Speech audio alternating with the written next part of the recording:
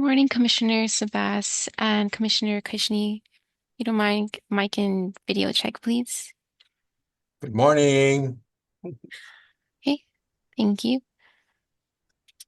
And I see Commissioner Kushni, your video is working. Just waiting on your mic check.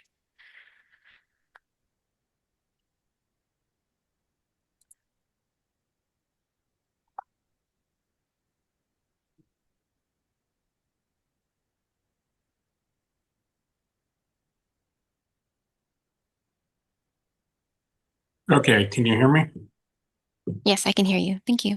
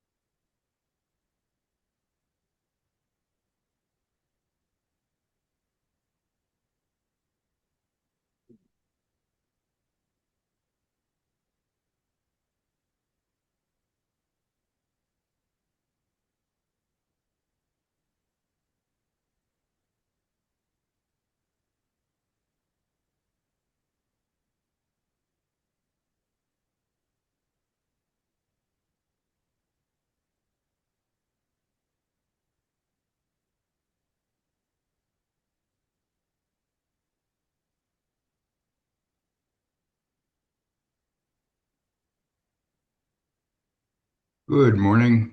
I have 10 o'clock. I'd like to call the meeting of the Elections Commission to order at 10 a.m. on January 7th, 26. Meeting is being conducted via video conference and telephone.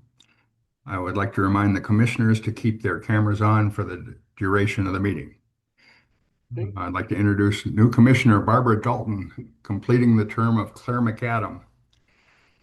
I'd like to turn it over to the Deputy Attorney General for induction. Thank you, Chair. Ms. Dalton, Yes, can you please raise your right hand and repeat after me? I do solemnly swear or affirm I do solemnly swear or affirm that I will support and defend that I will support and defend the Constitution of the United States the Constitution of the United States and the Constitution of the State of Hawaii, and the Constitution of the State of Hawaii, and that I will faithfully discharge and that I will faithfully discharge my duties as an elections commissioner to the best of my ability.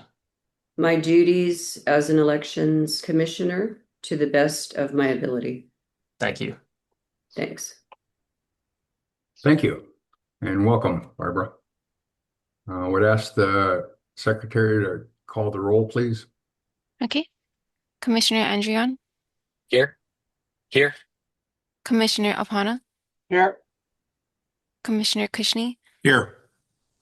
Commissioner Dalton, Here, Commissioner Kam, Here. Commissioner Osterkamp, Here. Commissioner Papalimu excused, Commissioner Sabas, Here. Chair Curtis. Here. Chair, we have a quorum. Thank you. Would entertain a motion to approve the minutes of December 3rd, 2025. Yes, Chair, I'd like to amend the minutes. We need a motion first. So move. Second. There's just now discussion, Ralph. Yes, Chair. So I'd like to add the following to the minutes, that the announcement at the beginning of the meeting that Claire McAdam had resigned is a very important part of the meeting. And then the next one, that you yourself committed to Dylan Andrion and the rest of the commission, that you would be putting Scott Nago's reevaluation on the next agenda. And then we had talked about forming a PIG on signature verification. Also, the status of motion from last meeting to refer Doug Pasnick's complaint referenced in agenda item 7. And then a request for the Office of Elections legislative agenda, including lawmakers Scott Nago is working with to pass legislation. And the last one was to review of the 2025 elections by mail report to the legislature and compliance with Act 136 reporting compliance. So those were items that were discussed in the last meeting and did not show up on the minutes. So I'd like the minutes to show that those items were discussed. I don't remember. There is a second to the amendment? Second. Okay, discussion on the amendment. No, I think those are all factual and true. And thank you, Ralph, for pointing all those out. I saw those as well. I do have a follow-up motion after this. Other discussion on Ralph's amendment? I don't remember. Mr. Apana? Yeah, I don't remember all of those things, but except for the resignation of a fellow commissioner. The rest, I don't know. I'm okay. Other discussion on the amendments? Yeah, those things are all those things happened. I don't know how they can be left out. Okay. Other discussion on the amendment? Would ask for a roll call vote on the amendment to approve the minutes of December 3rd. Yes, Chair. Commissioner Andrion, Wait a minute, point of order, Chair, with the changes. These are we're voting on the amendment Correct. that was to add the changes that you're talking about.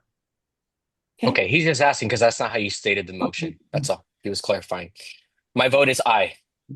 Point of order, Chair, what are the exact changes? I mean, Ralph was speaking somewhat off the cuff. We don't have specific wording. Ralph, would you reiterate your wording on the amendment to the motion of the approval of the minutes of December 3rd? This is the amendment to the minutes. Yes, the announcement of Claire McAdam's resignation. Yeah. Chair Curtis committed to putting Scott Nago's reevaluation on the next agenda. Formation of a PIG on signature verification. Status of motions from the last meeting to refer Doug Pasnick's complaint referenced in agenda item 7. Request for Office of Elections legislative agenda, including lawmakers Scott Nago is working with to pass legislation, and review of the 2025 elections by mail report to the legislature and compliance with Act 136 reporting. These were all items discussed in the last meeting that I would like the minutes to reflect. That's the amendment. Could we have a roll call on the amendment of the minutes? yes. Commissioner Andrion, Yes. Hmm. Commissioner Apana, I with massive reservations. Commissioner Kushni, What reservations? That was a yes. We're taking a vote, Yeah. not discussing. Commissioner Kushni, Yes. Commissioner Dalton, No. Commissioner Kam, Yes. Commissioner Osterkamp, No. Commissioner Papalimu. Oh, excused. Commissioner Sabas, Abstain. Chair Curtis. Yes. The motion passes. What is the count? 4-3. 4-3. Has to be 5 votes to pass. Yeah, It was 5-3. okay. It was 5 Thank you. to 3, yes. 5 to 2. Dylan, you had an amendment? Yes, actually, given that there was the commitment to put Scott Nago's evaluation on the agenda, I'd like to make a motion to amend the agenda today to put his evaluation on the agenda. We'll have that discussion at the end of his report, and you can make that motion at the time, Ralph. That was I'm Dylan, but Dylan. okay. I know Dylan, but Ralph's the one that wanted the review of Scott Nago's employment. So, Well, okay. and I'll have that I'll entertain the motion at the end of Scott's report. Okay, thank you, Chair. Welcome. Any other discussion on the minutes of December 3rd? Take a roll call vote, please.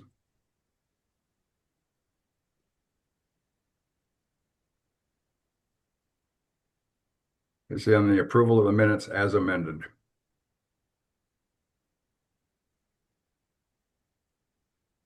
Madam Secretary, you're muted. Apologies. Commissioner Andrian, Yes. Commissioner Opana, No. Commissioner Kushni, yes. Commissioner Dalton, No. Commissioner Kam, Yes. Commissioner Osterkamp, No. Commissioner Papalimu, so excused. Commissioner Sabas, Abstain. Chair Curtis. Yes. The motion does not pass. So let's see.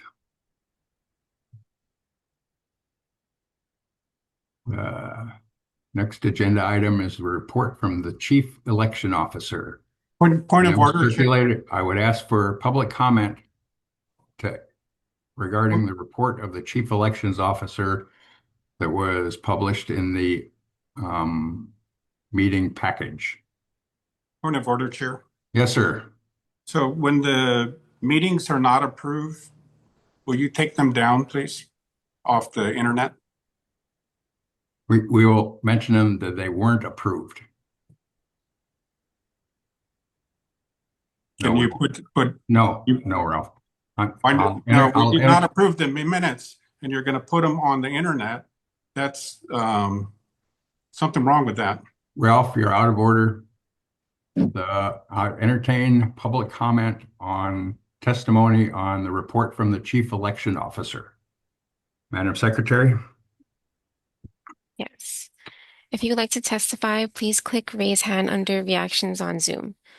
If you are joining us by phone, dial *9 to raise your hand. When your name is called, you will receive a notification requesting you to unmute your microphone. Please promptly accept the request. If you are experiencing technical difficulties and are unable to unmute your microphone, we will move on to the next testifier and return to you at a later time. We ask that you clearly state your first and last name at the start of your testimony so that your name is properly recorded. Lastly, to ensure that we will have sufficient time to hear all the testimony, each testifier will have 3 minutes to testify. Once your time has expired, you'll be asked to conclude your remarks. The first testifier is Austin Martin, followed by Keone Payton.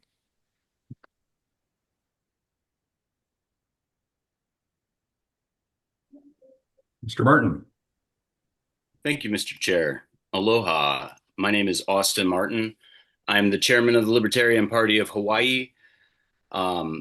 I'm also the state chair of Young Americans for Liberty, and I'm here representing a lot of people today with, for those of you who are just joining us, you're going to get to see proof of election fraud live in this meeting, and you've already seen some. And you're going to see a lot of games and a lot of broken rules. And then you're going to see the attorney generals jump in and validate these breaking. You're talking about the report of the chief election officer? Sir, this is my time. Are you violating my First Amendment right now, Mr. Curtis? You're allowed to testify against the agenda item that's on the agenda. If I want to come up here and say what I want, I can say what I want. That's my as long as it's germane to the agenda item report of the chief election officer. You don't get to infer humanity on people as they're giving public testimony. You can get sued for that, Mr. Public Curtis. testimony on the agenda item that we're discussing, and that's the report of the election. I am providing that testimony, but public testimony. Please allow me to reclaim my time. If you don't discuss the agenda Mr. Chair, I'm item, going to call you to order. I'm going to come call to you order, to Mr. order, and I'm going to eject you from the meeting unless your testimony applies to the report of the chief election officer. Period. It does. It does. If you would allow me to use my time the way I see fit, I would be able to get there, and I'd already be talking about that. But I'd like to introduce it because there are people here who are seeing this for the first time. They want to know why the chair of the Elections Commission is silencing public testimony. It's because you're going to see election fraud today. I'm limiting testimony to the agenda item. Mr. Scott Nago should be getting fired today. However, there's been a constant game to undermine the will of the people and the will of the committee. Good commissioners like Mr. Kushney and Mr. Andrion and others. We're probably not going to get our way. The way that things are already looking is pretty bad. But it's important that we're here, and it's important that we don't give up, and it's important that we pay attention to this process. Mr. Nago should be getting fired today. I was wrong last time about the minutes. I'll say that freely. I was wondering why we're doing public testimony on that.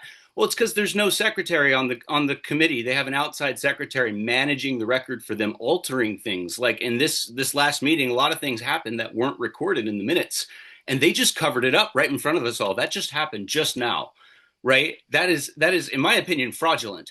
And now this Scott Nago issue, it's not going to be on the agenda. Make a motion, he says, while they're talking about amending the agenda.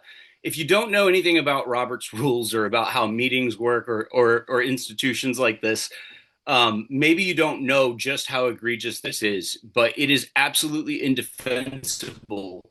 It should not be allowed. Frankly, I think that there's crimes being committed right here and now, and it's important that we, the people, witness them and hold these people accountable for what they're doing. Mr. Curtis, thank you, Mr. don't Martin. silence other people. You have no right.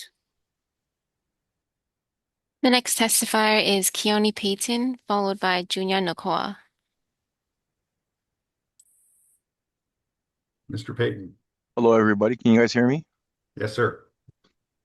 Okay. So yeah, let's stick with the agenda item. So Hawaii State Ethics Commission, you guys.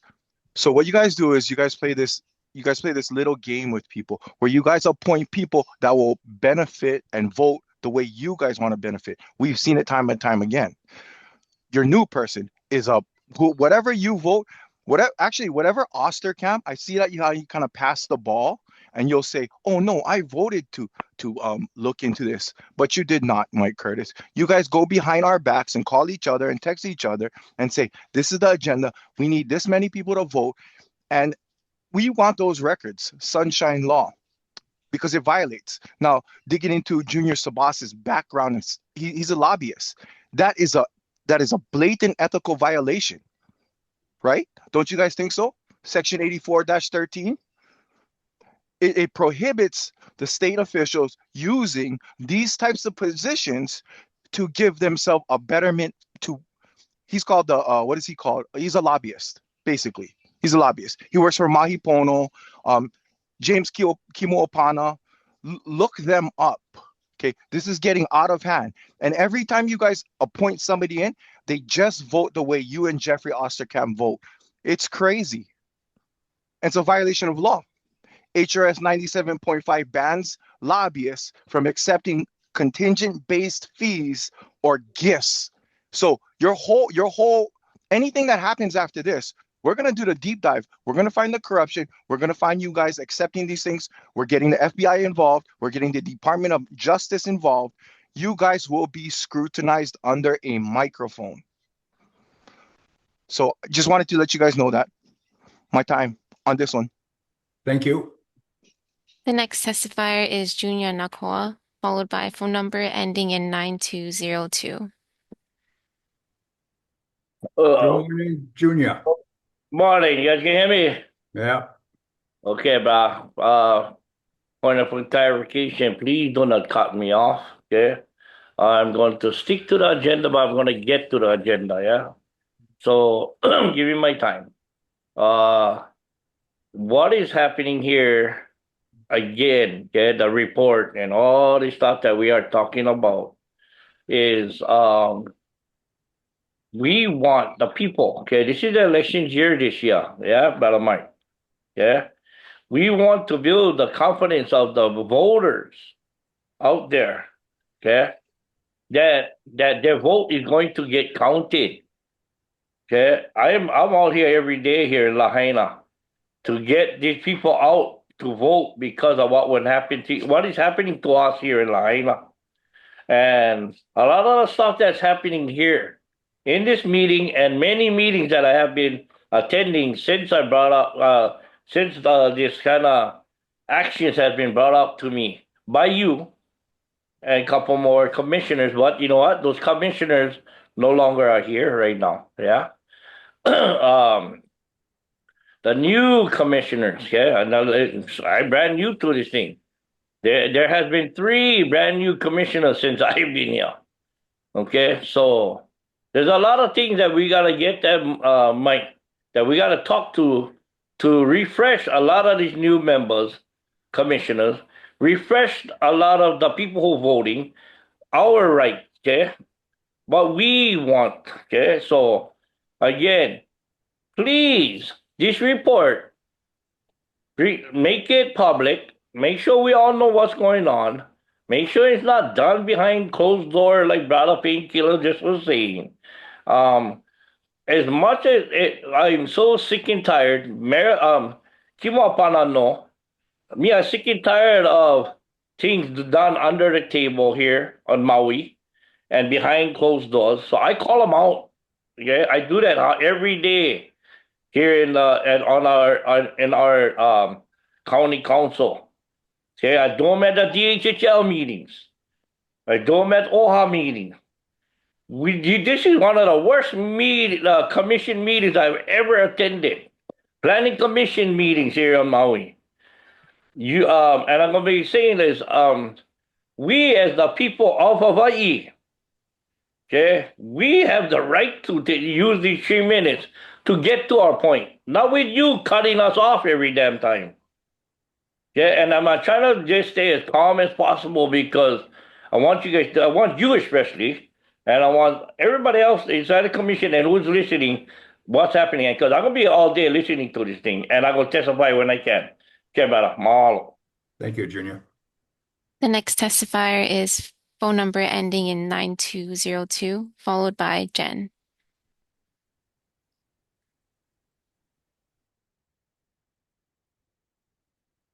You're unmuted now. Aloha. Aloha. Aloha. This is Yumi Kawano calling you from Volcano, Hawaii, island of Hawaii, out of the national park. We are Alaula Kipuka Refuge. We stand for Restoring Rainforest. And I've also run for mayor twice now. And I'm very disappointed in the way these meetings are going. This is my 2nd meeting.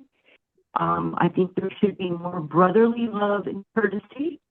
I think that's the way it's supposed to be. I want to remind you, 48 states are being sued by the National Republican Party. And that pressure is going to come. Any of those people who are not ready to subvert the will of the voters. It is important to uphold the will of the voters, and that is to give them a free and fair elect. That is democracy. We must do that, or you have no conscience. Okay? So whatever it takes, if it means the chair needs to more transparent, then therefore that's what you need to do. Because if you aren't doing that, then you're not subverting the will of the voters. So that's all I have to say. And I wish everybody a happy New Year 2026. Aloha. Thank you for your time. Aloha. Chair, I'm so sorry, real quick. Can we get the name of the testifier again? Yumi Kawano, Kawano. Okay, thank you, Ms. Kwano. Aloha. Aloha, thank you. The next testifier is Jen, followed by Doug Pasnick. Hi, can you hear me okay? Yes, ma'am. Thank you. So speaking on the agenda item, I do want to point out a few different things.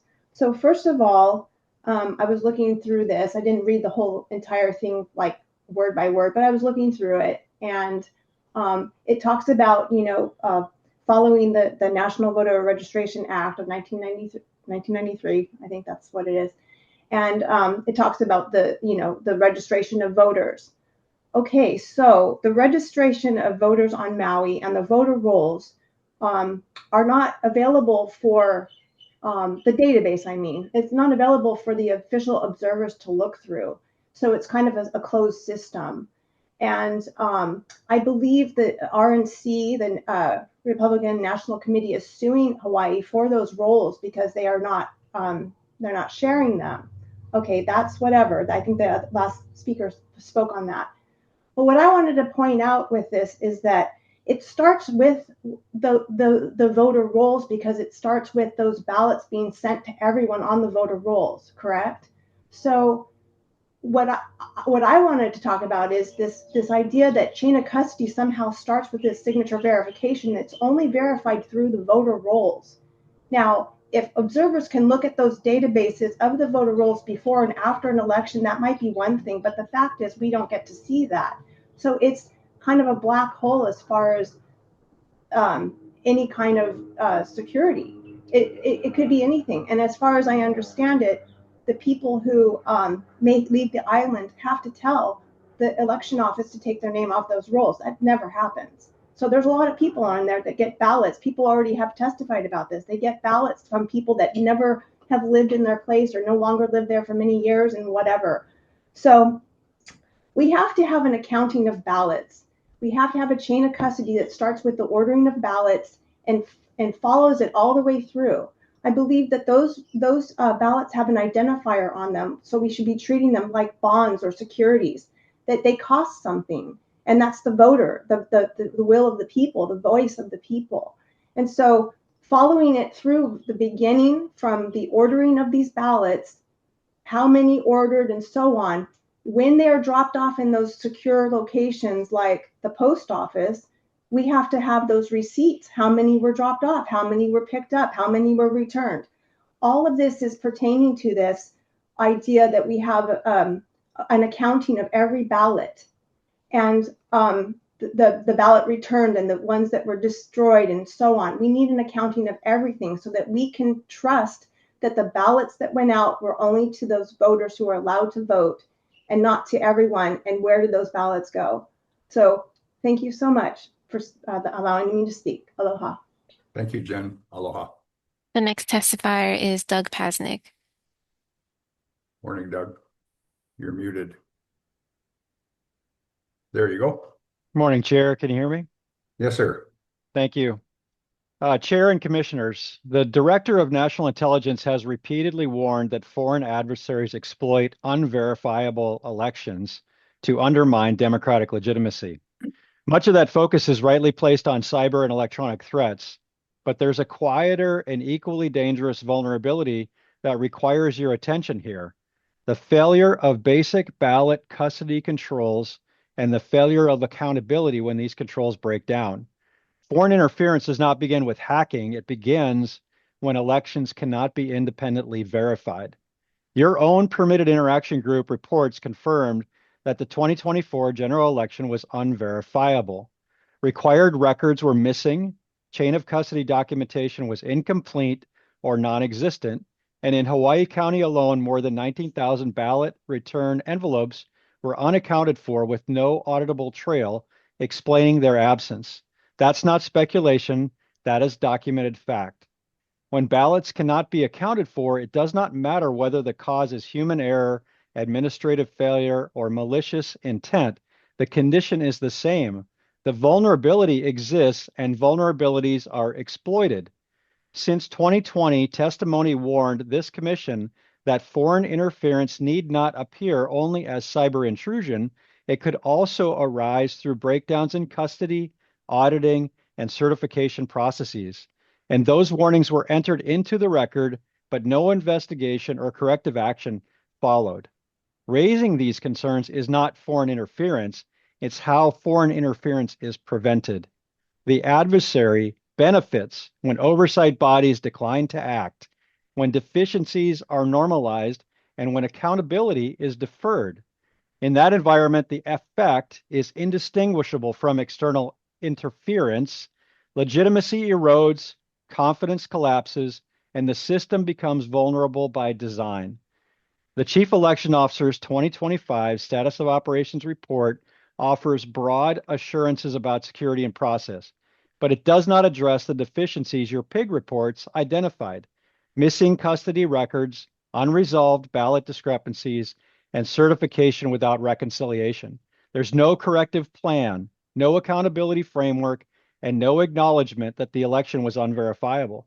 This commission has already recognized the seriousness of these issues by referring itself and the Chief Elections Officer to the Attorney General for investigation.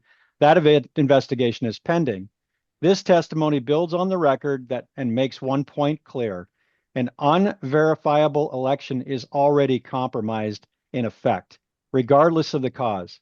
Failure to enforce accountability allows that condition to persist. And the remaining question is not whether the problem exists, it's whether this commission will treat verifiability as a national security obligation. Thank An you, Doug. unverifiable election with unresolved custody and accountability failures is by definition a continuing security risk. What Thank you, Doug. action will this commission take to close that risk and assure accountability for the Chief Election Officer's responsibilities to ensure the validity of Hawaii's elections? Thank So you, Doug. far, Your time's up. The next testifier is Carl Dix, followed by Charlene Ostrov.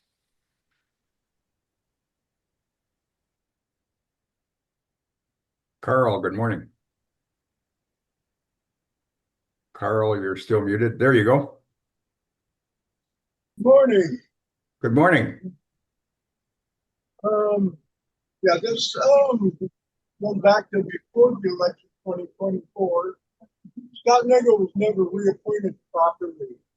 In the February, March meetings of 2024, his evaluation was voted down. He was not reappointed.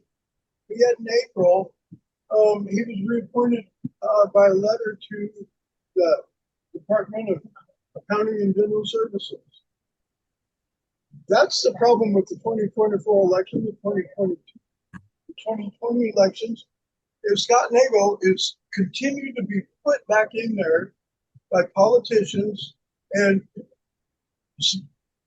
protected by the judicial system and this commission to perpetrate the crimes upon the people of Hawaii and the voting system. The system has been corrupted.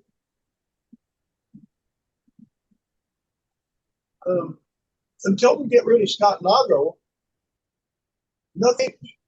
He's doing his job according to the way he's told to do it. And the election issues are directly related to him. And he's doing what he's told to do. That's the problem. Scott Nagle has to go. Yeah, our elections are corrupt. Yeah, they're not accurate. And they're going to continue to be that way. Scott Nagle was not reappointed properly. He was only reappointed through a letter to the Department of Accounting and General Services. I have all the transcribed meeting minutes. I have all of that stuff. I have all the information. Yet he's still in there that he was not reappointed. He's not properly the chief election officer. The whole thing is fraud, complete fraud. Thank you, Mr. Dix. The next testifier is Shirley Ostrov, followed by phone number ending in 0320. Aloha, aloha, Chair Curtis and Aloha. commissioners and staff. My name is Shirley Ostrov. I'm the chairman of the Hawaii Republican Party. And mahalo for the opportunity to testify on a very critical issue of transparency in our election process. I appreciate the commission's service because I know it's a lot of work and the work involved in overseeing the integrity of elections in Hawaii. And I'm here to urge the commission to take concrete and transparent actions that will strengthen the public trust in our elections and ensure that every voter can see how the votes are handled, counted, and certified. My concerns are, just as everybody has said, the recent investigations by the PIG raised questions about the chain of custody of ballots and differences between county collection laws and things like that. So I urge the commission to support the release of those detailed custody records and postal receipts and transfer logs and all of those things. To build confidence, and I urge an independent audit of ballot envelopes and physical ballots and logs, and it should be made available to the public in clear and understandable formats. And this will help confirm, if true, that the certified results are correct and verifiable. And then many of us citizens and would love timely and transparent communications around the election administration and results. There are a lot of comments about the RNC, but the credibility of our elections depends on transparency, accountability, and the public's ability to verify procedures. And I respectfully request that the commission adopt measurable reforms, including increased public access to records to help us improve the protocols. Mahalo nui to you, Chair Curtis, and all commissioners for your service. Thank you. Thank you, Ms. Ostrov. The next testifier is phone number ending with 0320, followed by Charmaine Valerio. Aloha, Chair Curtis. Good morning. Yes, and esteemed members of the Hawaii Election Commission Board. My name is Nolan Chang. I'm here to address a matter of utmost importance regarding our state's compliance with federal election laws. The Department of Justice has filed a federal lawsuit against Hawaii and other states for failing to produce statewide voter registration lists as required by the National Voter Registration Act and the Help America Vote Act, HAVA. These federal statutes were designed to standardize voter registration maintenance across the country and ensure the integrity and effectiveness of our elections. It's deeply concerning that our Chief Elections Officer, Mr. Scott Nago, has publicly stated that his office is not in compliance with HAVA requirements. Specifically, there is no compliant HAVA state implementation plan. There is no established state-based administrative complaint process. And in fact, Commissioner Osterkamp reported to this commission that Hawaii has not yet met HAVA requirements. And yet, the Office of Elections has accepted millions of dollars to manage HAVA in our state. In addition, Mr. Nago's Office of Elections has experienced chain of custody issues, failure to conduct mandatory audits, as some have mentioned, and problems identified with recent PIG audits, demonstrating a clear pattern of negligence and non-compliance. Such failures undermine the integrity of our electoral process and erode public trust. As a commission charged with overseeing election administration, integrity, and compliance, I feel it's your duty to address these issues head on. We cannot allow our state to jeopardize public trust in the electoral process by refusing to abide by not only federal but state election laws. So it's imperative that we hold election officials accountable and take swift action to remove those who fail to uphold their responsibilities. I implore you to take immediate action before the Republican National Committee and the Department of Justice do it for you. As numerous testifiers have implored you to do in the past, cut your losses and terminate Mr. Nago for dereliction of duty. The time for action is now. 2026, let us work together to restore faith in our electoral system and ensure that every eligible voter's voice is heard. Mahalo nui for, excuse me, for your attention to this critical matter. I rest. Thank you, Mr. Chang. The next testifier is Charmaine Valerio, followed by Elizabeth Cook. Morning, Charmaine, you're still muted.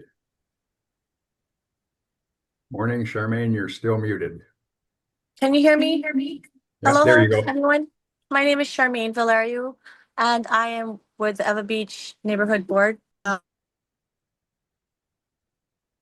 Now you're muted. There you go. Thank you. Welcome. Just regarding the neighborhood board and the election being, the commission not being transparent in what we can do, despising all the efforts and not doing his job of what we could do to basically have him replaced. And my vote goes to that. Yield. Thank you, Charmaine. The next testifier is Elizabeth Cook, followed by Tara Malia. Morning, Ms. Cook, you're still muted.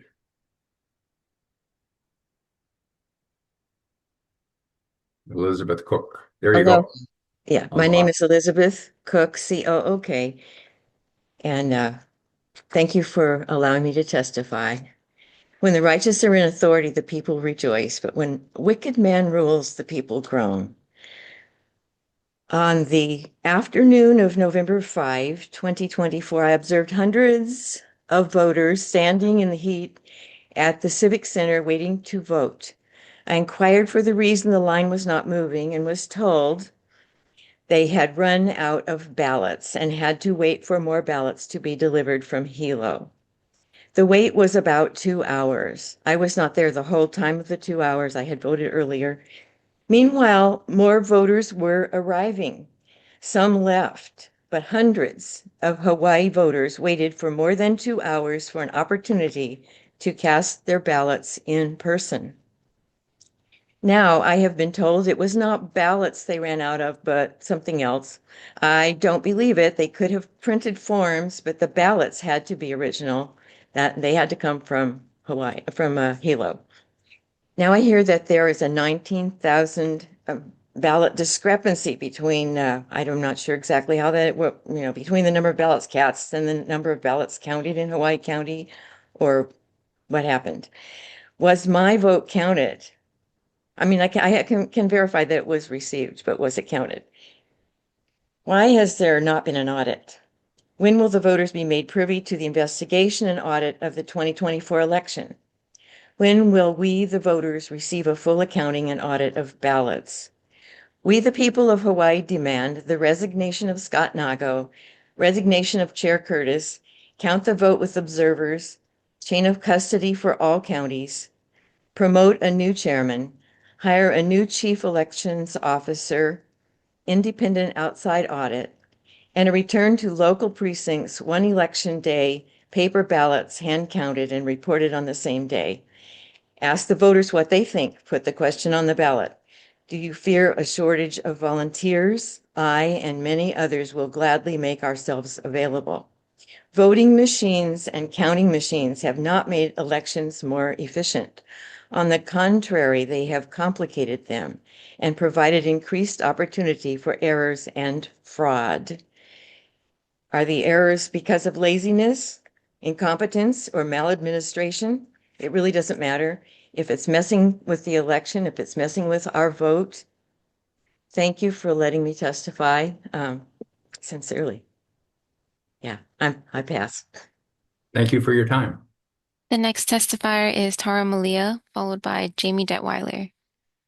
Aloha, Commissioners. Can you hear me? Good morning. Yes, ma'am. Good morning. Tara Malia Gregory, former middle school teacher, health and wellness entrepreneur, and community advocate for the people of Hawaii. So I'm here today to formally state that this commission must put the Chief Elections Officer, Scott Nago, on notice and remove him immediately. Mr. Nago has demonstrated an ongoing inability to exercise sound judgment, comply with election law, or perform the core duties of his office. So at this point, we've been on these calls for a while, and it's no longer just a question of trust. It's a question of documented legal failure. So the law requires a few things. Under HAR 3-177-453, ballot counts must be complete, and they were not. Under HAR 3-11-155, reconciliation must occur before the certification, and that didn't happen. And then under HRS 11-96, election records must be preserved, and they were not. And then under 52 USC 20701 and Civil Rights Act, all election materials must be retained for 22 months, and that didn't happen either. So under HAVA, elections must be auditable. We've talked about this earlier on the call. And it means that the public can independently verify the results, and they're unverifiable as it stands. So Hawaii's elections are not auditable. So those are statutory requirements, and the failure to meet them is non-compliance with the law. Right. So regarding the chain of custody, because without it, elections collapse. Right. So on Hawaii Island, the Office of Elections reported, according to many of the pigs that have been recorded now, more than one now, and then also reporting 57,553 ballots were in actual envelopes that were collected by the USPS. But then somehow there's 76,595 ballots counted. We just want to know where they are. You know, I was in the Ninth Circuit Court last year when I watched Scott Nago's attorney claim that this was the county's responsibility, not his client's, but this is his job description. The 19,042 ballots are his issue, and they're our issue too. And so there were 40, these ballots didn't even have envelopes. We don't see signatures. We don't have addresses for them. So they can't be reconciled. There's no lawful chain of custody, and they don't legally exist yet. And those ballots were included in the count. That alone should have triggered an immediate halt to certification and full reconciliation and an independent audit. But trust is not happening here, and Chief Elections Officer's job is not to manage optics for narratives. It's to follow the law, to preserve records, maintain chain of custody, and ensure auditability. When those duties are repeatedly ignored, when statutory violations stack up, and when discrepancies of this magnitude are waived, this commission has a legal and ethical obligation to act. So removing Scott Nago is long overdue. And when election officials fail to follow the law, the damage is not partisan. It's the structure, it's the system, and it belongs to the people of Hawaii. And I just want to say mahalo so much for the time to speak today. Thank you, Tara. The next testifier is Jamie Detweiler, followed by Andrew Aker. Aloha. Aloha. Can you hear me? Yes, ma'am. Great. Thank you for the opportunity to testify. My name is Jamie Detweiler. Speaking to the item, Sir Chair, I just want to clarify, we're talking about the Chief Elections Officer's performance, correct? And his 9-page report? Yes. Okay, great. Thank you for the clarification. I wanted to say right up front, as we say in the military, bottom line up front, there is a failure of accountability, a repeated failure of accountability on the part of our Chief Elections Officer. He failed to clean the voter rolls when this was brought to his attention many years ago. He failed to follow the recommendation of the Elections Commission. Now, some of the commissioners that are on the commission today currently were not on that set of election commissioners who voted against the ERIC system, the Electronic Registration Information Center. Our Chief of Elections Officer wanted to enter into an agreement, a contractual agreement with ERIC that costed our taxpayers thousands of dollars, and this body recommended against it, but he pursued it anyway. And that is a failure to follow instructions. Another performance evaluation gig, in my opinion. He failed to follow, he failed to reconcile the ballot count discrepancies outlined in the PIG report. There are so many procedural fails on the part of the Chief of Elections, and we can't ignore that anymore. We can't. We, the people, demand accountability. And I would hope this body this body of commissioners would feel the same way for the people. And to just, for some of the commissioners to just vote no shows partisanship. And we don't need that here. The people don't care about party affiliation when it comes to securing our vote. We deserve to have a free and fair election that demands accountability from this commission and from our chief elections officer. And as a former federal supervisor, in my opinion, if you look at this evidence objectively on the performance of the chief of elections, he has failed to follow instructions. He has failed to comply. And that is downright insubordination. And it would behoove this set of commissioners to see that for what it is. Thank you for this opportunity to testify. Thank you, Ms. Detweiler. The next testifier is Andrew Aker, followed by Tara Rojas. Aloha, Kako. Andrew Aker here. You guys able to hear me? Yes, sir. So, yeah, I just wanted to build on what Jamie was saying in regards to Scott's report, Scott Nago's report. There's a little part missing, which is his written reply to his written statement about where these 19,000 extra ballots came from. So I moved the commission to compel Scott Nago to add that to his report and give an official statement as to where these 19,000 extra ballots came from. Mahalo, I yield my time. Thank you, Mr. Aker. The next testifier is Tara Rojas, followed by Propel Positive Change. Aloha, Tara Rojas. I agree with many of the testifiers. Can I remember and state exactly, in a nutshell, it's that there is no accountability. And as the previous Jamie had said, though, I do want to build up upon that. Once again, when CEO Scott Nago was at the legislative session regarding the ERIC system and how she mentioned that he just refused to follow instructions, the committee questioned him and really were against the use of the ERIC system. And as Jamie mentioned, and he insisted on using it. There are so many issues there, and I still don't know why it got passed through. Like what made people vote the way they voted.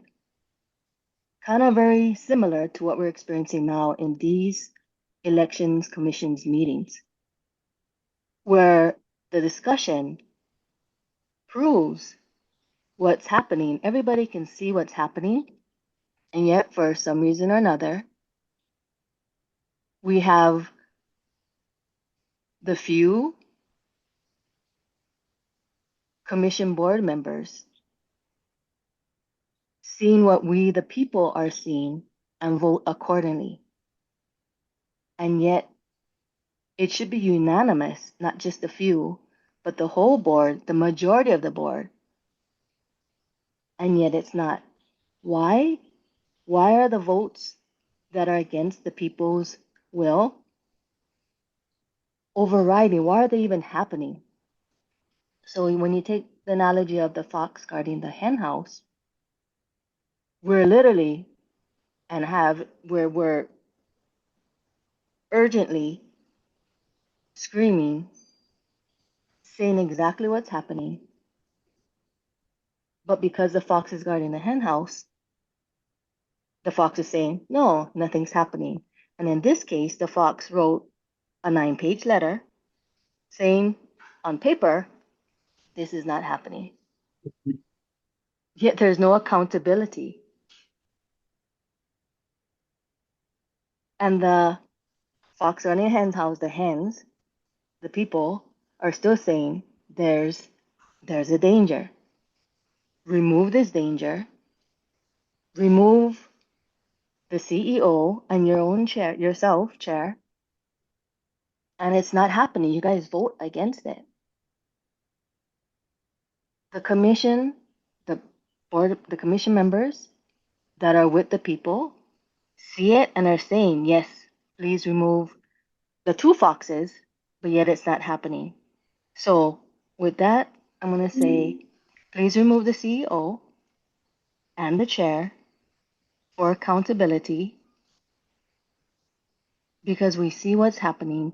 Thank you. And one last Thank you, statement, Ms. wait, one Loha. last statement, the letter of support by the staff, like what the other testifier had said, you can remove the CEO and Thank still you, have Tara. accountability for the people. Mahalo. Thank you, Tara.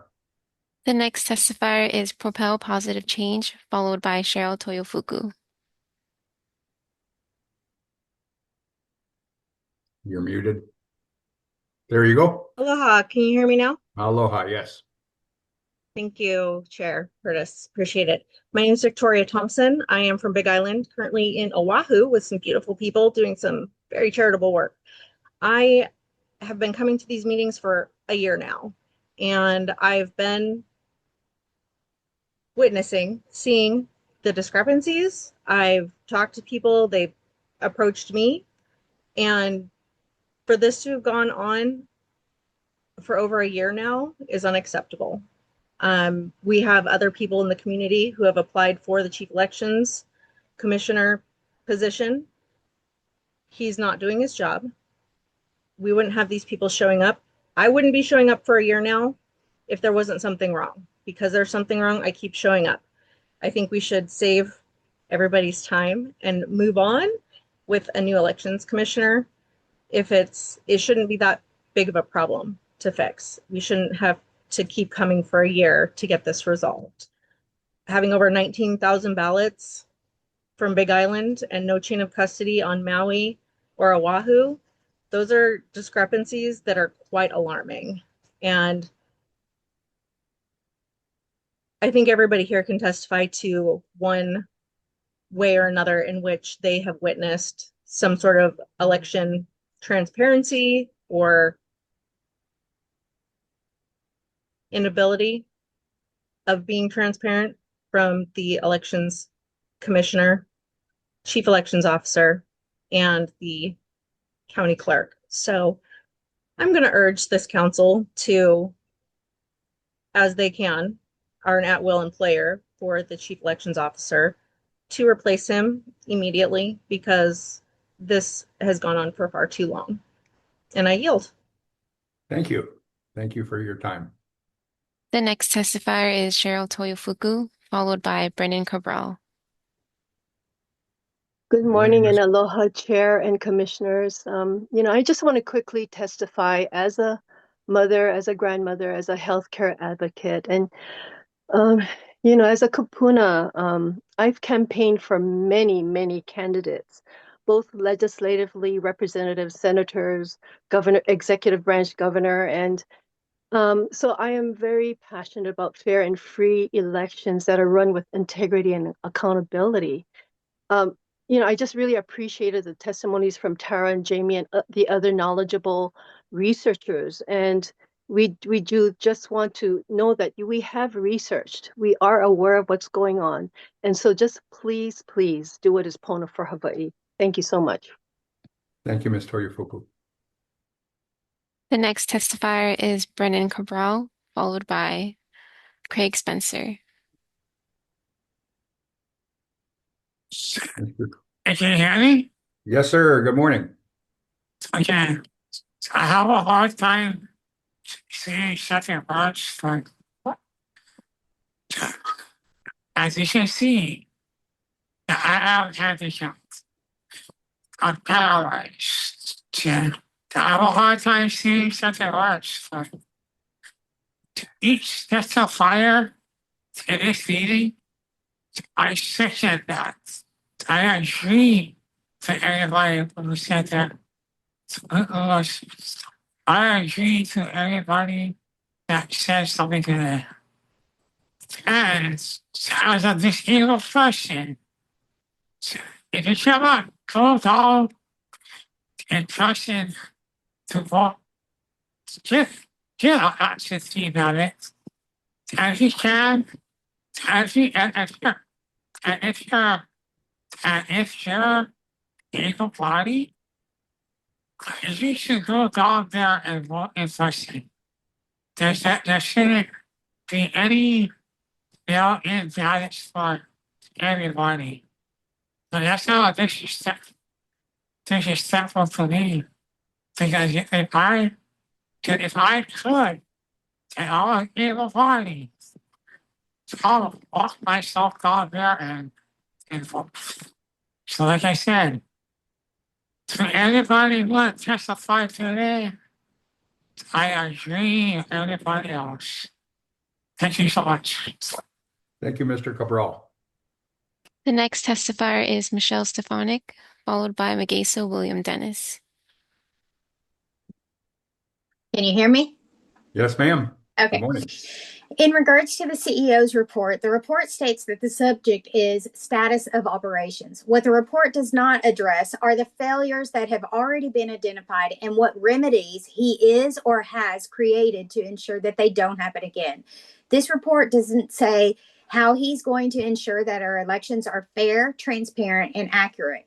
There is a problem with our chain of custody, reporting methods, and lack of transparency by official observers. Also, the voter rolls have not been cleaned up and should have been addressed in the CEO's status report.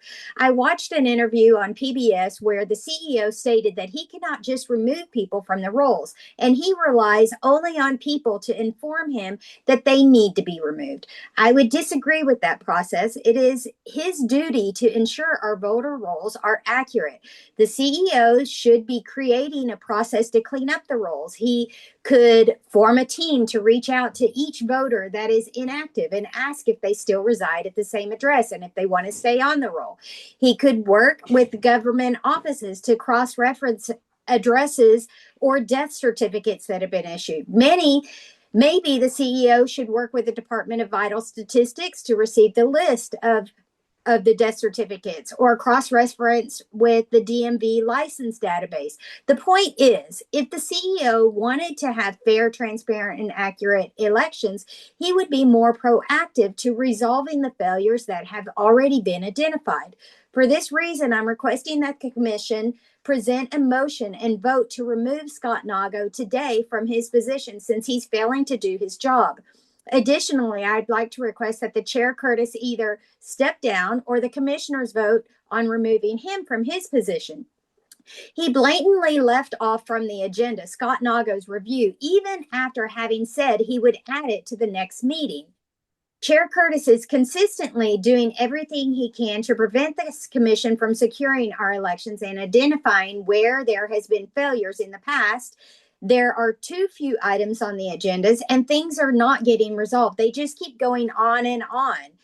He's creating delays just so things don't change. We, the people, are demanding that there are fair, accurate, and transparent elections. It's obvious that we cannot achieve that with our current chair and CEO. I concur with many of the other testifiers, such as Doug Pasnick, Shirlene Ostrovo, Dominic, Tara Malia, Jamie Detweiler, Tara Rojas, Andrew Aker, and many more. We want fair, accurate, and transparent elections. This does not have anything to do with party affiliation. We don't care who everybody is. We just want accurate, fair, transparent elections. Thank you for your time. Thank you, Michelle. The next testifier is Magaso William Dennis, followed by Tamara Mackay. Yes, can you hear me? Yes, sir. Hi, my name is Magaso William Dennis. I can hardly believe that we are still talking about Scott Nago. But since we are, I'd like to thank Scott for bringing all this attention to the election fraud in Hawaii that has been taking place for years and now has national attention. The people are awake now to Hawaii fraud and corruption. Scott's lack of integrity regarding Hawaii elections has cast a dark light on our islands. Scott Nago needs to be terminated in disgrace. We need complete transparency regarding the malfeasance that took place during his tenure, regarding chain of custody, voting machine integrity, and improper audits. Also, Chair, release the voter rolls to show you are truly acting with integrity when it comes to elections. The commission or the governor and his cronies can no longer protect you or other members of this and other committees, as the governor has his own corruption to be dealt with soon, because no one can stop what is coming. We demand voter ID, paper ballots, one-day voting. Thank you for your attention to this matter. Thank you, Mr. Dennis.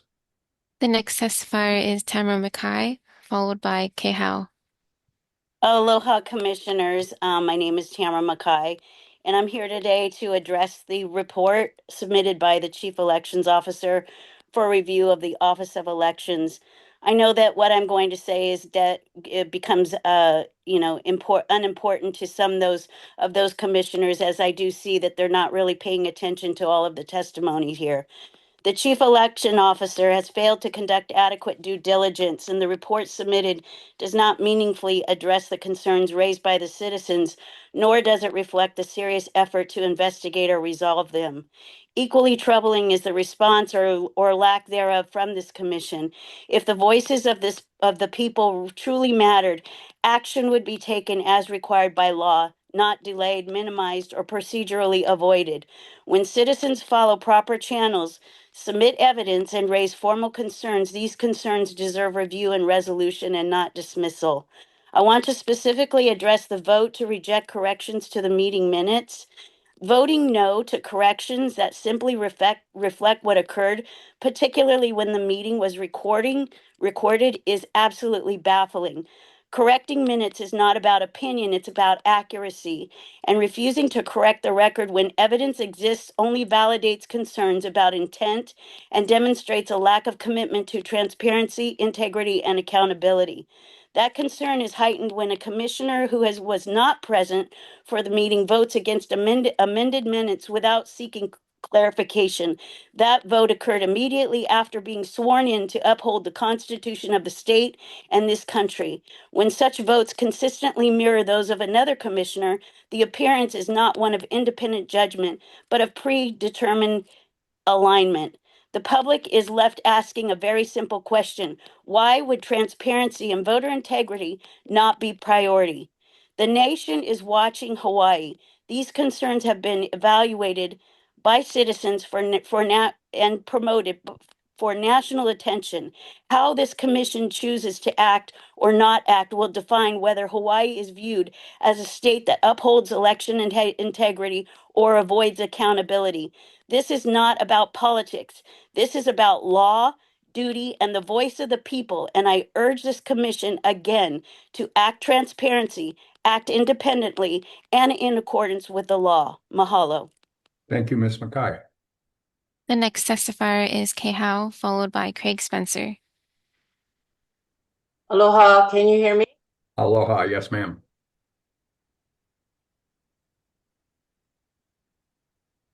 But you're not talking? Okay, how we heard you initially.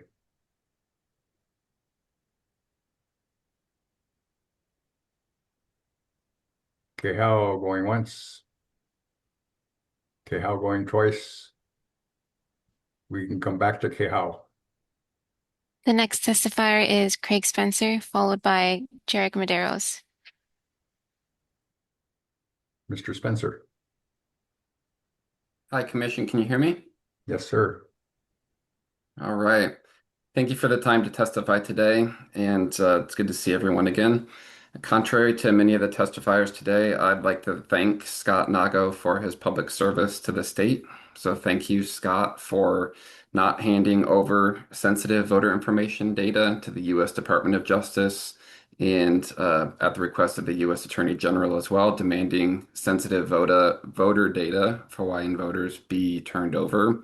I think this was courageous, and I offer my sincere thanks to the Chief Elections Officer, Scott Nago, who was then backed up by the State Attorney General to protect the sensitive information of Hawaii voters. So thank you for your courage, and thank you for standing up for the people of Hawaii. I'd also like to thank Scott for standing up for the right of the people of Hawaii to vote by mail. Thank you for standing up for these voters who count on vote by mail as a way to have their voices heard. And we, the people, want the voices of everyone to be heard. The more people's voices who are heard, the better for democracy. Voting by mail is the best way to make sure that the most people have the opportunity to have their voice and their vote heard. Please do not allow a small group of election deniers to disenfranchise the voices of more than 400,000 residents of Hawaii who voted in the last election. Please continue to protect and strengthen the vote by mail system in Hawaii. Thank you, Commission, for your time. Thank you, Mr. Spencer. The next testifier is Jarek Medeiros, followed by Susan Strome.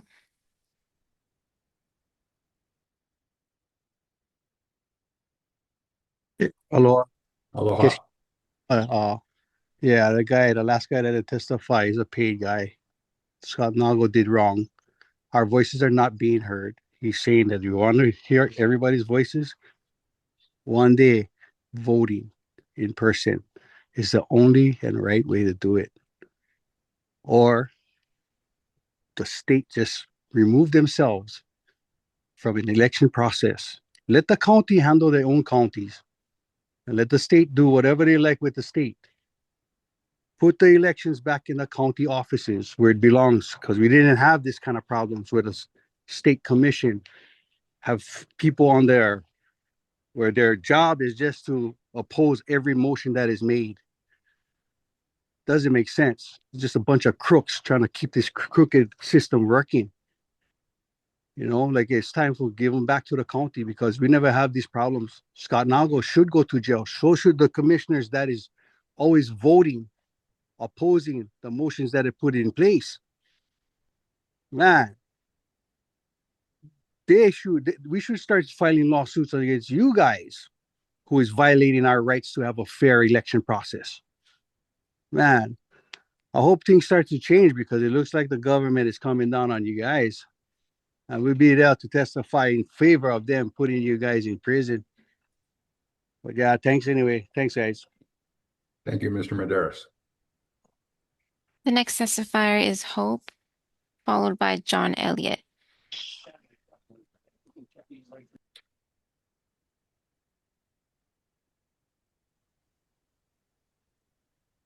I don't see Hope.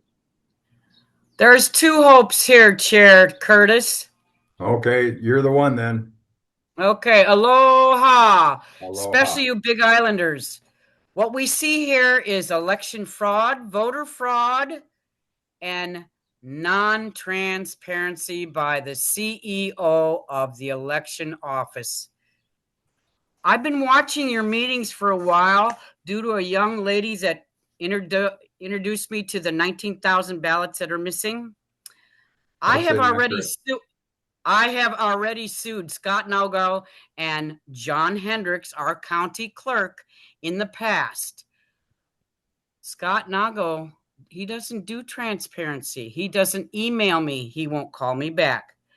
Did you folks of the commission, all 9 of you, receive the 7 known emails concerning Scott and his non-compliance to his job, what he's supposed to be doing, and what he gets a paycheck for? Mike Curtis, are you being paid off? Is Scott Nago also being paid off? Does this have to do with anything with George Soros? Wow. Barbara Dalton, the new commissioner, she is the past campaign chair of the Democratic Party of our island. Did you know that? And was that on her resume? Painkillers, you are the bomb. Young man, I've done the same thing. We have all kinds of folks coming in from D.C. and the lawyers from ACLJ is going to be here. We're going to get it to the bottom of this. But your testimony at the beginning was spot on. God bless you. I asked 5 representative legislators to watch this hui today. Let's see if they do it. All of them Republican. We don't have a Republican legislator on our island, so therefore we have to go to the Oahu legislators to get any help to make bills. Where's my ballot? I ran for office in 2024 under OHA to be the trustee. Young Kai Kahele got it. He's doing a great job. I'm happy for him. Where is my ballot? I want proof. We have that by federal law, as well as where are the votes that on those possible 19,000 missing, destroyed, compromised? No transparency. Could have my name where they voted for me as well. I have that right to know, as well as every other campaigner in the 2024 election, to know where's our ballots and where's the vote for me on the ballots that's missing. In God's holy name, thank you, commissioners. And Barbara Dalton, hello, how you doing? Let's get this thing solved. Fire Scott Nago. Amen. Thanks, Hope. The next testifier is John Elliott, followed by Susan Strom.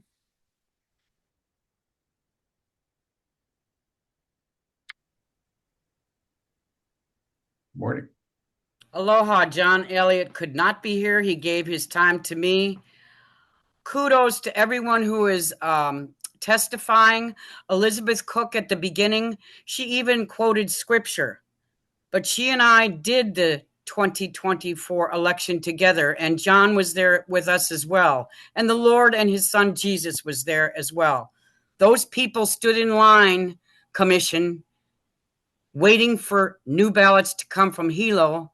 I was told by Corey in the Hilo office, it's all a misunderstanding and miscommunication. That's absolute lies, deception, and no can keep lying and get away with it. God's watching this, folks. You can't keep doing this. We have enough problems with our HRP and Shirlene Ostro and the rest of them not following bylaws. Here's the thing. In this report of Chief Officer of the Election Department, he's missing some items, commissioners. Please read the 7 emails that came from Big Island. We want to know where our ballots are. We want proof. We have that federal right. Ho'oponopono, folks. Time is of the essence. We have an election coming up. In Jesus' holy name, amen. I yield. Thank you, Hope. The next testifier is Susan Strom, followed by Tammy Ash Perkins. Aloha, can you hear me? Yes, ma'am. Okay, in regards to this agenda, I am going to keep this simple. It is more than apparent and factual by the continued testimony here that we the people are unanimous in our decision that Scott Nago has failed in his duties as Chief Election Officer, aside from one Nago cheerleader who is apparently confused. I mean, we are not a democracy. We are a constitutional republic. Democracy is mob rule. People need to look that up and get that straight. Our votes are our sacred right and not to be tampered with or handled with negligence. That is criminal in itself. Scott Nago needs to be removed today, and while we're on this agenda item, to prevent further potential obstruction and interferences, Chair Curtis, you should step down as well, and anyone else sitting on there who is not bowing to the will of the people, because we seem to constantly need to remind you, you are public servants and you work for us, and you have no right to challenge our demands, especially when lawsuits and data support these more than reasonable demands. So let's get going. Let's stop going in circles here. Let's get Scott Nago removed today, and anyone else should resign that is not going to bow to the will unanimously of the people. Thank you. I yield. Thank you, ma'am. The next testifier is Tammy Ash Perkins, followed by Wallen Christian. Aloha, this is Tammy Ash Perkins. I Aloha. support the removal of Scott Nago. The right to vote and to participate in transparent elections is a fundamental, it really is under the Hawaii Constitution and the United States Constitution. So we have to safeguard these elections. It's not a matter of policy preference, but a legal duty owed to the people of Hawaii. Voter registration information, as defined by statute, is public information. Transparency in its lawful use does not undermine election security. It strengthens public trust by allowing verification, accountability, and oversight. Assertions that lawful access to public voter information constitutes protection of voters are misleading and inconsistent with the existing law. There is also growing urgent concern regarding the continued reliance on universal mail-in voting. Mail-in systems inherently reduce chain of custody safeguards. They limit meaningful observation and weaken public confidence in election outcomes. Elections must not only be secure, they must be perceived as secure by the electorate. In-person voting with proper ID and observable procedures remains the most reliable method to ensure transparency, accountability, and voter confidence. Election integrity depends on adherence to the statutes, uniform application of the rules, and respect for constitutional principles, not discretionary practices that dilute safeguards or public trust. The Office of Elections has a duty to administer elections in a manner that is transparent, lawful, and faithful to the intent of the legislator and the rights of the voters. I urge the office to act with urgency to prioritize election systems that maximize transparency and public confidence, uphold the constitutions, and protect the voice of the people. Thank you very much. I yield. Thank you for your time. The next testifier is Wallen Christian, followed by Cheryl Beeler. Good morning. Can you folks hear me? Good morning. Yes, ma'am. I apologize. I lost my voice, so if it seems like I'm yelling, I'm actually not. I'm just trying to make sure everyone can hear me. I'd like to start. Aloha, commissioners and fellow constituents. My name is Wallen Christian. I was born and raised in Hawaii, a fact that I am very, very proud of, like most of us are, and I am a lifelong resident of Oahu. For the past 2 years, I have served as a dedicated member of Neighborhood Board on number 14. I am also a candidate in the upcoming 26 elections, which I have to say I'm very concerned about its fairness and integrity. But most of all, I am standing here as a voice, which you can barely hear, but I am a voice for the countless working families across our Aina who cannot afford to take the time away from their jobs to attend these prolonged and often repetitive meetings.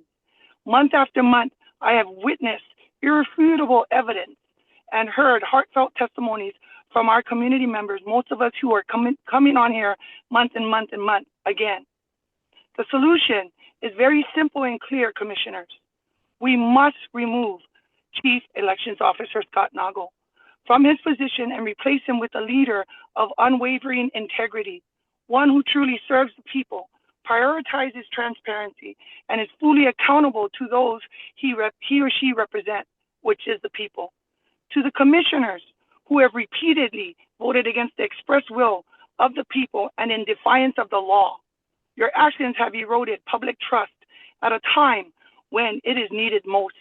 It is with a strong stance for the benefit of the people that I call for your removal as well, so that we may instill individuals who bring genuine passion, who bring honesty and commitment to serving the communities of our Aina. Our elections are the foundation of our constitutional republic. As I agree with Tammy Perkins, we are not a democracy. We are a constitutional republic and freedom. And the people of Hawaii deserve nothing less than leaders who honor that sacred trust. With that, I yield. Happy New Year to all of you. Happy New Year. The next testifier is Cheryl Beeler. Hi, can you hear me? Yes, ma'am. Okay, so I wasn't going to, I'm sorry. Good morning, everybody. I wasn't going to testify. I usually sit and listen to things, testify just rarely. But I do want to say a couple things about this. Month after month after month, after year, we have come to these meetings. We have sat here and we have watched what's happened. Nothing gets done. Absolutely nothing. You guys that sit on this committee, I'm wondering, because there's a certain few who continuously vote no, do you people have backdoor meetings on what the agenda is going to do and say, and make sure that you vote along your partisan lines. Because anybody watching these meetings who does not want transparency, facts, and the truth to come out is hiding something. And Chair Mr. Osterkamp, being an attorney and violating these laws is a total disgrace. So as well as everybody saying that you should be removed, Scott should be removed, this man as well needs to be removed. Okay, and to the chair, to the gentleman who was talking about how he's so happy that Scott Nago saved the mail-in ballots. Nobody's taken away anybody's right to vote. There is still absentee ballots available. And while we want to have that one-day mail-in, there will be more voting places open, which makes it so much easier for a lot of people instead of having to go all the way to town, especially if you live, say, in Kaava, Ha'ula, even Mililani. So this is not partisan, like it's been said before. Stop with this nonsense already. How long do we have to continue to come to these meetings and nothing happens? It's the same crap over and over and over again. What is it that you are hiding, that you are so afraid of, that the truth can't come out? And as it's been said before, national attention is now spot on right here in Hawaii. So if you folks don't start to do what's right by the people who are here consistently and testifying, when the hammer comes down, it's going to be your asses. And with that, I yield. Thank you, Cheryl. Chair, there are no further testifiers. Those with their hands raised have already testified. Thank you. I turn the meeting over to Scott Nago, and if you could go over your report, we can discuss it after your testimony. Good morning, Chair and Commissioners. Thank you for the opportunity to provide an update on the status of operations and preparation for the upcoming 2026 elections. As the Office of Elections, our responsibility is to ensure accessible and convenient election services for Hawaii's voters. This includes printing ballots, processing and counting voted ballots, and conducting voter education. We continue to work closely with the county clerks to meet these goals. In preparation for the 2026 elections, preparation begins immediately after the conclusion of the 2024 elections. We conducted debriefs with official observers, county teams, and vendors to identify improvements and key initiatives. This includes expanding community outreach to events like Day at the Capitol and our Future Hawaii Voter Program, which reached over 4,000 high school students this year. Additionally, we're updating procedure manuals for clarity and usability. We're securing counting center facilities and procuring necessary supplies and maintaining and supporting our statewide voter registration system. We continue to improve our voter resources, such as the digital voter guide, which was introduced in 2024. For the 2026 election, we are enhancing its design, distribution, and visibility to ensure that voters have access to candidate information and ballot questions. As it relates to chain of custody, security remains a top priority of ours. We're strengthening our procedures for tracking valid return envelopes, valid return identification envelopes, and clarifying the distinction between inventory and chain of custody. Some important key dates for the 2026 election. Upcoming, we have the start of candidate filing, which begins February 2nd and runs all the way until June 2nd. Primary election day is August 8th, and general election day is November 3rd. In 2025, we completed our audit of the Representative District 27, which the commission voted or made a motion to do. We've also provided metrics and responded to inquiries for the Election Commission, including chain of custody concern. As far as litigation and legislation, we are monitoring several cases pending and others on appeal, primarily related to voter registration information. As it relates to legislation, there were 3 acts passed this past session. Act 6, which aligned the voter registration deadlines. Act 194, which established the electronic candidate filing system for the 2028 election. And Act 226, which updated the recount laws, the threshold. Regarding future improvements, we're looking to implement ERIC, that's the electronic registration that for maintenance of for the voter roll maintenance and developing an electronic candidate filing system for the 2020 elections. These initiatives will improve accuracy and accessibility. So as we move forward, our focus still remains on transparency, security, and accessibility. And thank you for your continued support and collaboration as we prepare for the 2026 election. I'll be happy to answer any questions. I have a question about ERIC. Does our participation in ERIC open us to the possibility that the United States government could subpoena ERIC's records and access the voter records that we're discussing now in court? It could, but so far that they have not. ERIC is an independent entity, so they would have to subpoena ERIC, and so far, to my knowledge, they have not done that. Okay, thank you. Other questions? Ralph, you're muted. Yes, Chair. I have a lot of questions. I'd like to make a general statement and then go into the questions. Go for it. Okay, so at the end of the day, our election should have the same standards as a financial institution. There must be a way to independently check election results. Right now, we have been given records. We have not been given records that outside auditors or even the commission can verify on their own.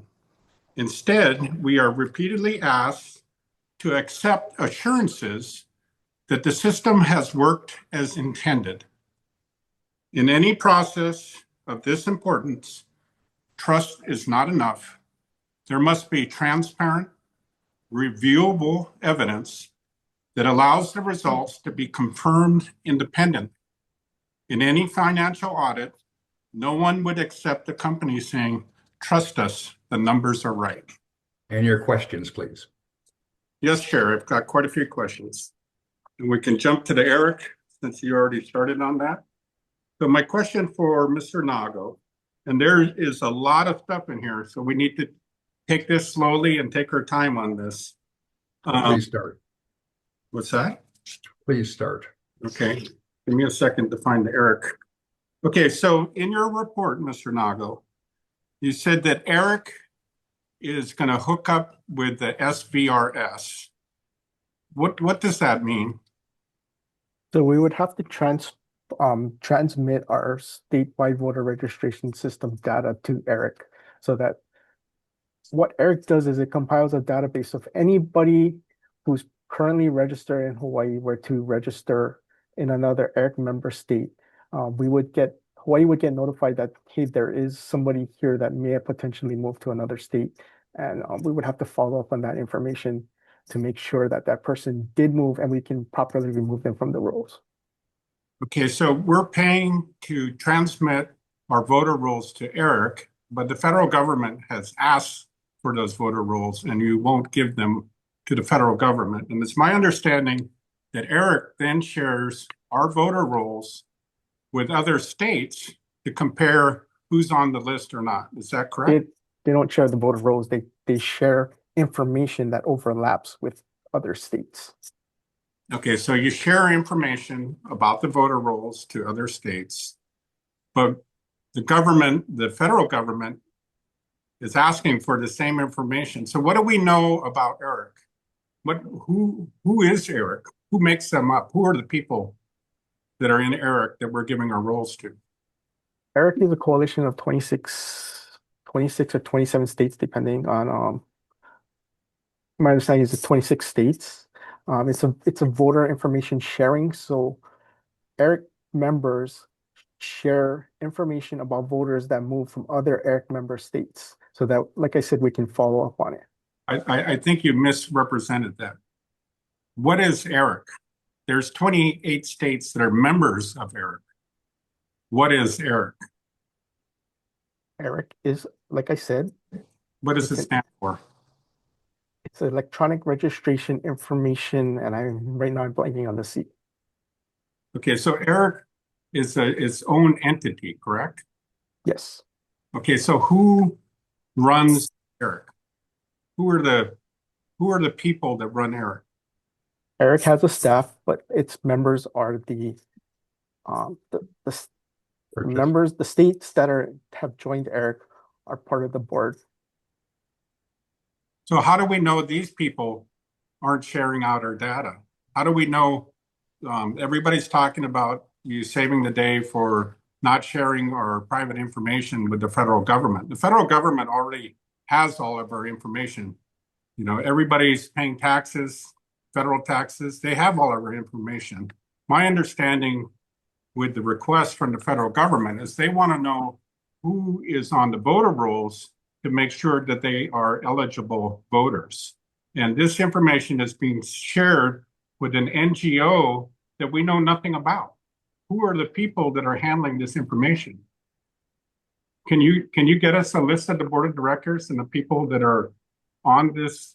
You know, we know nothing about them, but we're paying to give them this information that we won't give to the federal government. And I don't understand that from a logical point of view. I'd like to clarify two things.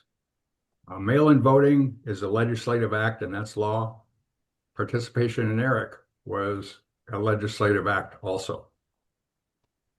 But yes, we can provide a list of who ERIC is. Move on, Ralph.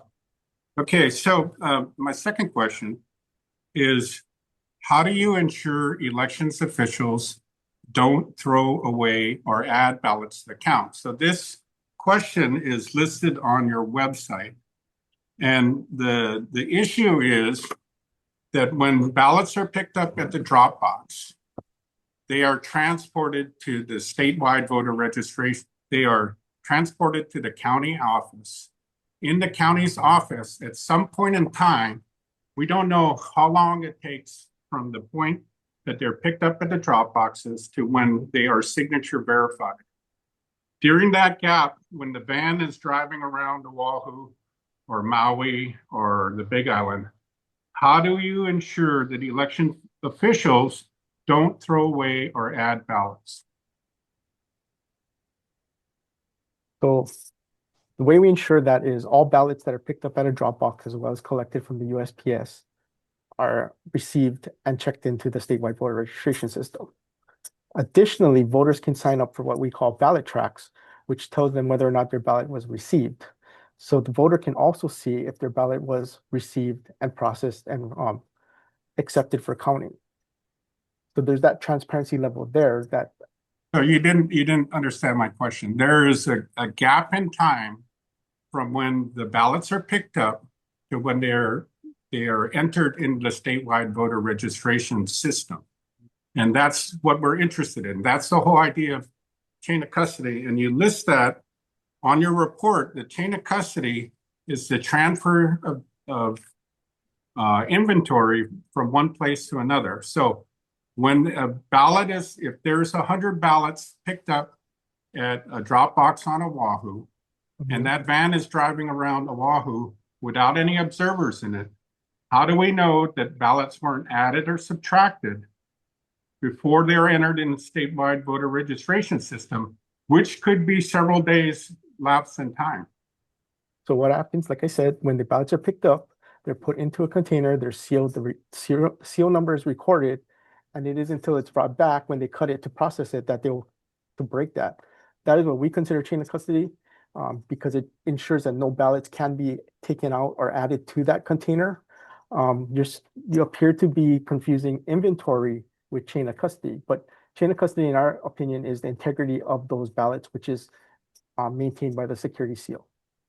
So chain of custody is the documentation that inventory has been moved.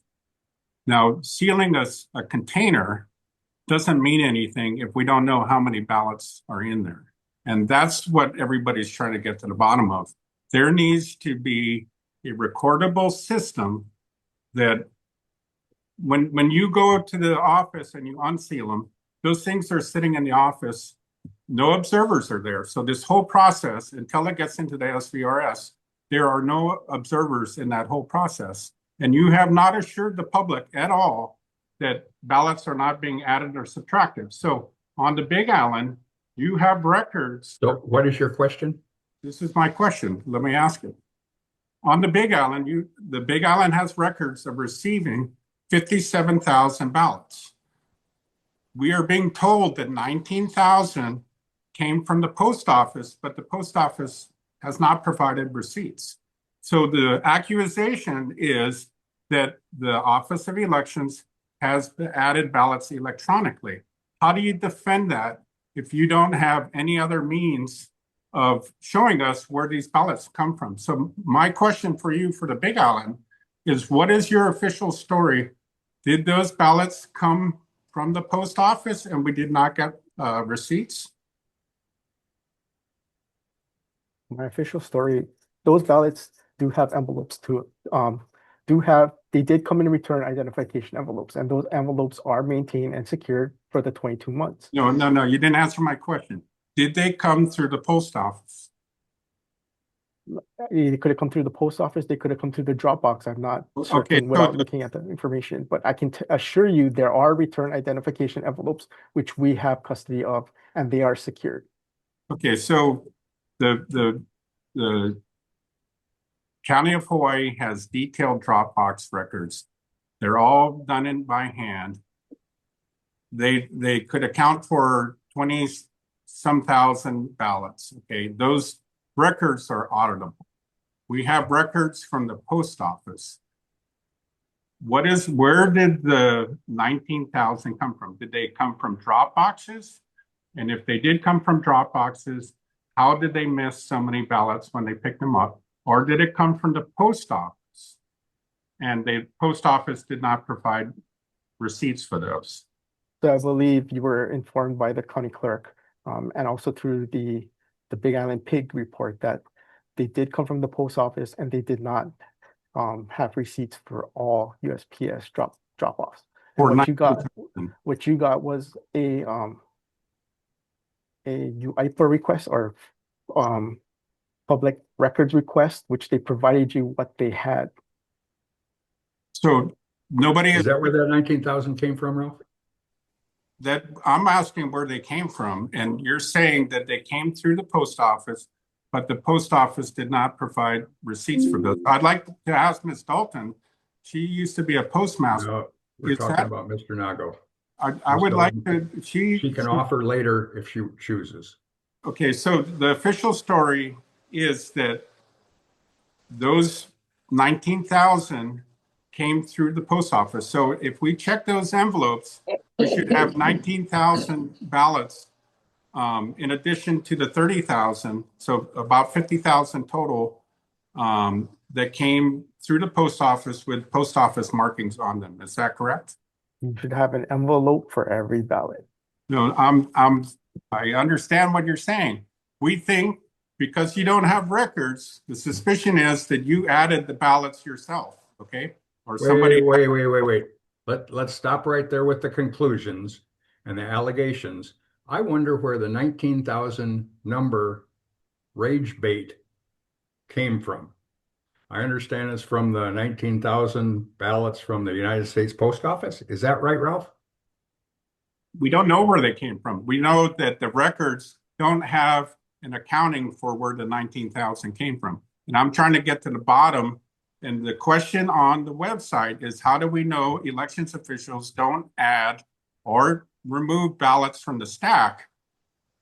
After collections, there is no legal way for the number of envelopes to increase after they're collected. So the records clearly showed that the number of ballots that were counted increased by over 19,000 after they were collected. And this is the crux of everybody's wants to know how this happened. And we're not getting a straight answer. And to continue with mail-in voting, we need to get this squared away. We need to have chain of custody that starts at the ballot box and when ballot envelopes are received from the post office. We need to count those so that we know that ballots aren't being added or subtracted to the pile. So Thank you. Your next question, please. well, in the meantime, we can't just walk away from this issue with everybody I'd like Mrs. Dalton's opinion on, is it possible for the post office to not provide receipts for 19,000 envelopes? So that's 40% of the envelopes that they don't have receipts for. Is that possible? Ms. Dalton, you're welcome to respond. The United States Postal Service offers what are called special services that can be added to ordinary first-class mail. Those include registered mail, certified mail, delivery confirmation.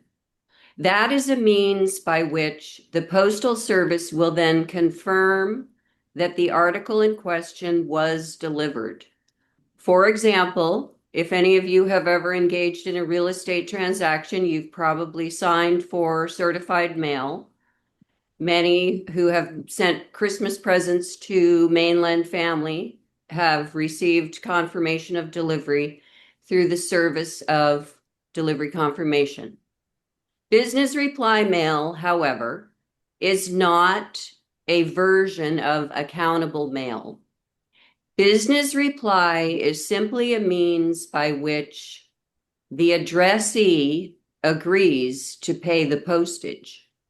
When an account holder for business reply mail wishes to employ the service, they establish a trust account. They make deposits, often to the tune of thousands of dollars.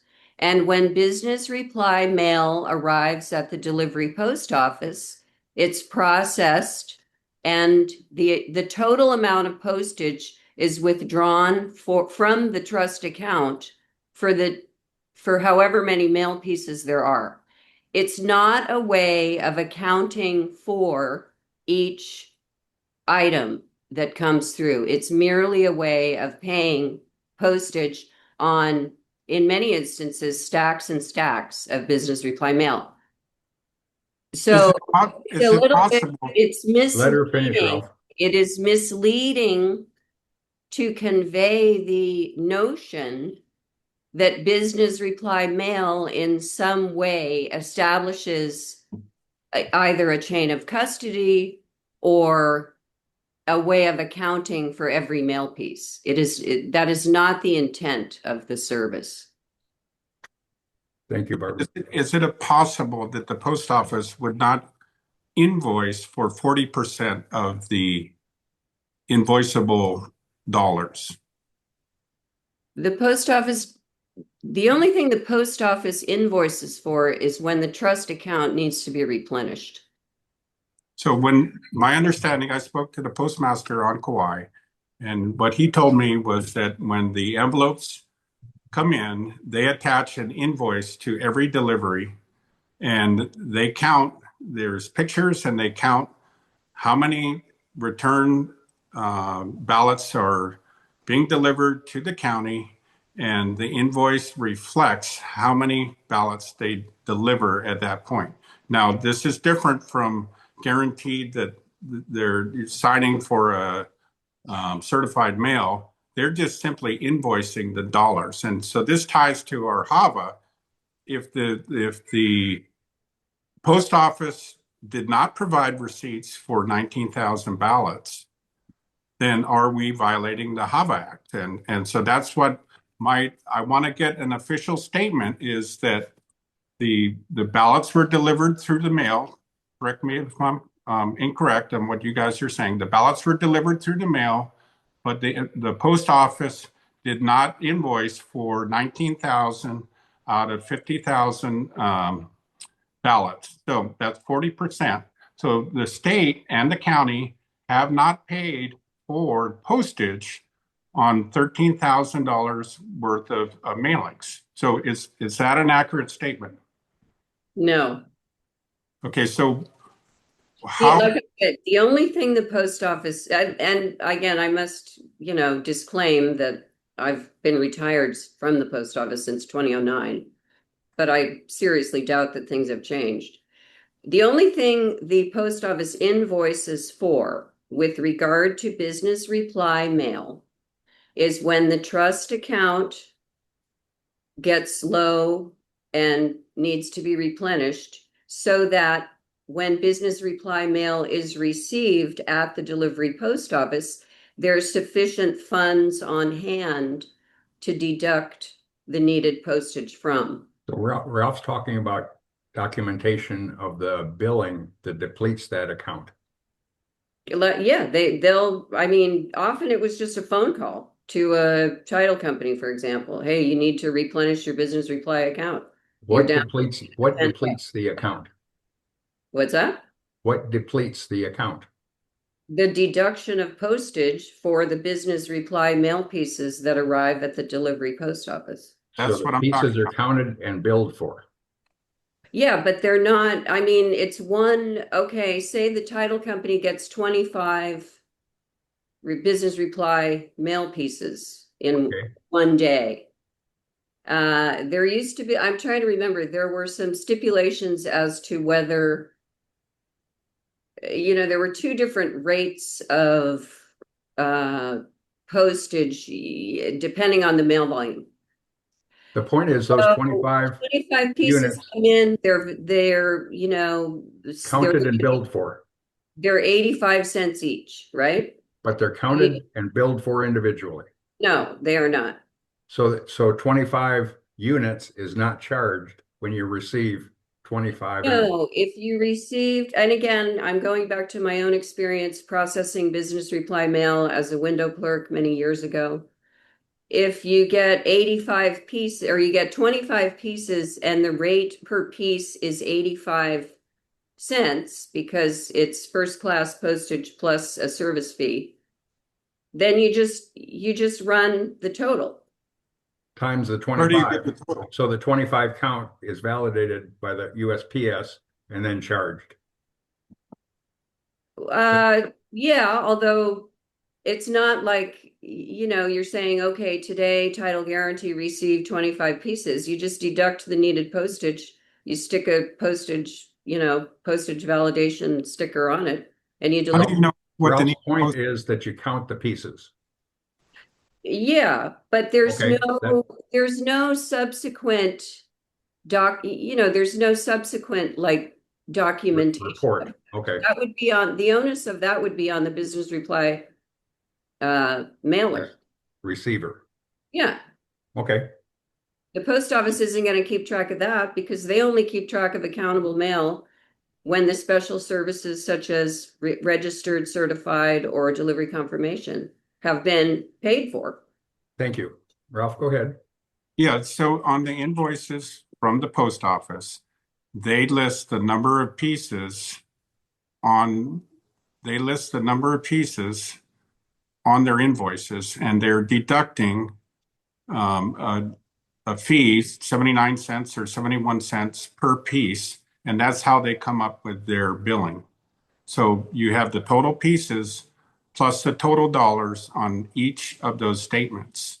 And so what you're saying, I don't know what they're counting pieces or not counting pieces. How do they come up with how much they're invoicing?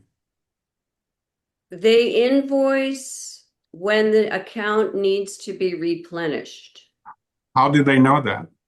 Because they, according to their own accounting, well, okay, let's use the ballot example then. Hawaii County has a business reply trust account on file at the Hilo post office. They have deposited probably tens of thousands of dollars to it in an election year because they have numerous, they have mailings that are going out. They've got the primary, they've got the general. So they know there's going to be a whole bunch of business reply envelopes coming in. So say 2,000 of them come in on one day and they cost. They know it's 2,000. What? How do they know? Hypothetical, my friend. How would they know that it's 2,000 came in one day? Because the business reply mail is separated out in mail processing. It is subsequently How would processed. that number come up? What? How would the number come up? Do they count them? Yeah, Okay, that's what I'm getting at. but that count is not something that is then Reported? like documentable to anyone other than the business reply mailer. So if they're Post Can I say office- something, post Chair? office- In a The minute. post office doesn't keep track of how many. They just keep track of how much money has to be deducted. And how do they figure out how much money? Because they get a certain number per day. They have in election They season. count the number, correct? Well, yeah, they have to in order to deduct the right amount of money, but that count is not something that is then available to anyone other than the mailer, because the mailer is the one who has to keep track of how much money there is. So they document how many pieces of mail. No, they don't. They just I can show you the invoices. They do. They Well, have a they- documented number on each invoice. And that's why this whole thing is coming up. So we're being told that we have to go to all mail-in elections. But what you're telling me as a postmaster, that retired postmaster, is the records are not accurate. Is that what you're saying?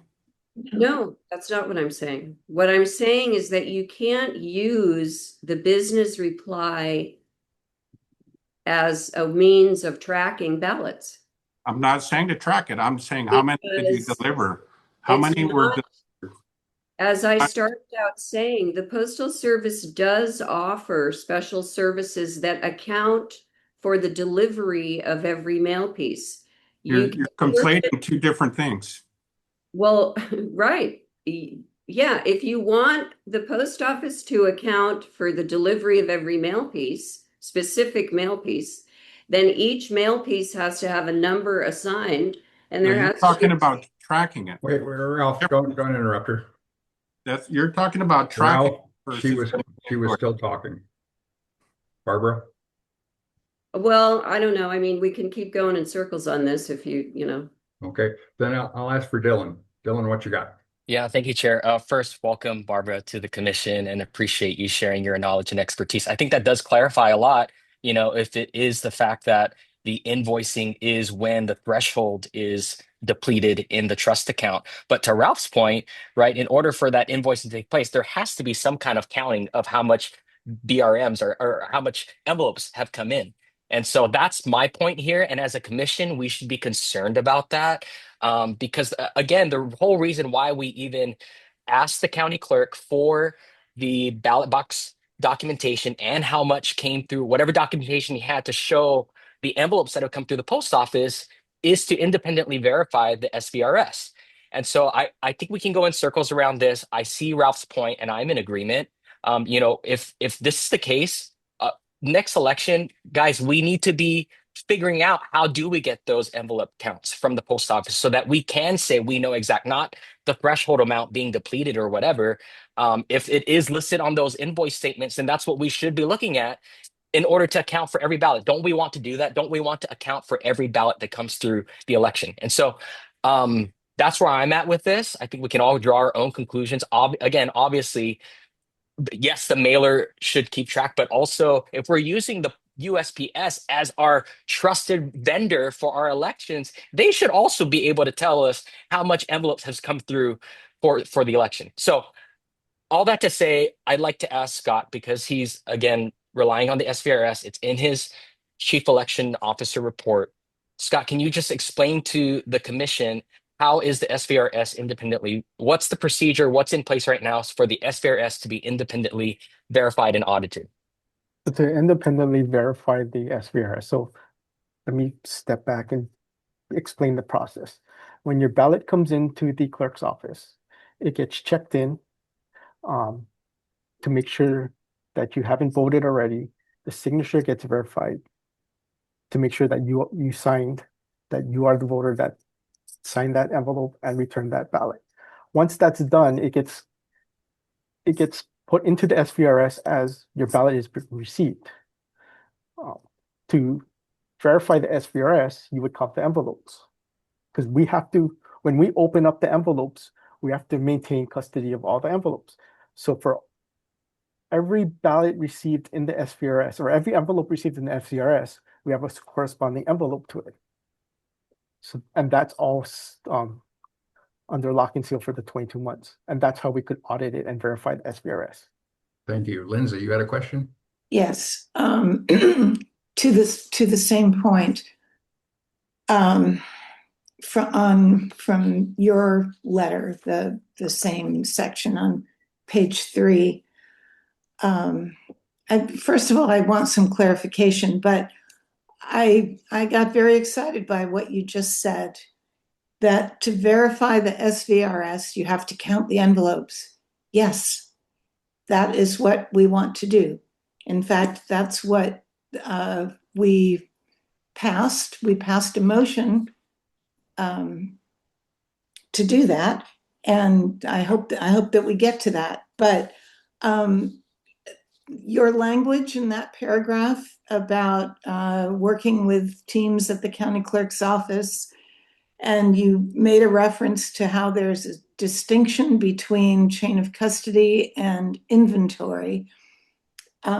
Could I ask you to explain that, because I'm befuddled by what you mean? So for us, chain of custody means whatever you want to maintain the chain of custody of, it gets sealed and nobody can add or take away from that. And that's how your custody is maintained, through a seal that's verified. It's similar to an envelope. You can put an envelope on there, you can put tamper-proof tape so that if what's in the envelope, the chain of custody is maintained unless that tamper-proof tape has been tampered with. So for us, chain of custody is the integrity of the items it is securing. It's not necessarily the amount of the items. That for us is inventory, not necessarily chain of custody. I get it. Okay.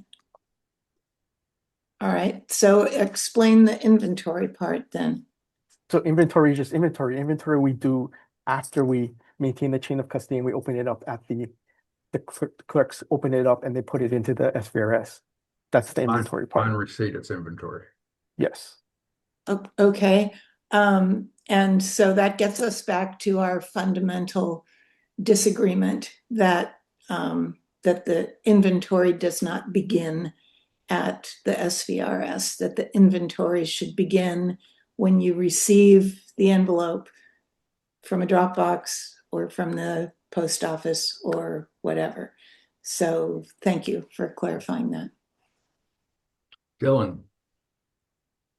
Thank you, Chair. Yeah, and I feel like we're almost conflating inventory and ballot box chain of custody. And so I do want to say, from my standpoint, all of that should start even from the moment that ballots are ordered. We should be accounting for ballots that have ordered and then not even used. Like, everything should be accounted for. That should be our oversight as a commission, and we should be imploring Scott Nago to see it that way too. But going back to the SVRS, I just want to ask, so if, right, the same office that receives these envelopes is also the same office that's verifying all these signatures, also the same office that's inputting data into the SVRS, and then the physical envelopes, which are supposed to be used to reconcile, right, to match up with whatever gets inputted electronically, that's sealed for 22 months. I want to know what independent mechanism exists to detect or correct an error in real time. Are you saying that there's no way to correct things or to catch things until 22 months after an election? No, so the inventory. So when the clerks do inventory, and they do their own inventory when they check in the ballots and check the signatures, we also do an inventory after we receive the ballots at the counting center, open them up and count them.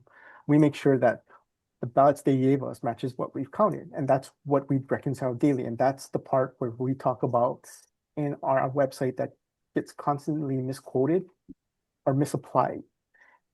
We're talking about how we inventory that. When you give us 100 ballots, we make sure we counted 100 ballots. And that's what that website that gets constantly mentioned is talking about. Dylan, were you done? I have a follow-up question, but I'll let Ralph go next. Okay, Ralph.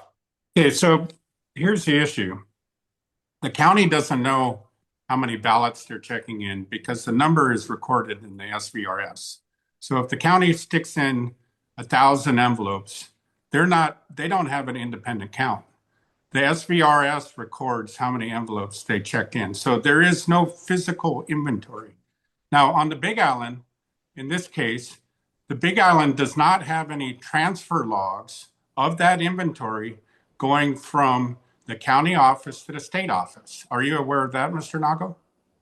I do believe they do have a chain of custody log. They don't have No, it's not. There is no transfer log from the county office to the state counting center. Like I said, there is a chain of custody.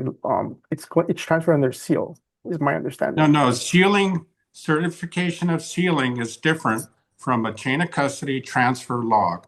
Kauai had transfer logs, okay? But no, the observers were not allowed to verify. The Big Island had no transfer log. So there is no physical verification of the number of envelopes that you're talking about. And that's why the record of the Big Island receiving the ballots through the drop boxes, they have a very detailed record that can be audited. The post office has records that they list the number of ballots that came through the mail. They are 19 short on that. After that, everything is electronic, okay? The number of envelopes scanned into the system is scanned in, but the County of Hawaii does not keep their own tally. The state keeps the tally in the SVRS. When the envelopes were transferred from the county to the state, there were no transfer records. And then when the state counts them, audits are done with ballot images. So again, there was no physical verification of the number of pieces of paper. And your question for Scott. What's that? This is my question for Scott. So my question on your website, you say that the way you answer, how do you ensure elections officials don't throw away our ballots? The answer is the number of ballots received are counted and reconciled at the end of each day to ensure there are no discrepancies. We have been asking for anything that you have that's daily record of how many ballots you received. Now, you say it's done in the SVRS, and again, that's electronically. So do you have anything at all that the commission could look at that has a daily record of how many ballots you receive? How many we received at the counting center? How many the counties received in the mail? Both. How many were run through the SVRS? You don't even have a daily number of each county of how many ballots were run through the SVRS. So our SVRS is cumulative, and that's why one of the things we're working. Anybody knows that a computer can spit out a daily report. Let him finish, Ralph. I know he's complaining ideas here. I want a daily Ralph, record. you're out of order. Scott, you have the floor. So one of the things we're working on for the 2026 election is having that daily number of ballots received by day, as well as we have that number by day that's counted, but we don't have that. We're asking the county to keep track of that number as received. Thank you, No, Lindsay. I'm talking about the state Wait, Lindsay, registration system. Ralph, you're out of order. Lindsay has the floor. Okay, same item. You say we will be providing forms with the expectation for each county clerk to note the security and transfer of the valid return envelopes. That's different. That's I just learned about the difference between chain of custody and inventory. I'm talking about inventory. On October 29th, we passed a motion that would ask you to require the county clerks to produce daily reports based on hand counts of ballot envelopes collected. So is that what we're talking about? Are you taking that suggestion, advice, request from us and turning it into a new procedure? So we're gonna take the procedure ballots received into the SVRS because hand counts, we've as you've seen in the Kauai Pig report, hand counts are not as accurate as you would think they are. You got human error and that's why you were off by a few. So to simply rely on a hand count over an electronic count, and numerous studies say that electronic counts are more accurate than hand counts. So that's why we're going to rely on the electronic count rather than the hand count. Okay, I understand that, but the problem with the electronic count is that nobody can verify it. But you can verify versus the envelopes that we maintain in our custody. Say that again? What? So the electronic count, so let's say we received 100 ballots in the mail for the whole election. We'll keep it 100 ballots. Okay. We should have 100 return envelopes. And that we will keep in custody. And that's what I'm saying. You can always go back to the envelopes to make sure that they match up with the ballot. Okay, let's go back to the envelopes on the Big Island then. If we can always do that, this is the time to do it. Let's go back to the envelopes like immediately and count them since we can do that. And that is the one way that we could verify it. Let's do it. It's a test. It would, help to satisfy. Oh, it would take care of everything. Let's just do that. It would be concrete. It would be transparent. We would immediately be able to increase the public trust and confidence in the election results. If that's the way to verify it, then I think that's what we need to do. And take one county. We decided this at the last meeting that we were going to. That's our audit mandate. Right, but that we all know that's not going to happen. So why don't we just do it? Just do this one county, this one task. Count the ballot envelopes from the 2024 general election. It'll take a day or two, and we can put this to rest. We can be done with it. Thank you, Lindsay. Mr. Apana.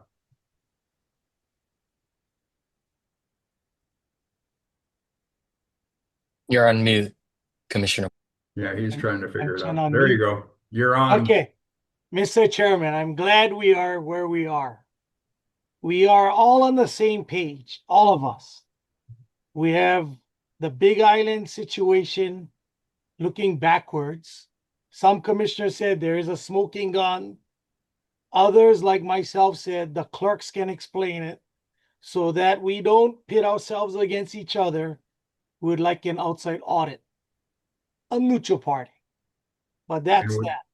But we also looking forward. We want to make sure that we give Mr. Nago what we like to see in the future. Is it a daily report of what they take in at the state?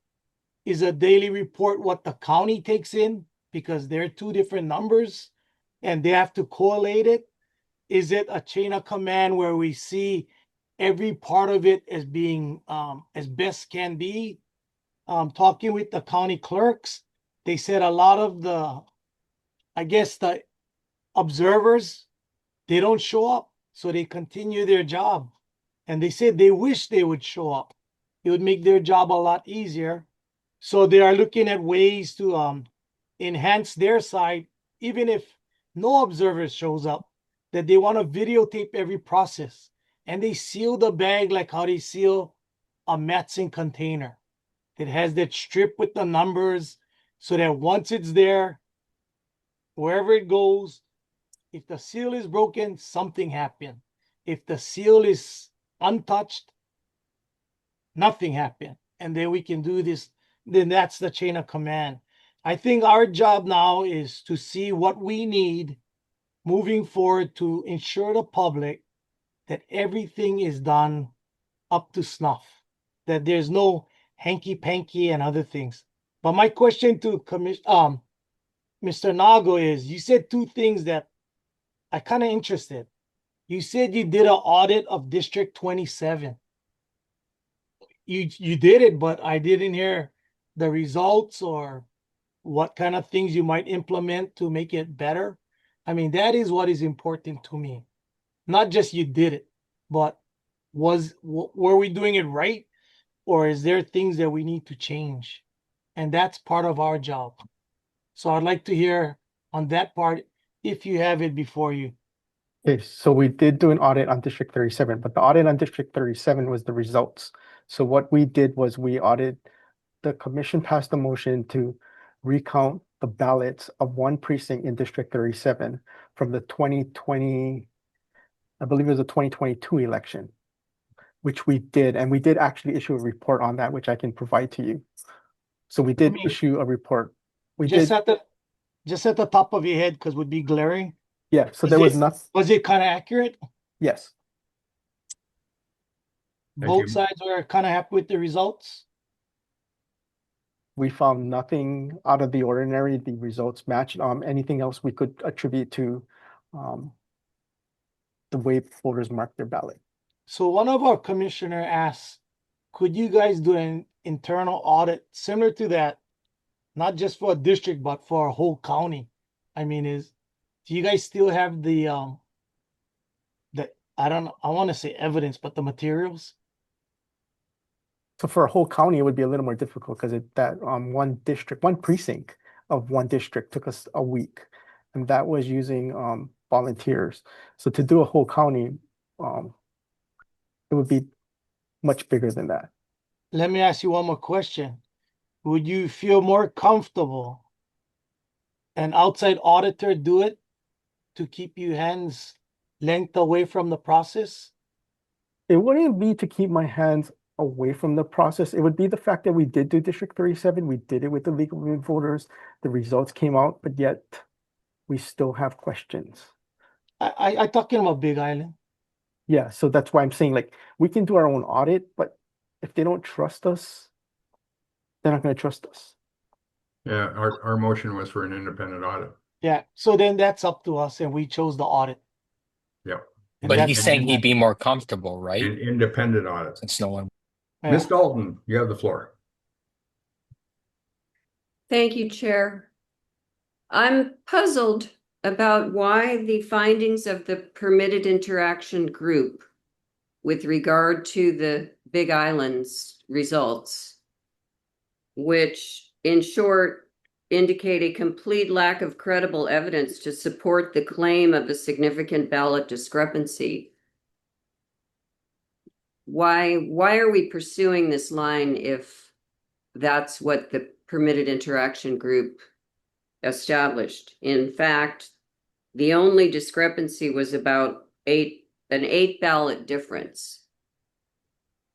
And if we have, I hope my information about the function of the Postal Service and the business reply mail versus accountable mail has helped to resolve the ill-conceived notion that 19,000 ballots are unaccounted for simply because there's no business reply receipt.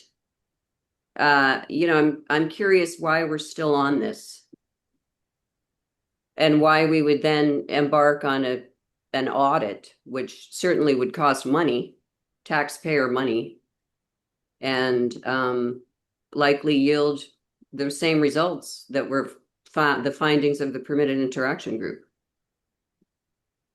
Ralph, you have the floor. Yes, I'd like to respond to Barbara. Wait, in that case, if you're responding to her, I would ask Mr. Osterkamp if you have any comments on your pig report that she commented on. Claire, no, wait, Ralph. So the PIG report stands for itself. We've discussed it ad nauseum. Clearly, there are certain individuals, including at least one commissioner, who refuse to accept it. And I think that's what it comes down to is Mr. Cushney is simply never going to accept the conclusions of the report, regardless of the evidence or lack thereof. Thank you. Ralph.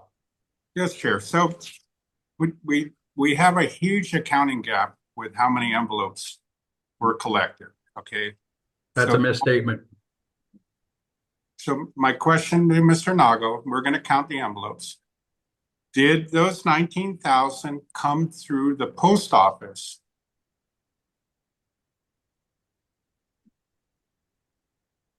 I can't answer that. Well, that's the official statement from the County of Hawaii that they came from the post office. So And they would be the correct entity to answer that question. okay, so if we sorted the envelopes into two piles and we counted them, we should have approximately 27,000 with no postal markings on them. And then we should have about 50,000 with markings that these envelopes came through the post office. And I'll ask Mr. Osterkamp, who made the report, to respond to that. Yeah, I mean, we know that the county and the state have a certain way of counting the ballots. They have a certain way of counting the envelopes. That was done by all indications entirely properly. Unfortunately, we have an outside effort to try to apply inapplicable criteria to the counting effort, and then claim that because this inapplicable criteria has not been fully documented, because that's not what it's for, that somehow creates this supposed gap. We've been on this since January of 2025, a year now, and he's still not letting go. He's not going to let go. We're wasting all of our time. We are creating all sorts of suspicions in people. We've heard multiple testifiers say that they got involved because of this 19,000 ballot discrepancy. And it's going to keep going until we stand up and say enough is enough. Ralph. Yes, so how did the ballots get to the Big Island?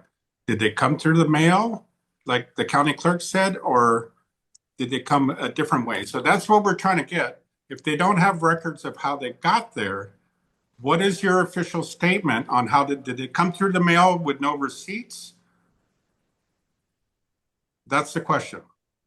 And that, like I said, that is a question for the county clerk on the Big I'd Island. like Mr. Osterkamp to answer that. We've been on this for a year and nobody can answer this question. Did the 19,000 ballots come through the mail and the post office forgot to invoice? Is that the official statement? The post office isn't gonna invoice. Wait. They don't invoice for business reply mail. They invoice to replenish the trust account. If you want an itemized accounting for every single ballot, then you have to use the special services that I mentioned: certified mail, registered mail, delivery confirmation. Very, very costly. So this argument that somehow business reply mail establishes a framework for accounting for individual mail pieces is incorrect. So when did we'll let the independent audit answer this question. Let's Well, move we on wanna to the know next what the subject. Ralph, statement is. move on to the next subject if you have another question. I'd like to make one more point and we'll move on. We Sorry. want to put the No, official the statement point in. is we have a PIG report and we have an audit required. We're moving on from this. What's your next question? Your next subject, Ralph? Okay, so in his letter, he had a list of metrics, okay? So one of the metrics was 2024 undeliverable election mailing by county. What is the purpose of that metric? What page are you referring to? Last page or your extra. Are you talking about the status or are you talking about the ballot tracks? No, you referred to in your letter that you had given us metrics for the 2024 election, and one of the metrics was undeliverable election mailings by county. And I have the numbers.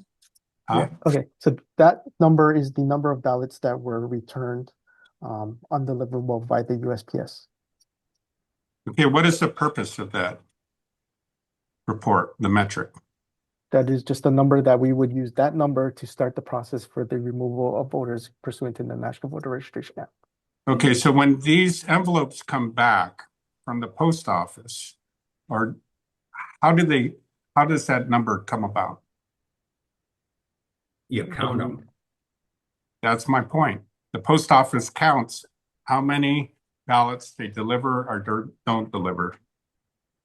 I don't think that's a post office report. I think that's a clerk's report. Yeah, that's what the county clerk's calling.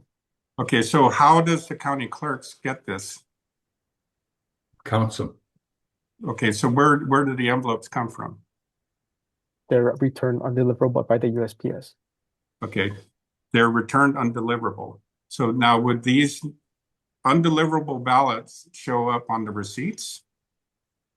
That I'm not sure what the post office process is. So, I mean, the lack of curiosity. Barbara, can you answer that? I mean, I believe they do we still have to pay for the postage. I missed the first part of the question. What was it? It's returned envelopes, like ballots that are mailed out that are returned because undeliverable, I'm sorry. Those would go back to, well, that's not business reply mail. That's just ordinary first class mail, right? Yes, correct. So it goes out as a first class mail because we need to get the ballots are not affordable and we need to receive them back. So if for whatever reason or another, the addressee is no longer, forwarding order expired, moved, left no address, attempted not known, deceased, any number of reasons, then those go back to the county clerk because the return address on the ballots would be each individual county clerk's office. Thank you. Lindsay, you had a question? Yes. Mr. Nago, when you did the audit of District 37, was that the ballot envelopes or the ballots? The ballots. That was specifically a request to audit the results. Okay, so we're talking about something entirely different. Correct. If we're talking about, right, it's just a matter of counting envelopes, possibly sorting them into two piles, those with a postmark and those without a postmark, but counting them. Anybody can do that. You don't have to keep track of how they voted and make a chart and all that. It's just stacks of envelopes that are counted. So it's not as complicated as what you did before. It's very simple. If the League of Women Voters or some other trusted volunteers were willing to show up for a couple days and there were observers from both parties and maybe the media, whatever, couldn't that happen in a couple days, don't you think? Counting envelopes? It's hard to say. I mean, it's basically it's a scope. Like I said, not having done it, I don't want to say how much time it's going to take. Okay, but we can use our common sense. And I just want to say those were your words. The way to verify SVRS is to count the envelopes. Shall we? I mean, like I said, that's up to you guys. And my personal opinion is I don't think, because of the results of the audit of District 37, which is another audit that was undertaken by our office, and the fact that the results were not necessarily accepted, I don't think we would be the best ones to audit ourselves. Right. And this would be, I wasn't here when you did the previous one, so I don't know, who was doing what, but if it's somebody like the League of Women Voters and there's observers and it's videotaped and so on. That was the same thing that happened the last time. Is that right? Yes. We had observers, we had League of Women Voters. League of Women Voters. Mm-hmm. But like I said, it's a matter of accepting the results of the audit. But this just seems so straightforward. If the locked up bags or boxes came out into the room and the seals were undone and then they all got counted, we would know So- for sure. So one thing I will like to also point out is that the audit for District 37 did happen outside the 22-month retention period. Because Okay, that so was let's not not court let that ordered. happen again. Well, that was not Why court don't you make ordered. a motion, Lindsay? Uh, Why don't you make a motion? yeah, I heard you. I'm looking at the chair to see if that's something that can happen at this point. I think he could define the audit that we've already authorized. You I could don't- make, Okay, Go well, we're jumping around, but if we take a look at the letter that we got back from the state auditor, it's pretty clear that he's not eager to do that. And so, and you know, the primaries are, I mean, the elections are coming right up. It if seems the audit were to limit the audit to the count of envelopes on the Big Island, we could perhaps ask the legal women voters to participate and volunteer again. Mhm. Would that be acceptable to the commission? It would be to me. Yes. think So you would Lindsay, have to would you like see- to make that motion that we count the envelopes, the ballot envelopes on the Big Island to satisfy our audit, or to, as an initial foray into this audit fiasco? Yes, I would. I Go would ahead. propose Please do it. a hand count of Oh, yeah, yeah. of Hawaii County ballot envelopes Ballot return envelopes, yeah. to determine the actual total of Ballots received. ballots received, right? Is there a second? Did you finish your motion, Lindsay? I thought so. Okay. It can be amended. So Yeah, second. can I have a second? I seconded it. Oh, Can I ask that to be reread by the secretary? Or Lindsay, could you? quote it Okay, again I for the secretary? propose a hand count of the Hawaii County ballot envelopes to determine the actual total of the Ballots received. 2024 general election ballots received. And that's what you seconded, Dylan? yes, Discussion. Chair. Yes, Chair. Yes, Dylan. Would we, as commissioners, also be allowed to participate in that process? I would suggest no. We're in the chain of command, and that would compromise the production. Mr. Apana, you had something?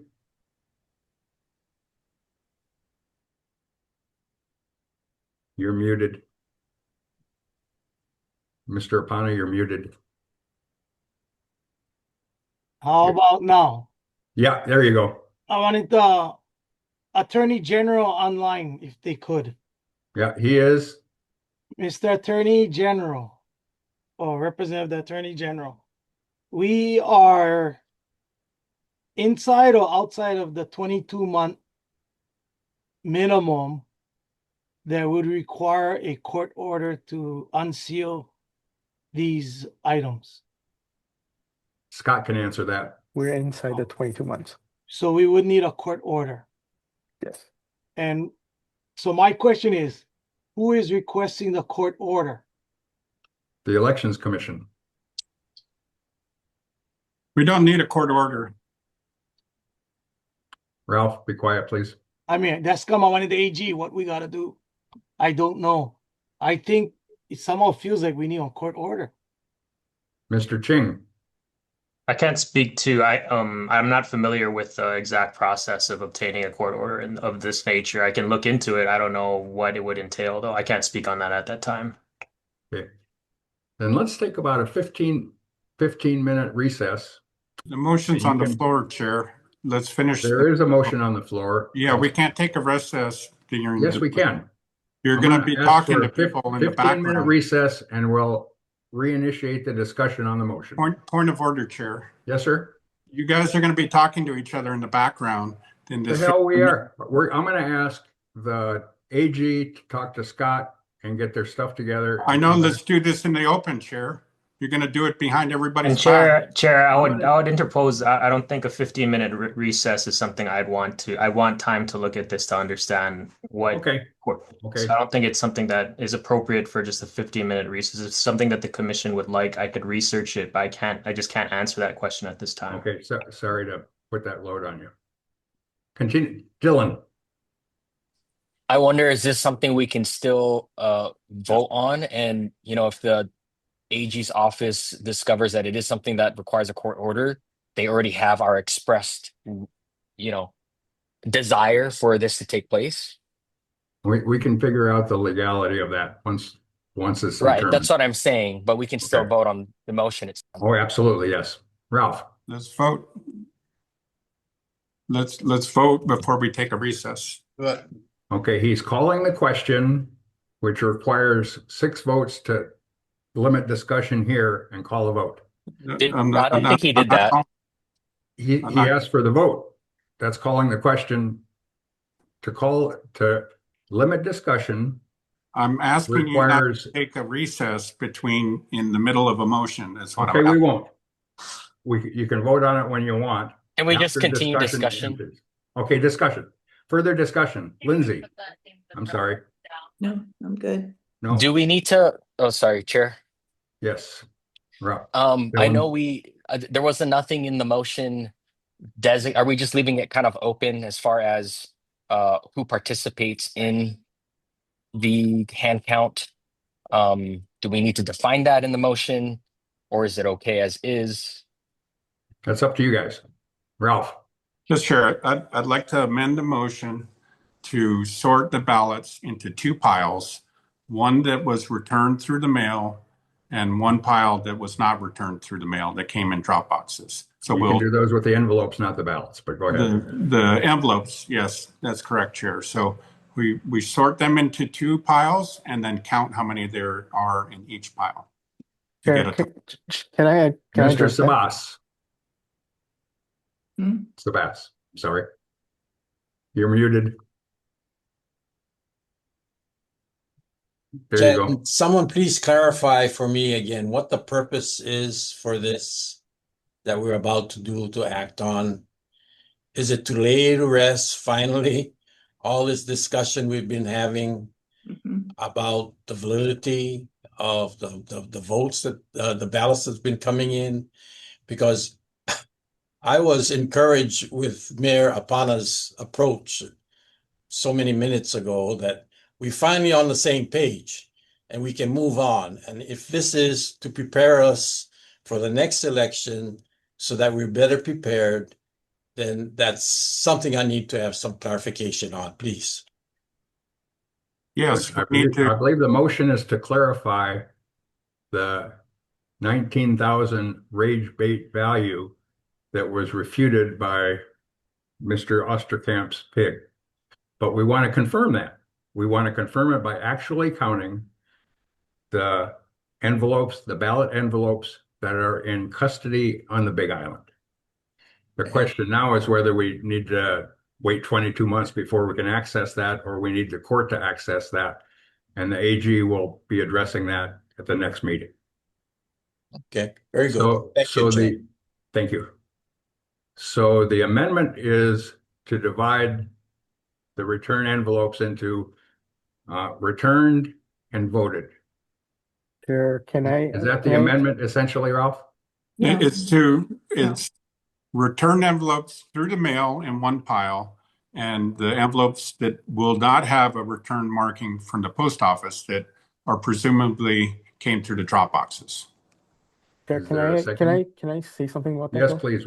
Yes, So please. I don't know, and Commissioner Dalton can correct me if I'm wrong, but I'm not sure every piece of mail does, when it does come through the mail, does have a postmark on it. And also because it's ballots, sometimes the post office will do everything they can to make sure that the voters' vote gets counted and they will deliver the ballots. So just by looking for a postmark isn't an accurate indication of whether it came through the mail or not. You are correct that not all business reply mail pieces receive a cancellation. So there was a second to the amendment? Is there a The second? amendment dies for lack I of don't a think there second. was a Sure, second, I'll Chair. second it. I'll second it. Okay, Well, this is interesting. Sorry, but if it's all based on, well, I guess we still count them. We still know that there's 75,000 or however many. We just don't know how they got there. Okay. Okay. In terms of specifics, I actually thought about this quite a lot. In order to feel like I could promote this idea, I needed to work it out in my head about how many people would be involved and so on. So I don't know how prescriptive we want to be. You know, I think it's really important that the volunteers and the observers see the bags or boxes, whatever they're stored in. They see them locked. You know, they're not like already opened when the observers and the volunteers show up. They see them locked and unsealed, and there's all the signatures and everything that need to happen for that. So if we want to specify that, I would. I think it should happen very soon. You know, like right now, within the 30 amendment on the days. floor is dividing the envelopes into returned envelopes and voted envelopes. Yes, and That's I the amendment seconded that's on the floor that we're discussing Okay, now. and I'm just letting people know that if we want to get really specific, I can get into the weeds. Thank you, So- Lindsay.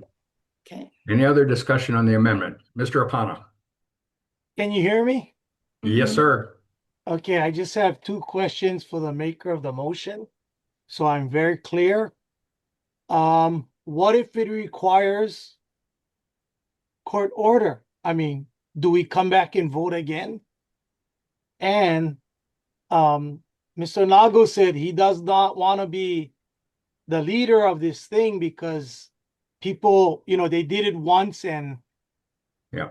the results came out and not everybody agreed, even with the results as being as open and honest as possible.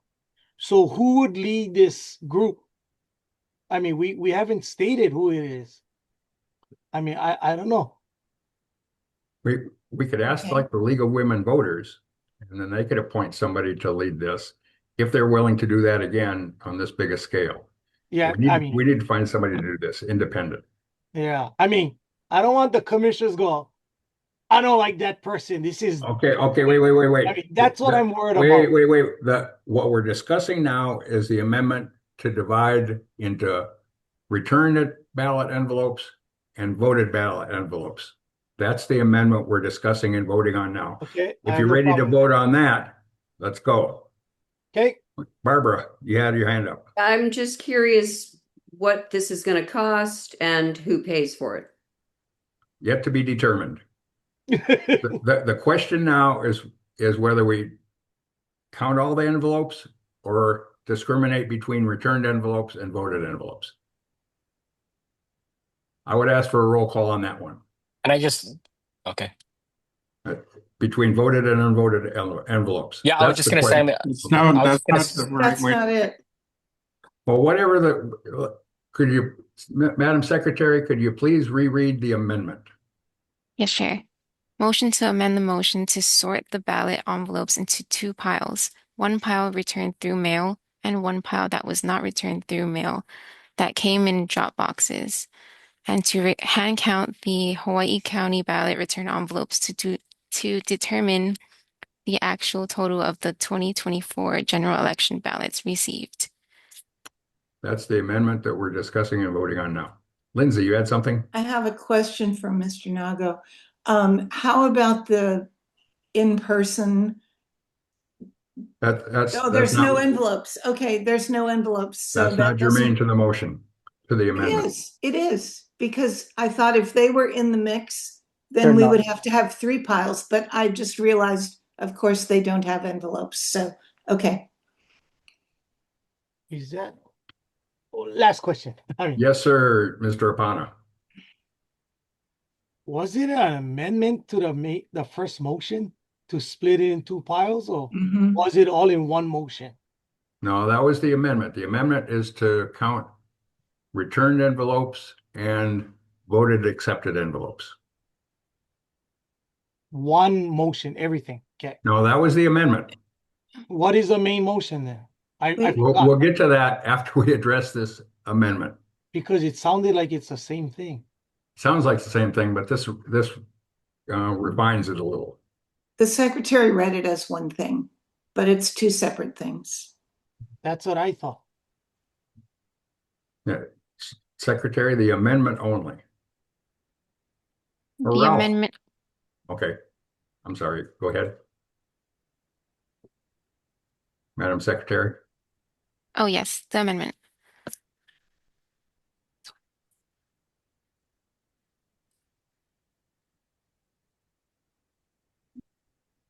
Do you need Ralph to reiterate? No, sorry, Chair. Okay. Motion to amend the motion to sort the ballot envelopes into two piles. One pile returned through mail and one pile that was not returned through mail that came in drop boxes. Is there any other discussion on the amendment? Yeah, last one. Okay, Mr. Chair, I'll be voting yes, although we've been told it doesn't make a difference, so that we don't go round and round again about we should have split it. I'm going to support it, although it will not be truly accurate or reflective of what might have happened. thank you. Vote on the amendment. Ready for the vote on the amendment? Ask for a roll call, please. Commissioner Andrian, Aye.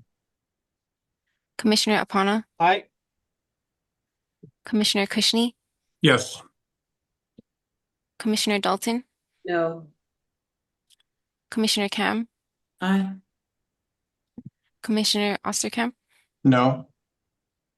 Commissioner Papalimos excused, Commissioner Sabas, Yes. Chair Curtis. No. The motion passes. Okay, the motion as amended. Could you please read that, Madam Secretary? Yes.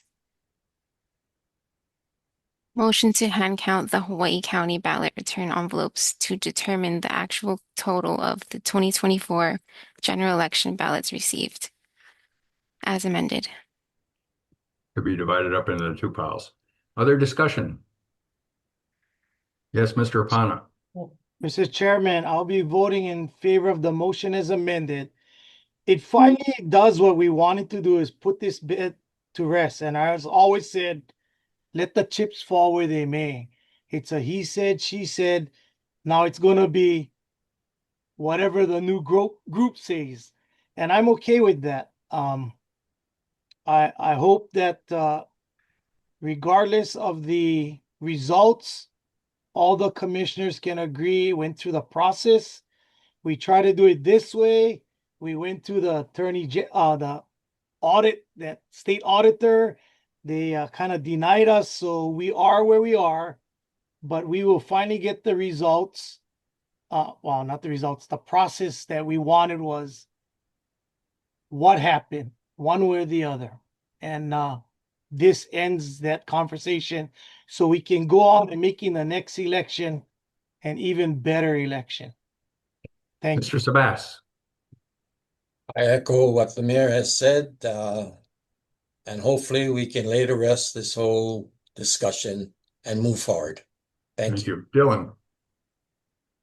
Thank you, Chair. I am in favor of the motion. I think now's the time to also be as prescriptive as possible. And I know a question was who would lead this effort, given if there's a court order that's necessary and all that stuff, and it is something we can do. I like to submit to the body, the person that's been most critical of this and has raised the most concerns, and in Commissioner Osterkamp's words, would never accept the results, has been Commissioner Kushney. And it might be worth us assigning him as lead over this. If there needs to be Gotta pass the motion first. Let's talk to the motion. Lindsay. Okay. I have a question for Mr. Nago. I understand your reluctance to not have your fingerprints on the exercise, but don't we need you or your staff, someone to like unlock the doors and Yeah, of course. all that sort of thing? So can I clarify that it's not my reluctance to have my fingerprints on it. My preference would be to do the audit. It's just that if you want an audit that is accepted, I don't think I am the proper person, but you are correct that you would need me or my staff to unlock the doors. To facilitate it. And provide tables and chairs, things like that. Yes. Okay. Ralph? Yes, Chair, I agree with the mayor, Mr. Savas. So I'm in favor of this. And we want to know if the envelopes were added electronically or if they're real. So Thank you. Dylan, your hand's up. Okay. You know, we're talking about the management of this audit. Perhaps another pig to facilitate and oversee this process would be something where the commissioners could participate and delegate like to the League of Women Voters or whoever. But that's a possibility once this vote passes. Any other substantial discussion on this motion? Entertain a roll call, please. Commissioner Andrian, Yes. Commissioner Apana, Aye. Commissioner Kushney, Yes. Commissioner Dalton, No. Commissioner Cam, Aye. Commissioner Osterkamp, No. Commissioner Papalimu excused, Commissioner Sabas, Yes. Chair Curtis. Yes. The motion passes. Now can we take a 15-minute break? Sounds Could you put good. a 15-minute timer on, and I will be back to Scott Nago when we return. Yes, sure. Got a 15-minute recess. Please put a timer on.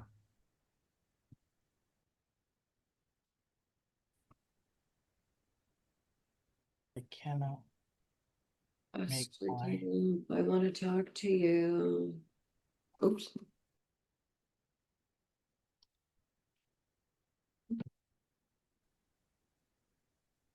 I don't know how.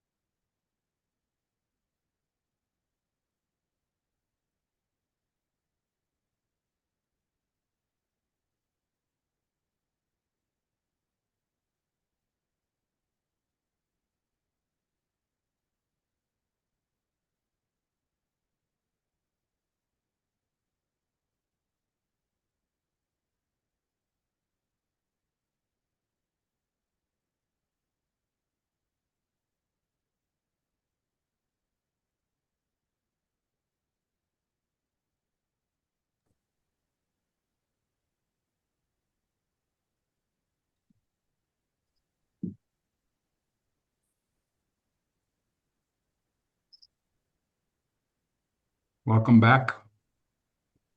Can we have a roll call to assure a quorum, please? Yes, Chair. Commissioner Andrian, Here. Commissioner Apana. Nope. Welcome back. Oh, Come back. Come back to Mr. Apana. Okay. Commissioner Kushni, Here. Commissioner Dalton, Here. Commissioner Kam, Here. Commissioner Osterkamp, Here. Commissioner Papalimou excused, Commissioner Sabas, Here. Chair Curtis. Here. We'll come back to Commissioner Apana. Here, Okay. I cannot get my video, but Huh, that's odd. Okay, Chair, we still have quorum. yeah. Thank you. So we'll return to Mr. Nago. And Ralph, you had another question? Well, I move to have, and if they accept, Lindsay Kim and Mr. Savas chair this, set up the audit and to oversee the audit. Mr. Sabas. So the two to oversee the audit of the Big Island.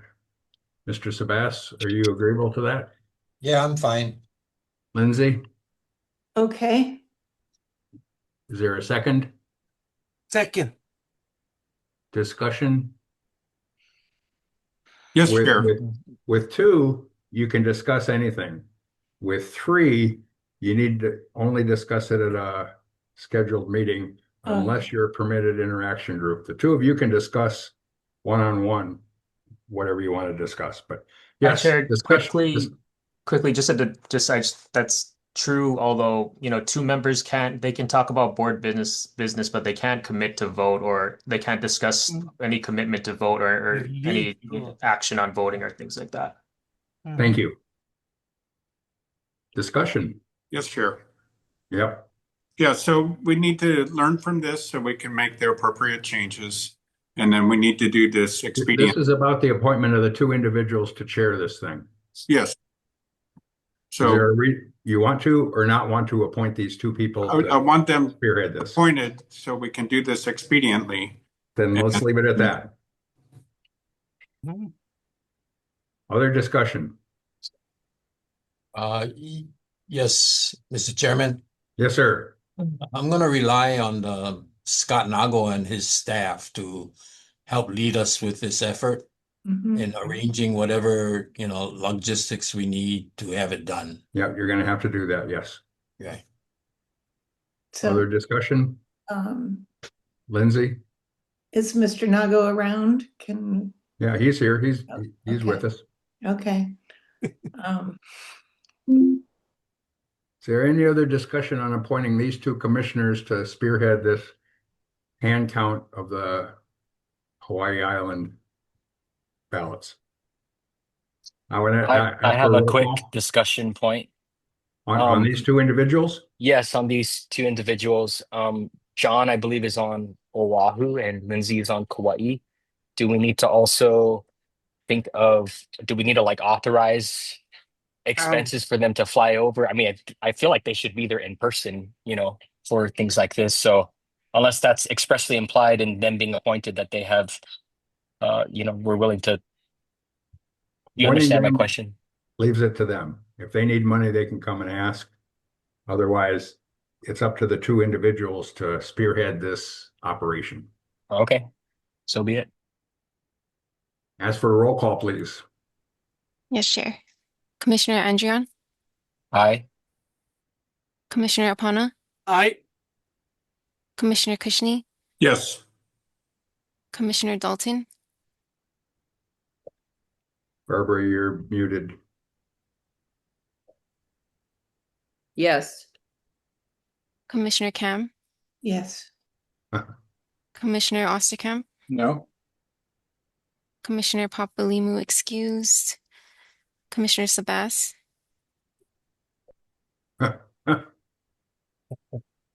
Should I abstain? No. Yes. Yes. yes, Chair Curtis. Yes. The motion passes. So Ralph, you had more questions for Scott Nago? Yeah, I'd like to add this. I move to have this done within 45 days. Dies for lack of a second. You have other questions for Scott? Sorry. Yes. Well. Lindsay, were you going to say something? Yeah, I mean, I think the timeliness is really important. I don't know, 45 days or by the end of February Okay, or that motion died for lack of a second. okay, I'll make a new one then. Okay, go for it. I move that this effort be completed by the end of February. Good luck, but is there a second to that motion? Yes, second. Okay, it's been moved and seconded that this audit, this hand count be Chair, if I done can by just, the end of February. Chair, Yes, sir. if I may, I think we're still waiting. I mean, I still need to figure out what, if any, court orders are needed, what process that would take. I think to vote on timeliness at this point, would be contingent on what procedures need to be followed in order for this to happen. Yeah, I think you're constraining yourself unreasonably. Dylan. Yeah, I mean, I would vote in favor of the motion just on principle of the expediency, but also maybe it's not necessary. Lindsay, if you and John both agree that this needs to be done expediently, then let's just get it done expediently. Okay. Especially if we're waiting on whether the legality of this and court orders and all of that. So, Mr. Apana. Yeah, I'll be voting no, putting constraints. We have two of the most energetic people that wants to get this in the back mirror and gone and settled. I think they'll be moving expediently as fast as speed of light and possibly as fast as the courts can move also. Okay. So I'll be voting no. Other discussion? Yes, Mr. Sabas. Yeah, I can't commit to that kind of time frame at this point. Yeah, I think it's unreasonable. I could withdraw. Other discussion? Take a roll call on the vote. I have a comment. I'm sorry, Barbara. Go ahead. Am I mistaken that we discussed earlier the inappropriateness of the commission itself conducting this audit? Yes, we did. And these so these two we are are leaders. seeking to impose a 45-day deadline on an as yet unidentified entity to conduct this audit? That's my concern. Yeah, that's a good point. So I will be voting against. Thank you. Other discussion on the Okay, I just want to say, earlier I said I would vote yes for this. I'm going to vote no. I think there's a consensus here that it's a unreasonable constraint on, an entity we haven't even, John and Lindsay have yet to even discuss. So thank you. But I appreciate the merit. I think it needs to be done expediently. Roll call, please. Yes, Chair. Commissioner Andrion? No. Commissioner Apana? No. Commissioner Kushney? Yes. Commissioner Dalton? No. Commissioner Kam? No. Commissioner Osterkamp? No. Commissioner Papalimou excused. Commissioner Sabas? No. Chair Curtis? No. The motion does not pass. Thank you. Ralph, you had other questions for Mr. Nago? Yes, I have questions and I have a motion. So I had moved to advise the Chief Elections Officer, Scott Nago, the chain of custody begins when envelopes are picked up at drop boxes and the USPS. We have a second? Could you repeat it? Oh, sorry. So I move to advise the Chief Elections Officer, Scott Nago, the chain of custody begins when envelopes are picked up at the drop boxes and the post office. Discussion. I seconded it. Yeah, I know. Yes, Discussion. Yes, sir. So the item on the state's website is how do we ensure elections officials don't throw away our ballots? And they say that these numbers are reconciled daily. Now, they've since in the March 17th letter said all of this is done electronically in the statewide voter registration system. That will not instill confidence with the voters that ballots are being added or subtracted. So by establishing the chain of custody begins when the counties pick the ballot envelopes up at the drop boxes and at the post office, will go a long way to ensure voters' confidence that things are being done up and up. So I will be voting for this motion. Thank you. Thank you. Dylan. You had your hand up. Thank you, Chair. Lost my thought here. Okay, Come Mr. back to Apana. me. Okay, Mr. Apana. Yeah, Mr. Chair, I'll be voting no for the reason that we created one pig with Dylan, myself, and Commissioner Sabas. That our goal is to make a workflow chart for Mr. Nago so that we can ensure that we get all the things that we need to do our job properly. If we're going to add pieces here and there, things going to get lost through the cracks. Better we do it as a commission together and send one report to the state elections office so that when commissioners come after us, they don't have to pull 20 different things that the commission said to do.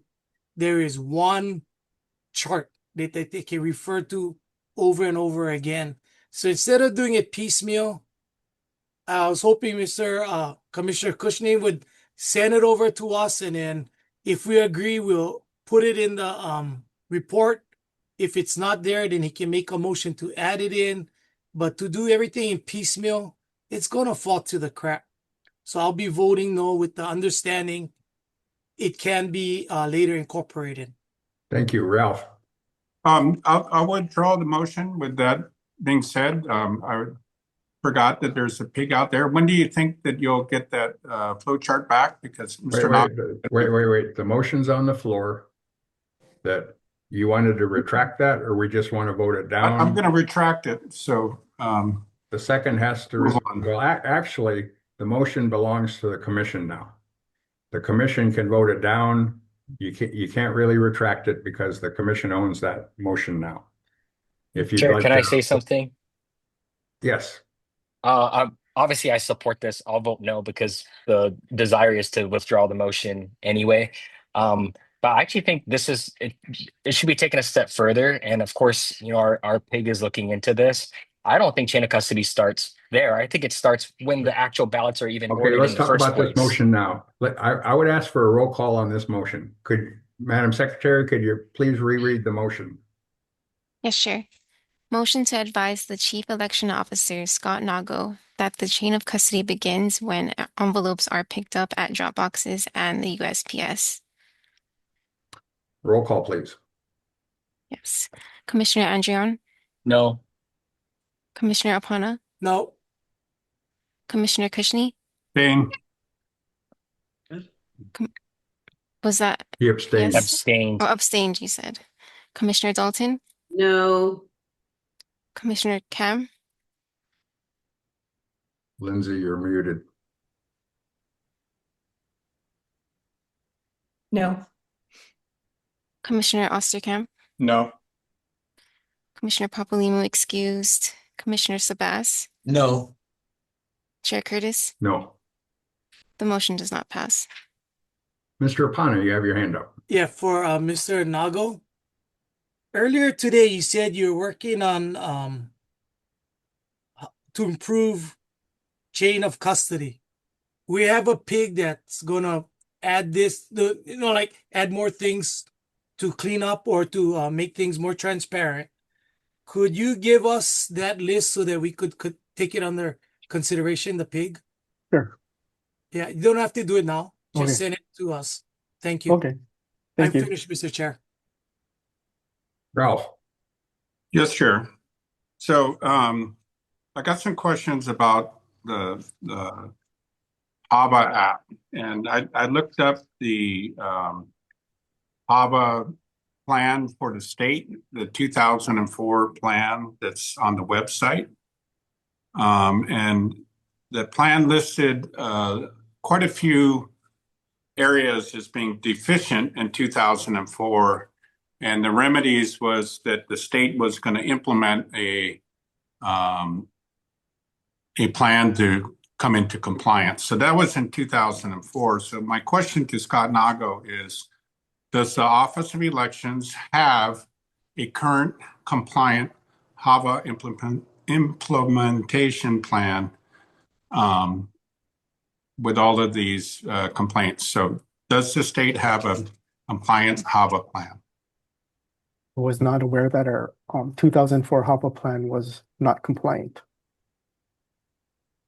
So my question is the state compliant? Do we have a compliant HAVA plan? And like I said, I'm not aware that our 2004 HAVA plan is not in compliance. Do we currently have one? Yes, we have a Good. plan. And It's is in compliance. I believe it is. Thank you. So the one on the website says it's not in compliance. The state put in check the boxes, multiple boxes, that the state was not compliant. I'm not aware of that because if we weren't in compliance, we would have to forfeit a lot of the federal funding. Okay. Next. Give me a second here. So with that, I'd like to make a motion that the commission advise Mr. Nago to comply with all federal election laws. Second. Mr. Nago, are you in compliance? Yes. To my knowledge, yes. It's been seconded, so there's discussion, right? Yep. Go ahead, Dylan. Can I just ask, this is just to reaffirm that the office is following law. Is that the purpose of this motion, Ralph? Yeah, so the state is fighting the federal government on turning over voter rolls. It's my understanding that's a condition of HAVA. There's other conditions of HAVA, like getting funding, paying postage. We still haven't resolved this whole postage thing. If we got ballots through the mail and we didn't pay postage because we didn't get invoices, I don't know where we're at on that. But I'm just advising Mr. Nago to follow federal law. It should be a simple vote that we all advise him to follow the federal law. I don't think we need a vote for that. Other discussion? I would ask for a roll call if we, I'm sorry, Lindsay, go ahead. Yeah. There is something on the website that the state of Hawaii's state plan for Help America Vote Again, dated 10/10/2004. And there's a section 402 that is about the establishment of state-based administrative complaint procedures to remedy grievances. And then there's like a dozen sub items, and every one it says does not meet, does not meet, does not meet, all the way down. Requirements for procedures. The requirements are as follows. And then in the column about whether they meet or don't meet the requirements, it says does not meet all the way down. That's from 2004. I mean, I would presume it's been remedied, but maybe not on the website. The motion on the floor is to advise Scott to stay legal. Is there any other discussion on that motion? Yes, Mr. Apana, you're muted.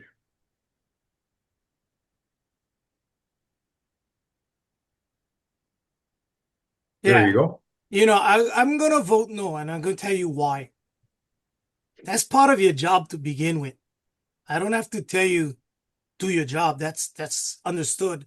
It's like someone asking me, Kimo, are you following all the traffic laws? I'm going to write you not a warning. Like, you must follow the traffic laws. I understand that. That's my job as a citizen. And I don't think it's necessary. There are some things in this world that we might not agree, and we might be in the process of protesting or other things. I'm not sure why they don't turn over the list.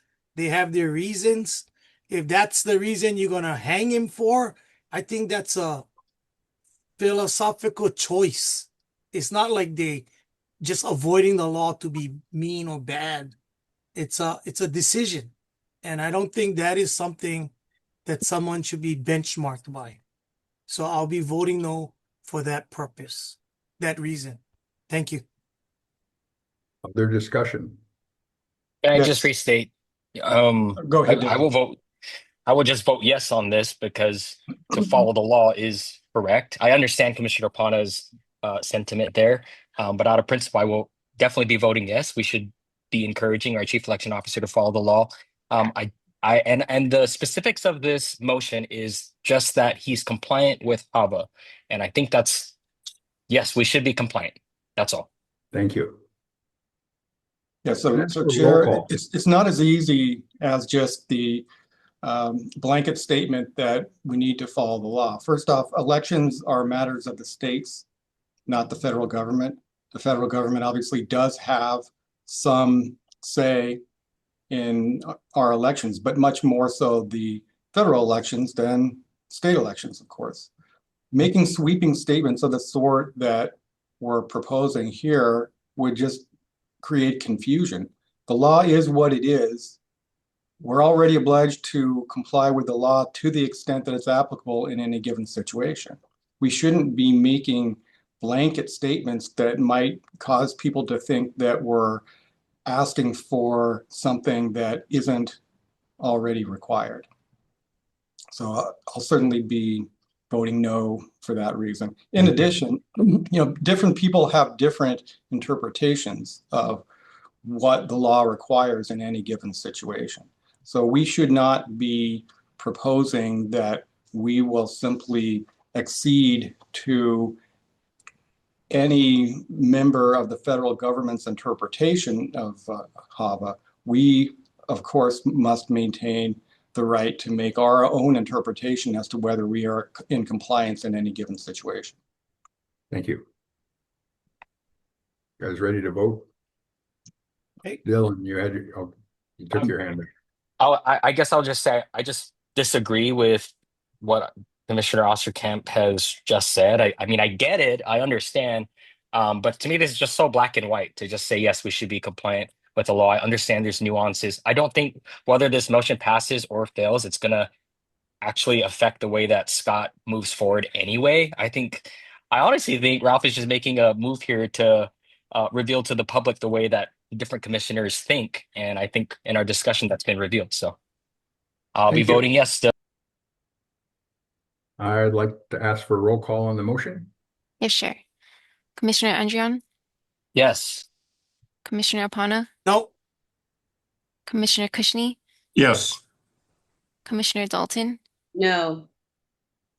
Commissioner Cam, Yes. Commissioner Osterkamp, No. Commissioner Papalimou excused, Commissioner Sabas, No. Chair Curtis. No. The motion does not pass. Thank you. Did you want to make any comments at the time, Scott? You got any comments on our discussions? No, not at this Okay. time. Okay. Ralph, next. Yeah, so I'd like to know the reason that you're not handing over voter rolls. Chair, that's in. I'm not going to make a comment on that because that's in pending litigation right now. Yep. Fair enough. Next one, Ralph. Yeah, so how does the state ensure that illegal aliens are not registered to vote? And we just had the ICE raids. My neighbors happen to be illegal aliens, and it's my understanding that these guys, they were from Venezuela. They had state IDs and they had driver's license. And when you get a state ID and you get a driver's license, you're automatically registered to vote. So how does Mr. Nago ensure that we don't have illegal aliens registered to vote? So that statement that once you get a state ID or a driver's license, you're automatically registered to vote is not true. You can register to vote when you get a driver's license, and you have to either affirm three things: you're a U.S. citizen, a resident of the state of Hawaii, and you're 18 years of age, or you have to decline before they will process your driver's license application or your state ID. So simply getting a driver's license, because it's not my understanding is it's not a requirement that you have to be a legal citizen to get a driver's license or a state ID. Okay, so my question is, these people were illegal. They were evicted from the country. They had driver's license and state ID cards. So how do you ensure that we don't have illegals on the voter rolls? Is it just you're relying that they did not check the box? And So if they did check the box, is there any safeguard that they weren't put on the voter rolls? So Hawaii is a self-attestation state where voters register by affirming those three things. But additionally, we have checks in place where voters can challenge voters for not meeting the requirements, or if the clerk has reason to believe that somebody is not doesn't meet those three requirements, they can follow up on that. So basically, we're requiring on them being honest, but they were here illegally. They knew it. So what's to stop them from checking that box? But there's no other safeguards in place to keep them to check the voter rolls. Is that correct? Thank you, Mr. Apana. Yeah. I wanted to ask Mr. Nago, you know, we talk about cleaning the voter rolls. Correct. Before, I talk in ancient time, but if you miss 4 election cycles, you get kicked out. You died, a mortuary sends your name to Department of Health. People move away or move district. Who tracks these things? Is it you or the counties? So it's really incumbent for most of those situations you described, it's mostly incumbent on the voters to make sure their registration is up to date. You do not get kicked off or removed from the rolls for failure to vote. That is not true. Okay. The federal law says that in order to be removed from the rolls, you need to have a return mailing kickback. That's the undeliverable mail. Once that happens, we put you as a questionable address, and then 2 general elections have to pass before you officially get removed. We have, 4 elections. 2 generals, 4 Yeah. elections. Yeah. But simply not voting doesn't remove you from the rolls. Yeah. Okay. Barbara. But who is it? I'm sorry, Chair. Who is it incumbent upon taking the name off? Is it It's you or the county? The county clerks are in charge of voter registration. The county clerks. Okay, thank you. Barbara? I would just like to get into the record my objection to Mr. Kushne's use of the offensive term illegal aliens. These are undocumented residents, if you want to be polite about it. Many of them are members and, hardworking members of our communities. So I just wanted to say that the use of the term illegal alien, I find quite offensive and would appreciate it if you would not use it again. Thank you, Barbara. Mr. Apana. No, I'm taking off my hand. Sorry. Okay, Mr. Andrian. Thank you, Chair. I just want to say I do take issue with this, Chair and Scott. I think there should be a lot more scrutiny around our voter rolls and not leaving it to, if there's a kickback and if there's a 2-year not voting or whatever it is. I think when we talk about cleaning our voting rolls, this is exactly what the public's talking about. There's no confidence in our voter rolls being clean because of the fact that anyone can just attest to those 3 things, get on voter roll, and then again clearing out people who have moved or have passed away. It doesn't seem like there's an immediate response to those types of situations. So I'll leave it at that. I did have some other questions for Scott related to another item, but I'll wait for that. Other items. So I did not answer the question about voters who pass away. We do get a death list from the Department of Health monthly with voters that deceased, and if we can remove them from the rolls, confidently we will do that. The clerks do that. Ralph, your hand's still up? Yes, Chair. So there's quite a bit of mistrust, or I'm completely confused about my answers from the post office that Barbara says that not all mail ballots have postmarks on them and that we don't have accurate records. So why won't we go with FedEx or something? Why don't we go with a different shipper if we're talking business? about undocumented immigrants on the border rolls. That was my Just limited question. at that. That's been answered. I'm going to my next question. So I'm just asking questions. Is everybody done with these HAVA questions? Okay, next, Ralph. So with the mail, Barbara just said that not all mail ballots get postmark on them. And what we're worried about is that people are ballot stuffing and we don't have an accountability of where these ballots are coming from. So has anyone, my understanding is nobody's even reached out to the post office except for our letter. Have we heard back on our letter to the post office on any of this stuff? Scott, is this on your agenda? I believe it's in the next, it might be in the next item, but it's not in my report. This is tied to Scott's things. I can wait on the next one. So why aren't we looking into getting a different shipper? Why can't we ask FedEx or UPS to send their stuff out and that they could have more accurate records? Why are we stuck with the post office? I think as what Commissioner Dalton was alluding to is you can get those accurate records with the United States Post Office, but it's just, it's a cost. You pay for the service. Also, using FedEx or UPS to deliver mail, I'm not sure they have the capability like the United States Post Office. Yeah, I don't think so. Nobody has reached out to the post office to find out why these records, nobody's even curious. That's another issue. Scott, you have anything else on your report? On Scott's report, address Scott's report, and that's beyond this. Go ahead, Ralph. You have more questions for Scott? Well, this ties to our undeliverable and all of these things. Are any of these numbers accurate? And how do we get a different way? Everything is in the SVRS. So how do we verify anything Scott's saying if it's all electronic records and he's just saying, trust us? There's nothing for us. We're just getting a piece of paper at the end of the election and saying, here's the results, trust us. So what else can we look at? We're going to go count the ballots on the Big Island. Okay, but what else? Next topic.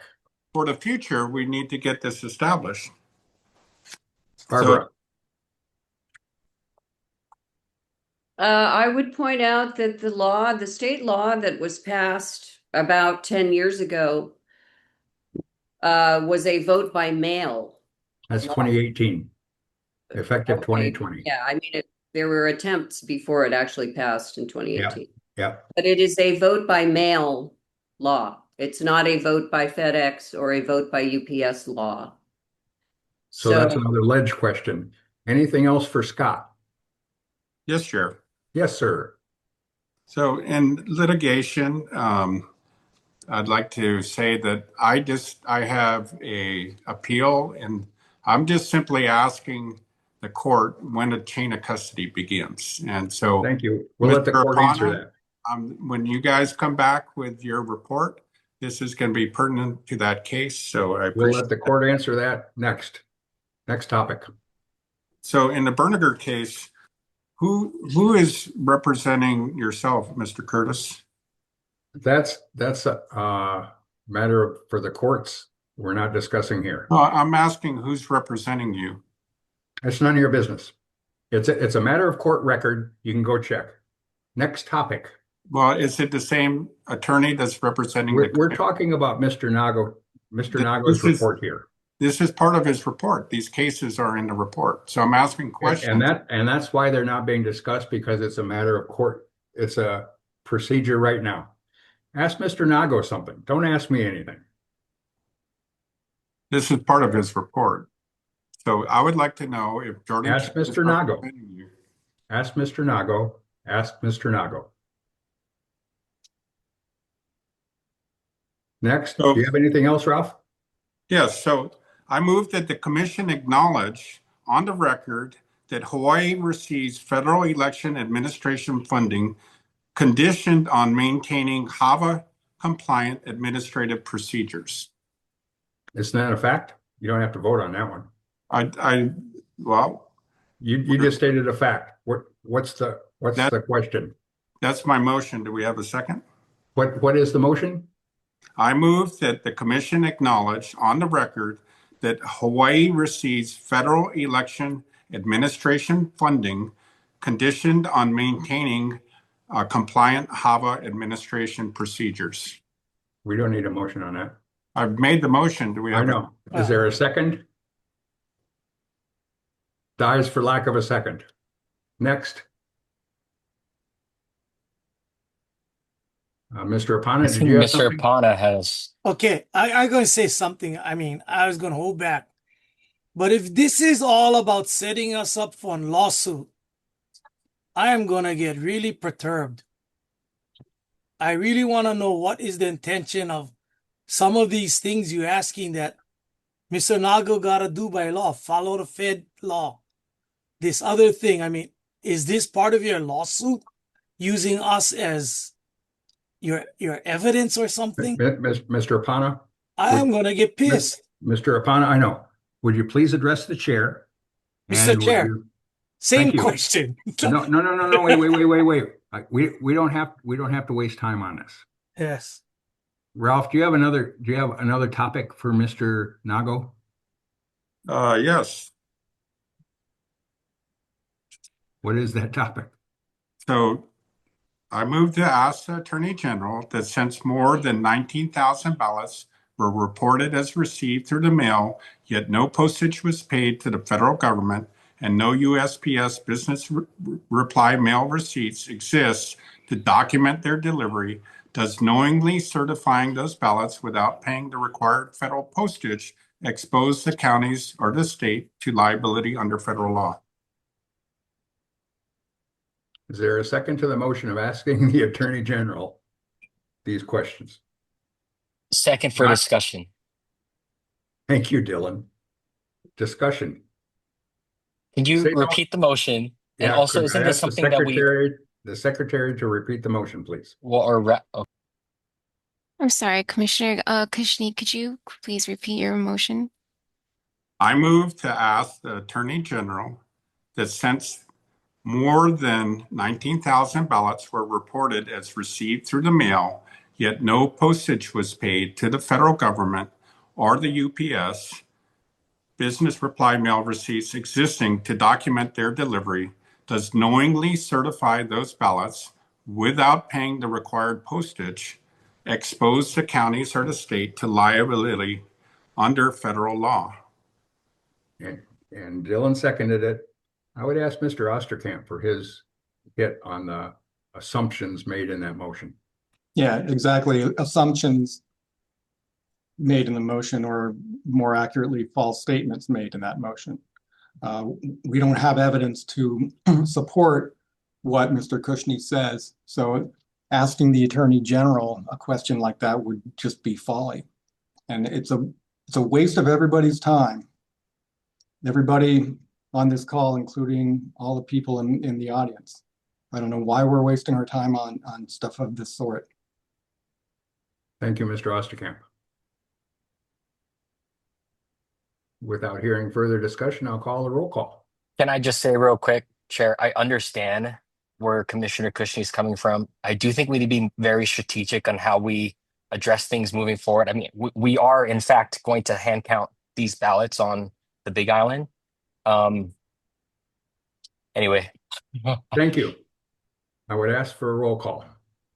Commissioner Andrian? Yes. Commissioner Apana? No. Commissioner Kushni? Yes. Commissioner Dalton? No. Commissioner Cam? No. Commissioner Osterkamp? No. Commissioner Papalimou excused.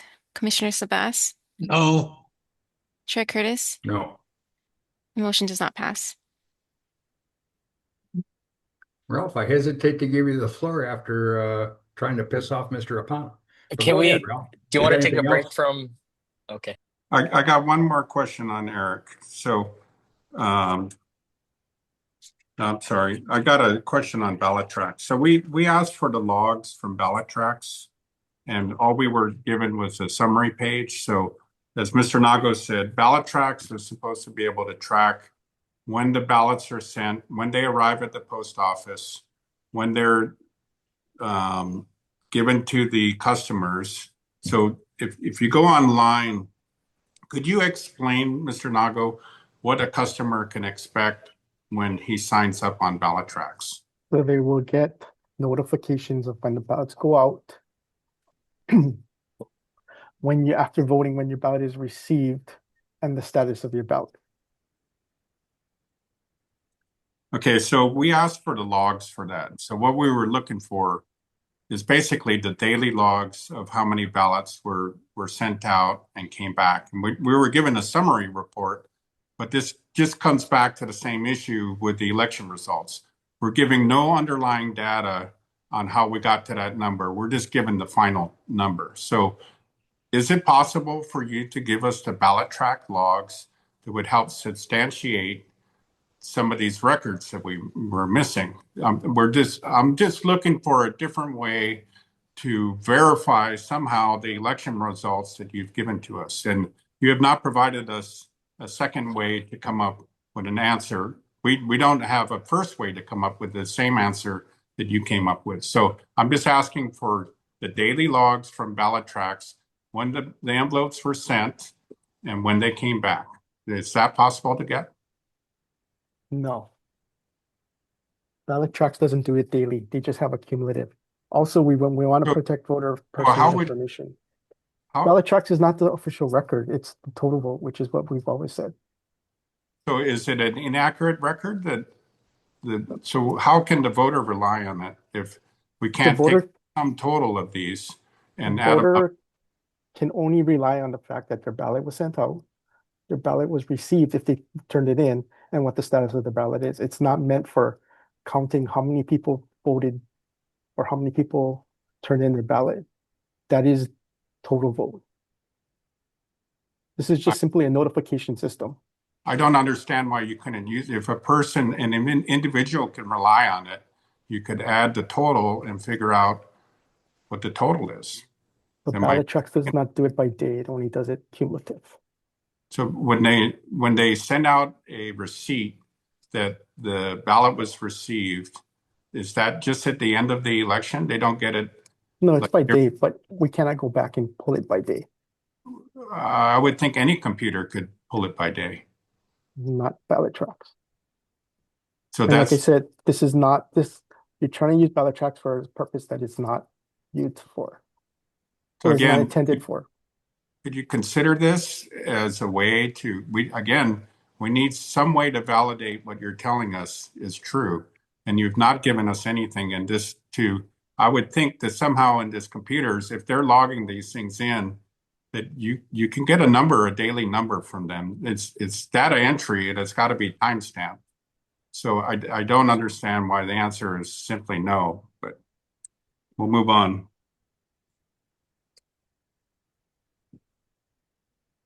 That's all I have for this topic. Mr. Apana, do you have something? No. I believe Chair Curtis dropped from the call. You are Mr. Apana. Can I go then since he's not around? You guys okay? Sure. Yeah. I just wanted to tell Commissioner Kushney, you have requests of things that we should look in the future. Send it to the pig. It's all about us. And we're going to try and incorporate, because the question you asked is the same question I had. Is there a way that we know day to day what the counties is doing and send it to one collection? I mean, do you do it at midnight and tally it up and send it to the commission, which is us, or might be the next generation? These are the things that I'm looking at putting in our report to have the state election office do on behalf of the commission so that we can do our job. So instead of asking him, ask the pig, please put this in the report. It's something that's important. I would love to speak with you on the side. So could you send me your contact? You just said it was illegal for us to talk to each other. No, So we can't. Two people You accused me No. just before the break, and I got offended, but I didn't want to say anything. No, two people can talk to each other in the commission. Just send your comments to the pig, and we'll, Dylan is our chief man right now. He's our like a coordinator, a quarterback. and I'm sure he won't let it fall through the cracks. I mean, Well, and that goes for all commissioners. If we can work as a team and send one game plan to the state election office instead of all of us telling what we like, and now they're going to get overwhelmed because which commissioner should I service? Let's do it as a team. That's why we're here. That's just my thoughts, and I'll get off my high horse and take off my hand. Thank you. So two commissioners can talk, and if you would send me your contact, I'd love to discuss this with you. Okay. I think we're still without a chair. But I'd like to ask some questions from you, Scott. If the rest of the commission is okay with that. Yes. Being that Eric is in your report, I just had some Obviously, we are enrolled in Eric now. I was one of the dissenting voices against enrolling in Eric. I did take issue with you continuing to pursue the legislature to enroll in Eric despite the commission recommending not. So I'd like to take this time just to ask some questions now that we're actually enrolled. My first question deals with auditability, and I want to know, like, can Hawaii independently audit and reproduce, Eric's voter matching results using raw data alone, or are we just relying on Eric's proprietary algorithm? So Eric does not remove voters. Eric alerts you that a voter potentially may have moved to another jurisdiction. It's up to the clerk to go and follow up to make sure and come up with certainty that that is the voter that Eric will tell you it is. So Eric doesn't just remove a voter, but prior to not being in Eric, we would have no way of knowing somebody moved to a different jurisdiction. Right, I understand that. Okay, so in other words, we don't have a way to independently audit and reproduce Eric's voter matching results. We just depend on the way that Eric does it. We're blind to that. But we don't just remove the voter because Eric said to. We still have to do our follow-up. I understand that. And follow the National Voter Registration Act. Okay, yeah, my issue is just relying on a algorithm that we don't have a way to independently audit, is what I'm saying. Outside of, okay, now we're going to go match what they say. We're not producing that on our own. My second question is, do you know what Eric's documented false positive rate for voter matches are? And are there times where someone's identified or flagged as not eligible, but they are eligible? Yeah, so what Eric will do is it will flag a voter as, for example, moved to the mainland. The clerk would still have to do the follow-up by sending a portable piece of mail to that voter, which would start the process of making them. We would just start the two general election process.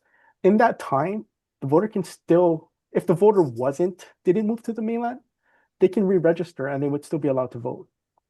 Sure. No, yes, I was asking, do you know what that rate is of those occurrences that take place? I don't believe it's a big rate, but I don't know the exact number. But Okay, like I said, I think there is a safeguard in place where we still would have to send the mailing and the voter would still have to affirm, or two elections. So for me, that was one of my issues with enrolling with Eric. I kept asking, what is that quantifiable error rate? Because that's important for us to know. Otherwise, we can't justify any downstream action from that. We should know what that rate looks like. I've just got two more questions here, Chair. My third one is, if Eric, like you just said, there's times where there's improper voter removal or voter whatever that happens, do we as the state bear the legal liability for that, or is it Eric? No, it would be the state, because the state would initiate the removal process. Okay, so we absorb all that. But there's not a liability because we would have to follow the National Voter Registration Act, which says you got to send a affordable piece of mail. The voter can re-register off of that. If they don't act, and you still can't remove them until two general elections pass. So they're still going to be on the rolls, but they'll be inactive for two general elections before you finally remove them. Okay, that's all my questions. Thanks, Chair. Yes, Chair, I'd like to be recognized. Just a minute. I think Kauai is having some internet issues. Lindsay, are you there? Yes. I think Lindsay was frozen. Ralph was frozen previously, and I'm on my phone hotspot. I think Hawaiian Telecom's having issues. Okay. Ralph, go ahead. Oh, Lindsay, you're back? Okay. Yeah, I got a question for Scott. Are you on the board of directors at Eric? Yes. Is that a conflict? Conflict with I mean, is this a paid position? no. So you're on the board of directors with Eric. Yes. All election officials from the member states are on the board.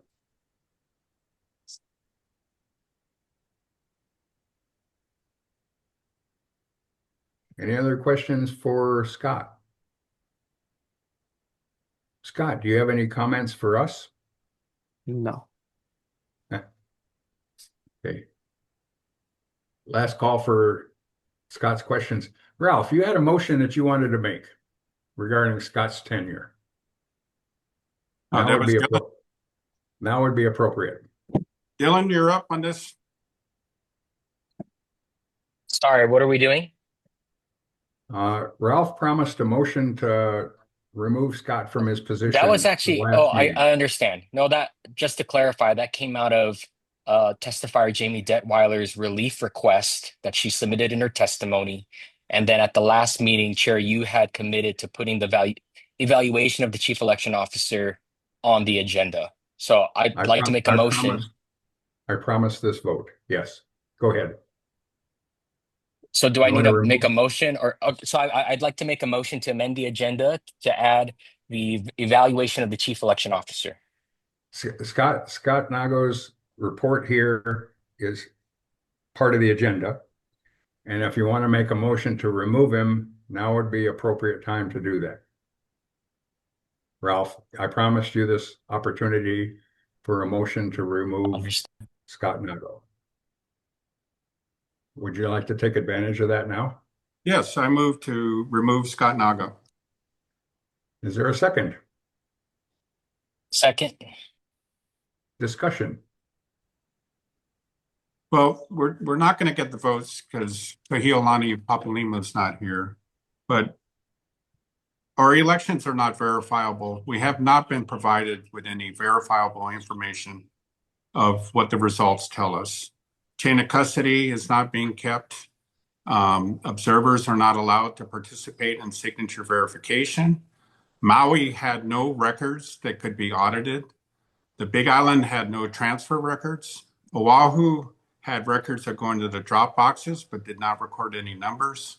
And the chain of custody documentation that the counties did keep don't jive with the official election results. So certifying the election under 11155 requires the chief elections officer to tally all of these logs. And he didn't admit until March 17th that Maui didn't even have records.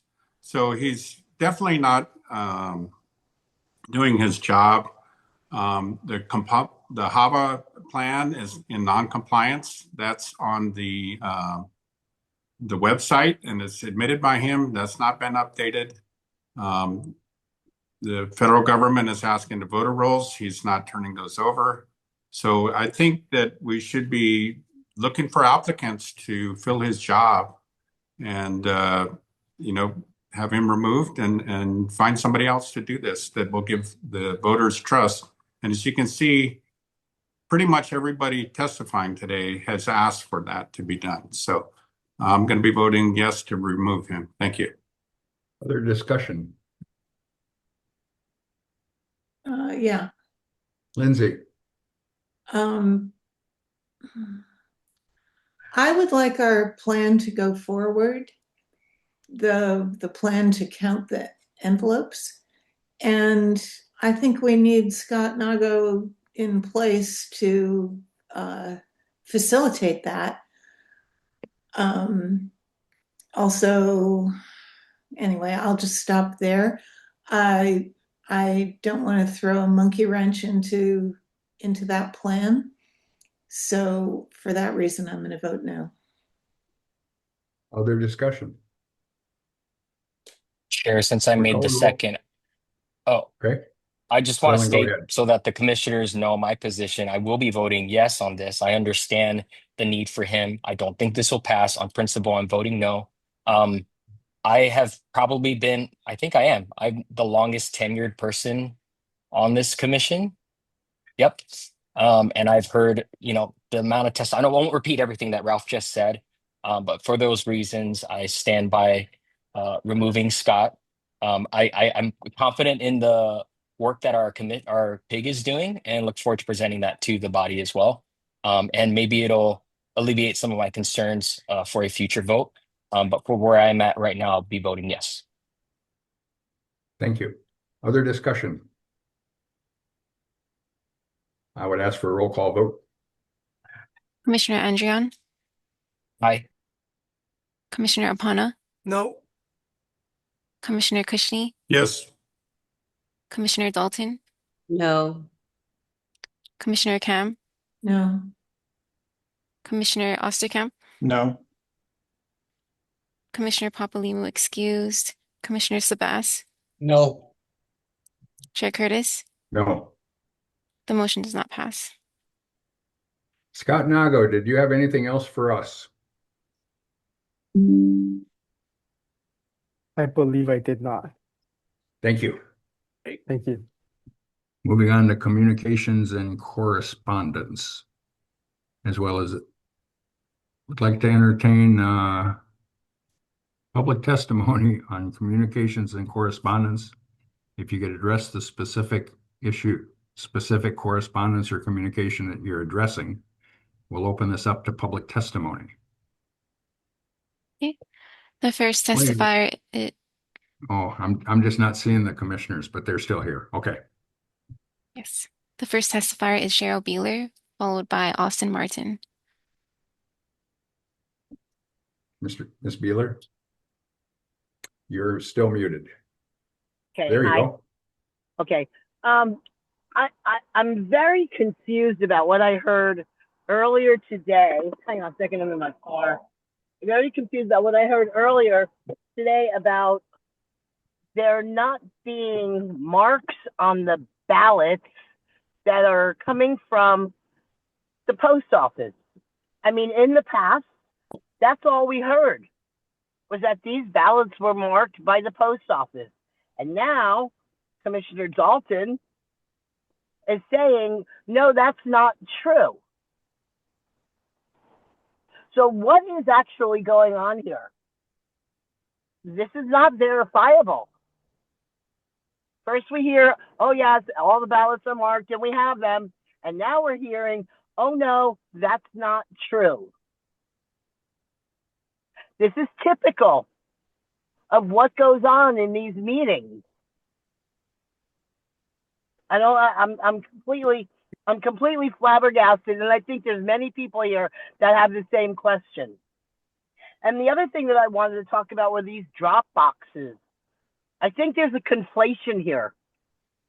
The drop boxes that are in front of the state buildings are very different than the drop boxes that are in the parks and the parking lots and all of these other nefarious places. Because who actually picks up those ballots? Is there an Office of an Elections person there to verify and put that safety lock on that Scott talks about? Do we know where they go? Who follows them? Who is in there? Because what I was told previously when I asked about this was, well, that's the city and county, and nobody's allowed to drive with them. So if somebody can explain to me these two things, I would really probably have a little more satisfaction in what I'm hearing here, because what's happening at the state buildings and what's happening in the parks are very, very different. And that is where the ballot stuffing comes in. Not at the state buildings, but at the ballot boxes that are in the parking lots. So why is the city and county running that? And who authorized that to happen? That needs to stop. If we're doing mail-in ballots because it's so convenient, then mail your ballot in. Don't go to the drop boxes.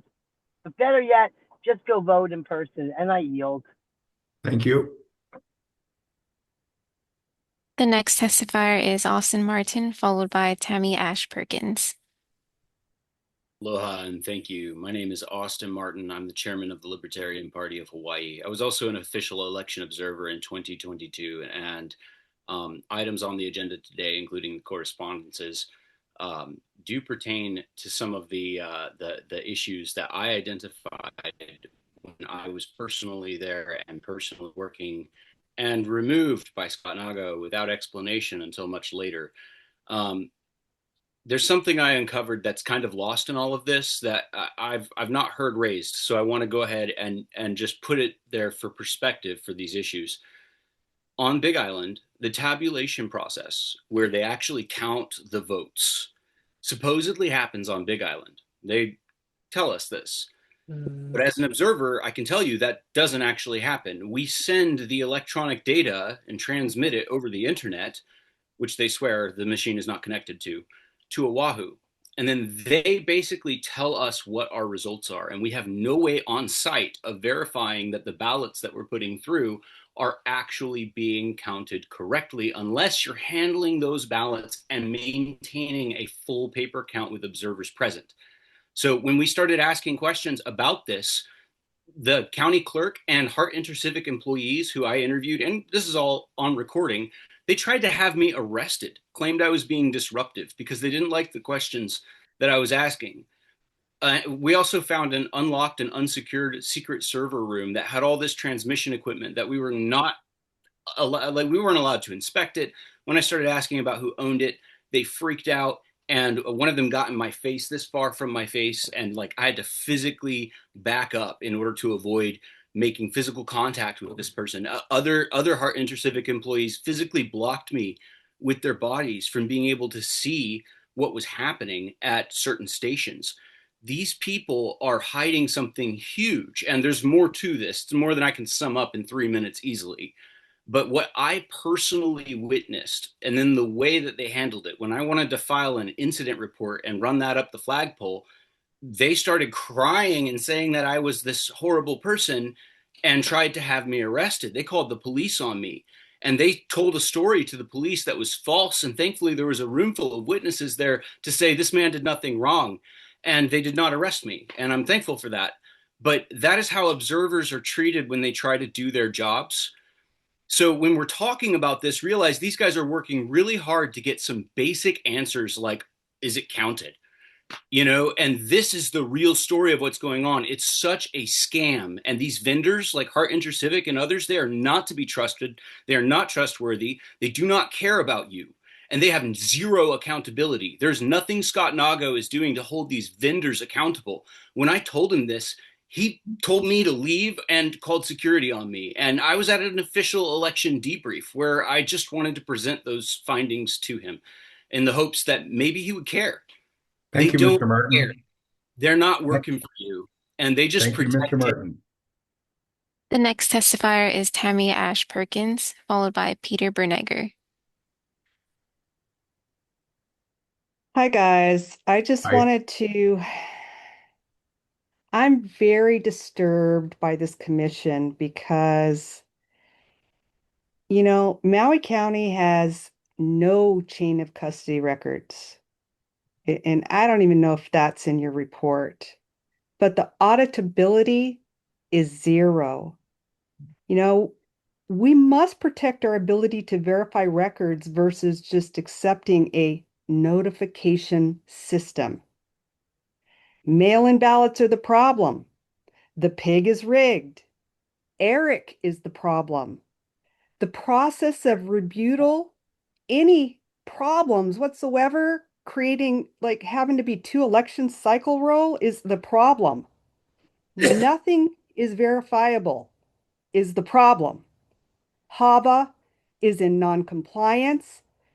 All of this is failure of Scott Nago, but this committee, for some reason, refuses to fix the problem. Why? You have to ask why. I have to ask why. It's not, you've heard testimony after testimony after testimony, listening to the people, but then when you get down to a vote, nothing happens. You know, Ralph Cushney is right. We have identified the problem. Failure of Scott Nago is the problem. Why are you protecting him? I don't understand that. I yield. You. The next testifier is Peter Bernegger, followed by Jen. Hello, I want to make a complaint here to the commission. I filed a complaint, written complaint 7 days ago, and it's not on the agenda. I do have a confirmed receipt that you received it, so I don't understand why the complaint isn't on. What it's about is the state of Hawaii is not in compliance with HAVA for many reasons. The main one is they don't have a state implementation plan. And that is mandatory if you accept HAVA money. In my complaint, which I've copied to the Harmeet Dillon at the US DOJ, it's mandatory that the state of Hawaii pay back $30 million. So is that a reason why my complaint was on the agenda today? I'm asking that question to the commission. And something that's very troublesome from this new commissioner, Barbara, Let's keep it to issues. No, this is to the issue. This is UPS form number 3582. I have one here, if you can see it on the screen or not, that you can obtain from the Postal Service. I've obtained them. It provides you here's the form. There's a paper form and an electronic form from the Postal Service. It provides you with the exact count of the business reply mail, and they have to keep that record on file for 3 years. I already submitted 2 FOIA requests to the U.S. Postal Service for the state of Hawaii for the November 5th, 2024 election. So those records are coming to me soon enough, and we're going to get to the bottom of this. But I'm asking Commissioner Michael Curtis why my complaint is not on the agenda. And one last comment. I've also filed a state lawsuit for public records that the Scott Nago and the Office of Election have not provided to me yet, along with some of the counties. So that lawsuit has been served and we'll be getting an answer. I also amended my federal complaint today, and that's in play too for, again, HAVA violations. When you're out of compliance with HAVA, it's mandatory the state pays back the money. So that's what we'll be pursuing. And right now, the total is $30 million that due to Scott Nago and the State Office of Elections, your state owes the federal government $30 million. It's in my complaint. I yield. Thank you. Peter? The next testifier is Jen, followed by Chris Neff. Hi, can you hear me? Sound Yes, check? ma'am. Okay, cool. So there a few things came up in these correspondences, as well as like as it pertains to what you guys were talking about earlier. You know, the problem is that there are no observers along these different parts of the chain of custody, and I believe Commissioner Apana said it great. Like, I just want to kind of quote him here. He said, you know, the entire point of this, he said, is to get to the bottom of this, these 19,000 ballots that there's no way to verify. And so that's why we're going to do this count. And he said, you know, it's at this point, it's he said, she said. Well, that is the entire point, if you want to put it, you know, in a nutshell, is that we can't rely on he said, she said. We have to have a verifiable chain of custody throughout the entire process, so it never comes to he said, she said. This whole entire thing starts with the ordering of ballots and tracking them all the way through the lifespan and where they go. And it says here in this Hawaii Code 3-177-453 that the clerk shall maintain a complete and current count of all Mark Sims ballots issued, spoiled, received in their counties. All the accounting of these ballots from their very birth to when they were done with the election. And that rule, it's a Hawaii administrative rule, it pertains to a statute, HR 11-98. So this is election law. And here we're talking about these election laws. They're not being followed. I mean, it's not just a guideline. There's election laws to safeguard the vote by mail, right? So when the legislation passed in accordance with election law, there are these requirements that must be put in place, and it's not an option, you know. So everything else is just like a lot of gaslighting. You know, you have to follow the election law so that we all can be secured and sure that our votes are counting. And we're not sure at all. We have no way of knowing that our votes get thrown in the trash and that new votes are inserted. And that's the entire point of this like clown show that we've been witnessing for the last year. All right, I'm done. Thank you so much. Thank you, Janice. The next testifier is Chris Neff, followed by Jarek Medeiros. I Mr. Neff. submitted a formal written comment on the letter response that the commission received from the state auditor. And quite honestly, the tone of his letter disgusts me, having been involved in 25 years of audit, inspection, investigation for the federal government. I was involved in helping to implement the Federal Managers Integrity Act, which included two elements: internal controls program and management control review. The things that we have been talking about today is the importance of an audit, and the audit needs to take place at all levels. So I want to spend the remainder of my time talking specifically about the importance of audits and reviews at multiple levels. Most of us understand that elections have consequences. All you have to do is look at what's going on in Minnesota, California, and New York City. We have to be concerned about the validity and the quality of the people that we elect. I served when I was working in financial management community. I served on both the Secretary of the Navy's office as well as every level with the Navy, from the department all the way down to shipboard. And in every case, we looked at auditing and inspecting and reviewing the information that was readily available. I want to talk specifically about 1979, when I had a personal experience as a supply department head on a ship in Subic Bay. I received a phone call from a colleague who said, "We just got notification that somebody in our organization bought tax-free cigarettes in town, and there are only 3 ships in port right now that sell tax-free cigarettes." Just for those of you that don't know, tax-free cigarettes can't be sold within the territorial limits, only in international waters. So I called my assistant up and I said, "Can you find out whether or not our people were involved in selling tax-free cigarettes?" He came back and said, "Not us." Well, I didn't like the answer. I didn't feel good about it. And 3 days later, we were getting ready to leave Subic Bay and go to Sydney, Australia. So I said, "We are going to conduct a surprise audit.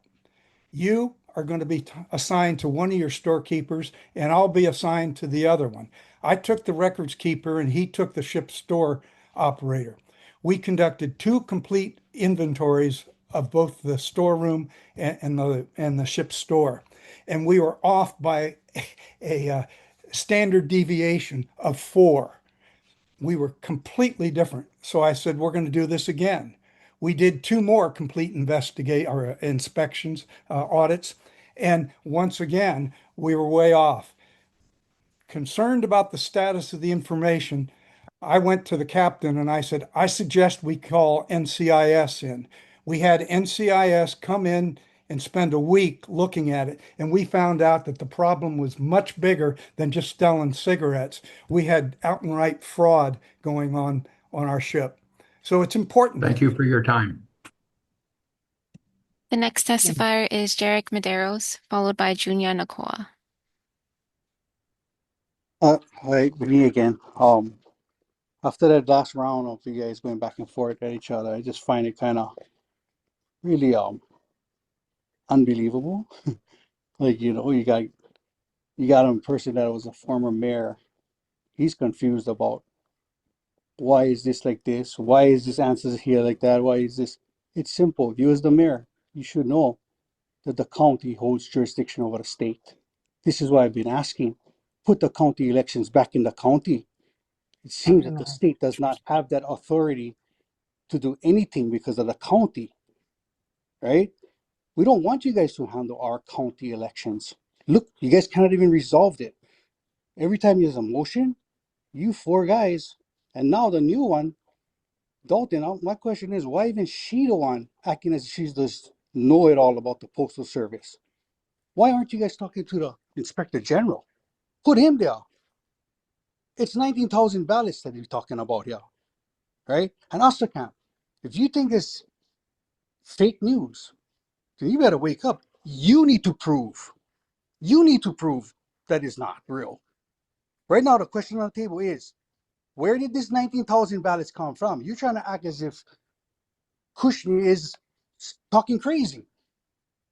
It's you that is crazy to act as if the voters no matter. Don't speak on behalf of me, because I heard you say, I'm sure that the voters here that is on this meeting is concerned about. Don't worry what we're concerned about. We're concerned about you. The one guy that is always voting against the motions that needs to be done, right? This commission, look who we have on it. We have 4 people that does not qualify to be there. People that has part in the community as public servants, right? The mayor shouldn't be there on a commission. He should never be part of a commission. That's corruption. This lawyer, he's trying to go around the lawyers that's there for you guys, right? That's his job. His job is to go around and look for loopholes. So everything he's going to do is make it sound like Kushner is crazy. And for this group of people that is going to be counting ballots, hey, we don't want nobody like the Women's League to take part in it. Man, I got a bunch of people that's waiting to go if you guys need that kind of help. People that don't let cheating go by. I mean, hey, this women's group, how much time did they testify on this commission? And every time they did, they was in favor of the 4 guys and the Democratic Party of what they've been doing. In fact, they've been probably paid to come on this thing and talk what they talk about and how this system is great. The problem is our votes are being contaminated. It's not being counted right. It's not even being transferred. It's chain of custody is not even being held. And it's by law that it needs to have chain of custody. I'm glad that guy does previous caller suing everybody, man. Thank you, Mr. Medeiros. Yeah. The next testifier is Junior Nakoa, followed by Keone. Aloha, you can hear me? Aloha. Okay. Oh well.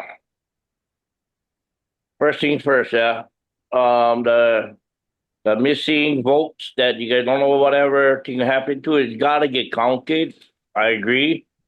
But we don't need Scott Nago in that same position for help us get that thing counted. Okay? Because he was the problem. He's the problem. He's part of the problem. Okay? Why are we going to get somebody who's part of the problem to help count the damn thing? And us guys, the one who's out here who depending on this investigation to be content with whatever comes out of there. I lucky get the cam lady doing them. You know, she McLean. But I mean, my brother just to say before me, she go get some guys like us who really care. Okay, and really care. And I'll go, I go fly in Big Island. I'll go over there, and if I can handle the payment, I'll do it. I'll handle it because it's gonna benefit the people of Hawaii. But if the mugger is crazy expensive, of course I'm gonna come and get you guys, gonna get some money from you guys. But at least I know I get family that can help take care of me over there. Okay, I'll get it done. Okay, and the whole thing about the county getting the voting back to the county, 100% agree with that. Okay, because I'm gonna tell you guys right now, our county clerks here on Maui is overpaid clerks. Okay, there's 2 lawyers. They're 2 lawyers. They used to be our Lakai, our county council for Lakai, yeah, on the county council lawyers before. But now they don't want who they counting our votes. And again, how I going to hold her accountable when I was challenging her and the planning commission here on Maui about one house that was illegally built, and I proved myself right. Yeah, and these two lawyers, I mean, bust them up inside, you know what I mean, the legal thing. Now they're running away. So you guys over here on this commission, you guys supposed to make it where me as a Kanaka, and then as Papa, a brand new Papa, could have the confidence that my grandson gonna be able to vote with the solidness of the thing gonna get counted. So put it back inside the claim. Come on, give my number 808-796-6421. Call me up. I can do any pig, whatever you guys like. I work them hard on it. I don't play around. I don't play around. Okay, peace out. The next testifier is Keone, followed by Jamie Detweiler.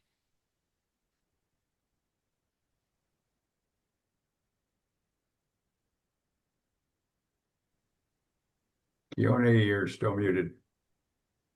You're coming and going. I see it clicking, but you click back. Keone going once. It goes in and out, Keone, but it doesn't stay there. You're still muted. Keone once. Keone twice. We can come back to Keone. Okay. The next testifier is Jamie Detweiler, followed by Tara Malia. Aloha, Aloha. Jamie Detweiler again. Chair, I'd like to speak to specifically the correspondence dated December 30th, 2025 from the State Auditor Kondo. I have to be honest, upon review of the letter initially, I was really discouraged.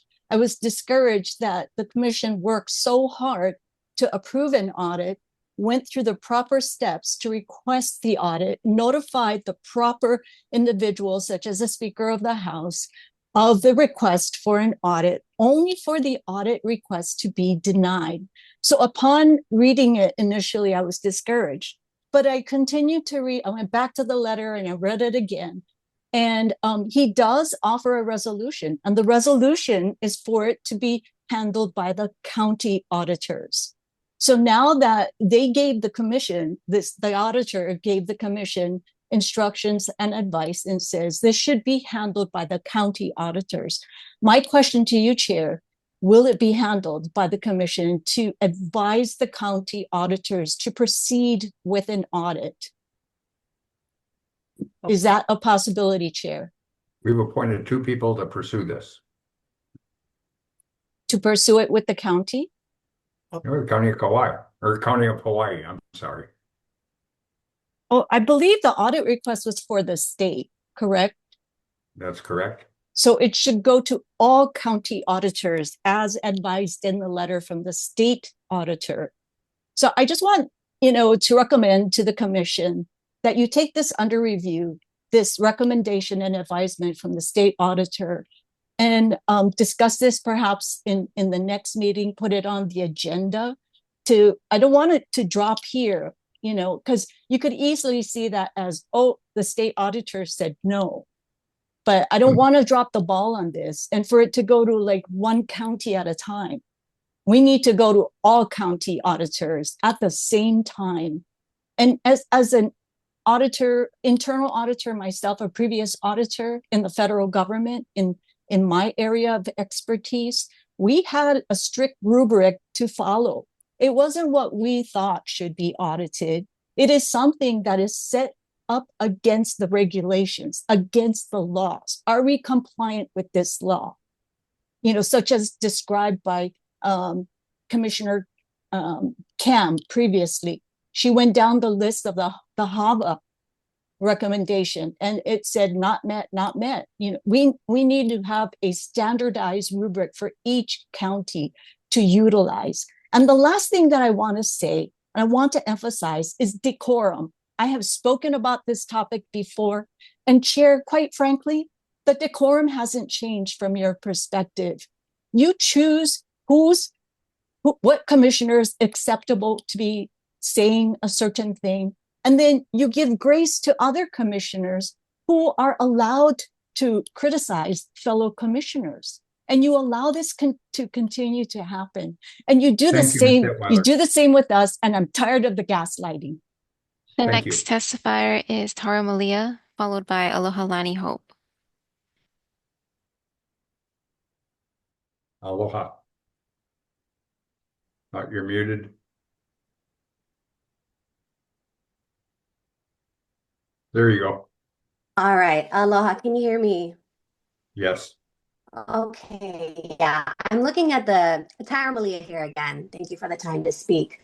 I'm looking at the same exact letter dated December 30th, 2025. And I just wanted to read it verbatim because if we learned anything, the past 3 hours of deliberation was, even though the majority of we the people testified to remove Scott Nago, once again, we're going right back to expectation of Scott Nago now introducing Eric as a way for him to audit himself when the removal wasn't even honored to begin with. And we're actually back at going down a train of thought and more wasted time when we, the people, have spoken. The majority of the people have spoken. And in regards to what Ms. Detweiler just said, it does say in this email here, please be aware that generally my office does not audit the performance of county departments or other activities. Each county has its own auditor. And she goes on about a separate conversation that she had with Commissioner Ralph Cushney and Lizzie Kam regarding their PIG report. Yet instead of honoring that, the vote went towards, for some reason, Scott Nago being important in the auditing situation that's going to be moving forward. And we're going to find ourselves right back here at the same email that specifically says he is not needed at the county level. The county auditors can perform their own duties without Scott Nago, right? He already in the Ninth Circuit Court has said it's not even his responsibility. So if it's not his responsibility, let's make that not his responsibility anymore indefinitely. Like, enough is enough. And another thing is, we're being told, trust the mail-in ballots, yet here we are being told by an expert commissioner who used to be in the Postal Service, Ms. Barbara Dalton, that, well, there aren't always stamps on these envelopes, so they're unverifiable. But yet we're wanting to trust mass mail-in ballots for unverifiable, like it just doesn't make sense. None of this is adding up. And I would just like to really just say, if we're not going to be lawful and we're going to be offended by the law, I just want to state in communication, when Mr. Cushney said illegal aliens, if you're offended by the law, it shows, because USC 1101A3 defines alien in a legal term as anyone not a citizen or a national. USC 1182 and 1227 says it's governed inadmissibly and removable by aliens based on unlawful presence. Illegal alien is not in reference to something to be offended about if you do know the law. And that just points once again to, we have commissioners and we have Scott Nago, we have people on this commission that are just not able to be lawful at all. Thank you. Across the board. Thank Mahalo you. for the time to speak. Thank you for speaking. The next testifier is Aloha Lani Hope, followed by Keone.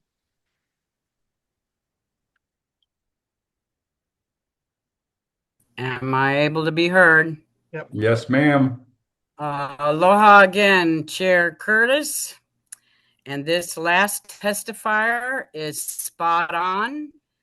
Why are you listening to Barbara Dalton of 10 years ago, kind of Kuleana, where you need the real deal, the postmaster in Hilo at the Hilo post office, who is responsible for these 19 grand?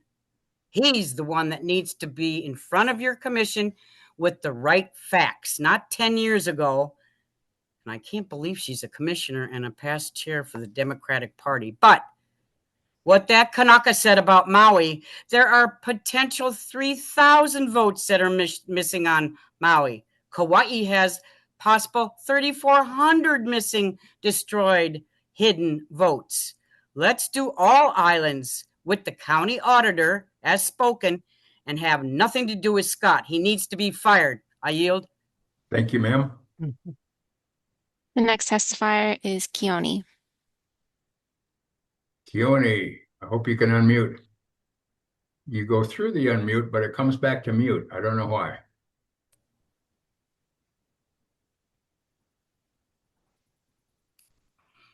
Keone once, Keone twice. Sorry, Keone. Can't hear you. Okay. The next testifier is Michelle Stefanik. Good afternoon, Hi, Michelle. can you hear me? I'm Yes, trying to ma'am. find. Oh, you're off now. You're Can you, muted. okay, can you see me now? There you Or go. can you hear me? Yep, gotcha. Okay. Yes, ma'am.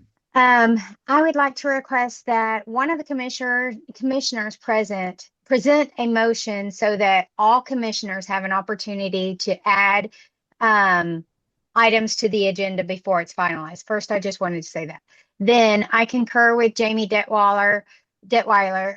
We do not need to drop the ball on the state auditor's response. I would like the commissioners to vote to either put it on the agenda for next time, or preferably y'all talk about it, discuss it, and vote to do it now during this meeting, since it's in response to this letter, to do exactly what he said. Put it back to all the counties and to do it to all of the counties instead of just one county.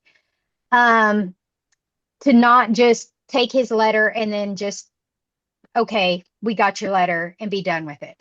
I also 100% agree with Tara Malia regarding Scott Nago and Eric. I'm disappointed that even though the commission voted to not go with Eric, the CEO went ahead and signed up for it anyway.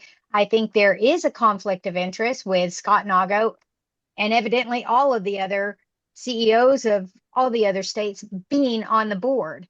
And why is it that only 23 states are on there? Is there a reason maybe other states are not on there? Anyway, Austin Martin is correct with his testimony, saying observers are not always allowed to watch everything. I was an observer also on Hawaii Island, and I was not allowed to watch what happened to ballot boxes. They were brought in to the Kona polling location. They were taken to a room and processed behind a closed door where only 2 people and no observers were allowed to watch. That does not have transparency. I understand that y'all were going to that y'all just voted to count all the ballots, and I think that's great. However, I did hear Commissioner Apana suggest earlier something that we've been asking for a long time. Let's have an outside investigation. We need that.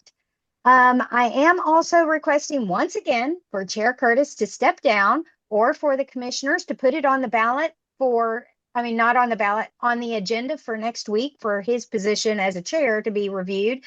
I don't want it this one because not all the commissioners are here, I think. And also I think there has to be, it's a major item. So I think it has to have proper notice. So if it's put on for the next one, then that would be great, because Chair Curtis, you are showing favoritism to some and not showing them to others, and your decorum is not right, and you're rushing through things. There was one motion that you said, oh, it was passed because no second agenda. Nobody seconded. You barely gave anybody an opportunity to respond. So anyway, with that, I would also, one last thing, like to know if my tax dollars are being spent, along with everybody else's tax dollars, are being spent for the attorneys for Chair Curtis and Scott Nago. Thank you. I yield. Thank you, Michelle. The next testifier is Shelby Billionaire. And he'll be the last one.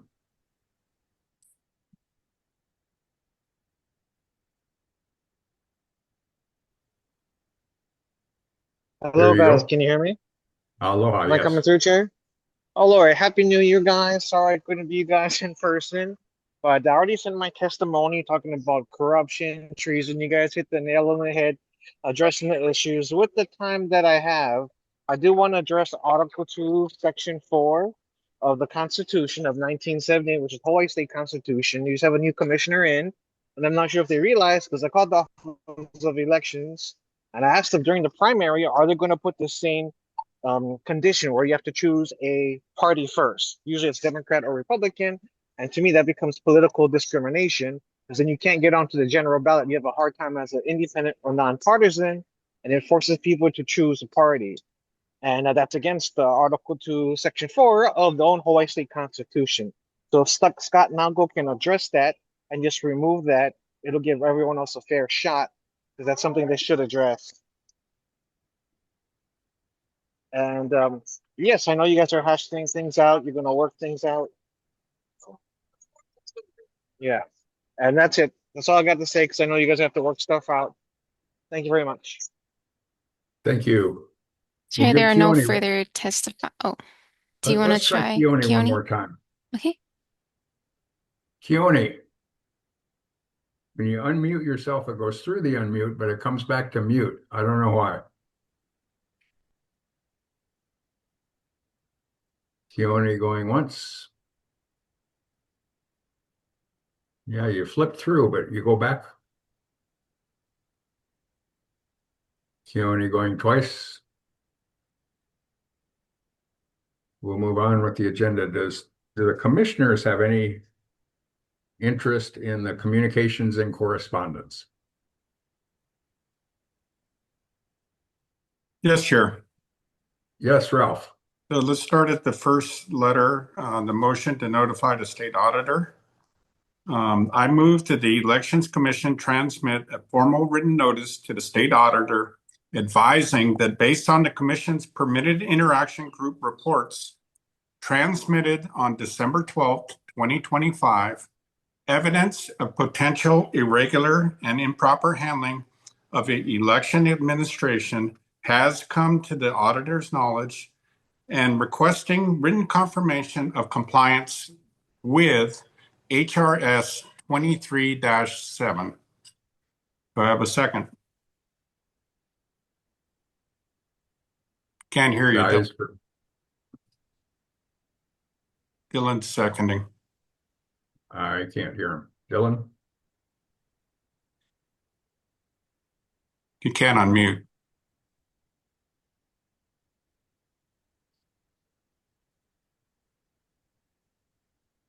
Can you guys see Dylan? I got low bandwidth. So I'm not seeing I can see everybody. him. Okay. Dylan, if you want to second that, give a thumbs up. Oh, I could hear you now. He did. What you got, Dylan? Is that a second? Can't hear you, Dylan. No, can't hear you. Put How's your your thumb up volume? in front of your face. Dylan seconded. We'll wait for Dylan.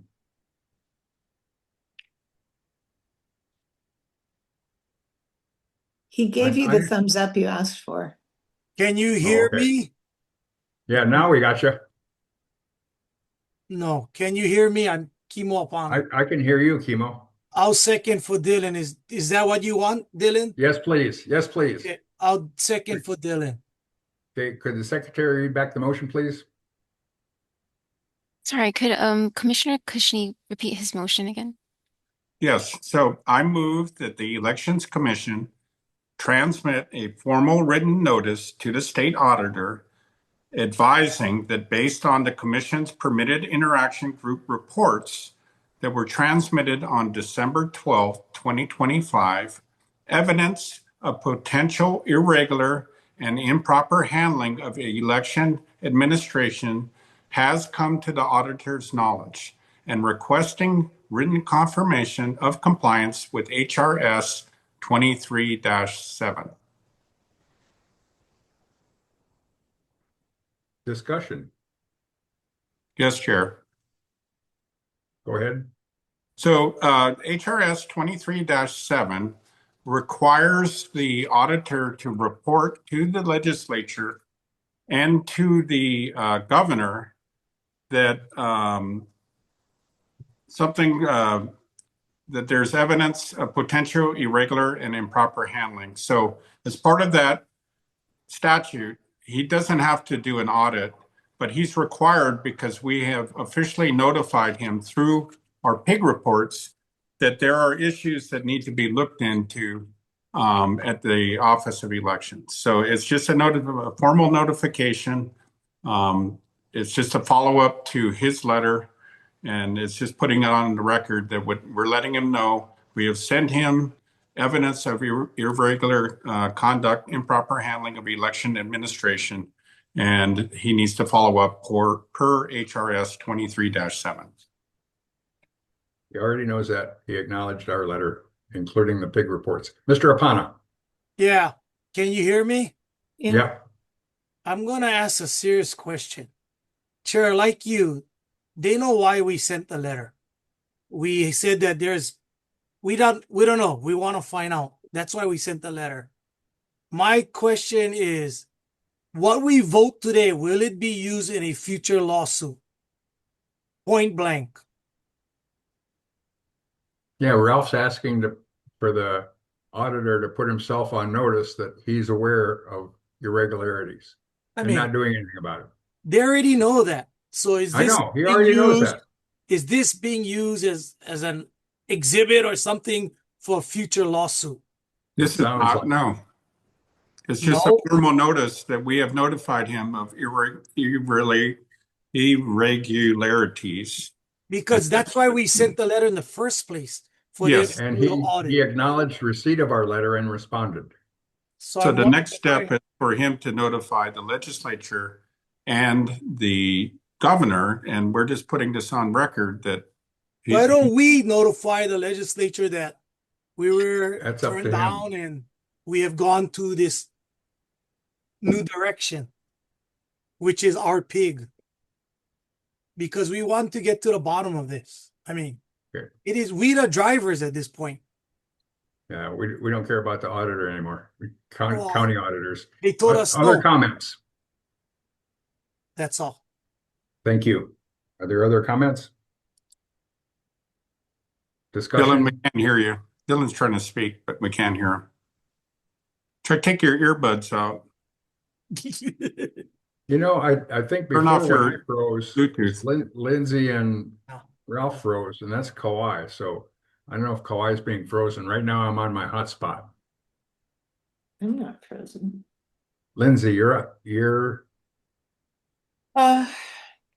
No. okay. Dylan, you had something you were trying to talk? Not Dylan, you look like you're frozen.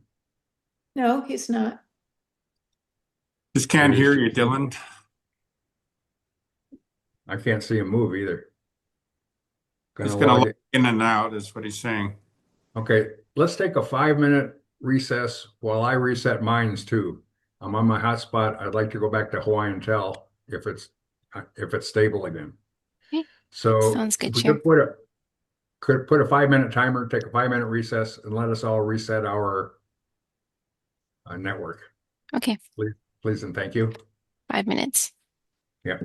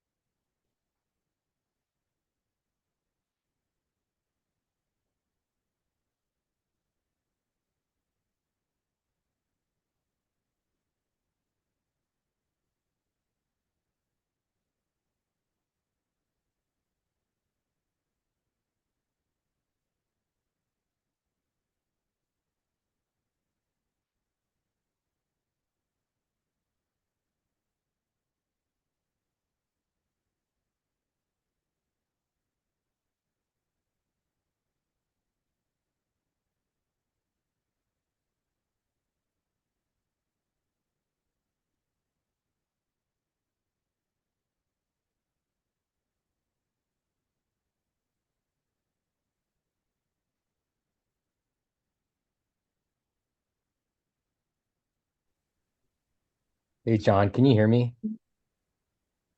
Commissioner Sabas? Yeah, you can. Yes. Hi, Dylan. Thanks.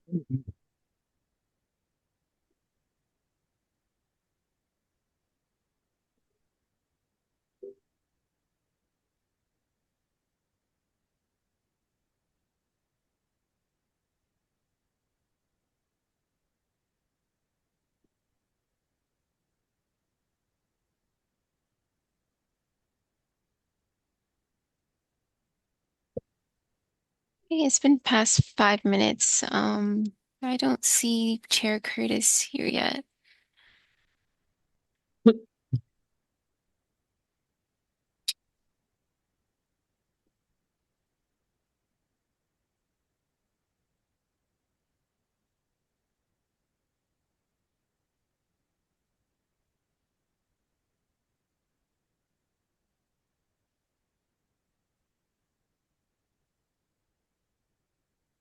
Okay, I'm back on my hotspot. Why until didn't work.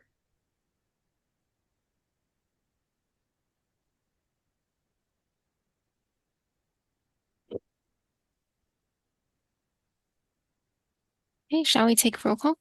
Chair Yes, Curtis? please. Commissioner Andrian? Here. Commissioner Apana? Here. Commissioner Kushney? Here. Commissioner Dalton? Here. Commissioner Kem? Here. Commissioner Osterkamp? Here. Commissioner Papalimou excused. Commissioner Sabas? Here. Chair Curtis? Here. Okay, we still have quorum. Thank you. Ralph, you were saying something when I interrupted.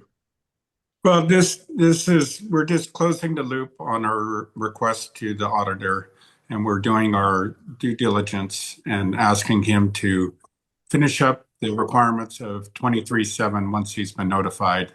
And that requirement is that he notifies the legislature and he notifies the governor that the Elections Commission notified him of issues. So we're just Thank you. closing the loop on this, doing our due diligence. Thank you. Other discussion? Would ask for a roll call. Chair. I'm sorry, Mr. Sabas. Go ahead. Yes. Jamie Detweiler, had a good suggestion, and she had some very good comments, I thought. And she pointed out, that according to Les Condo, the state auditor, that our concerns should really be placed with the county auditors instead. So I'd like to make a motion. But we're already in the middle of a motion. Yeah. So we can do that after this. All right, that's fine with me. Other discussion? Yeah, since I couldn't speak earlier, but you guys can hear me now. Yeah. It sounds I like can this is hear just you. a procedural thing. We're responding to the state auditor saying thank you for his response and asking him to please follow through with 23-7 by notifying the legislature and the governor via his office. Is that correct? Yes. Okay, so be it. Would ask for a roll call. Okay, Commissioner Andrian? Yes. Commissioner Apana? Mr. Apano, you're still muted. Mr. Apano, we can see you, can't hear you. How We about can't- no? Okay, thank you. Commissioner Kushney? Yes. Commissioner Dalton? No. Commissioner Cam? Yes.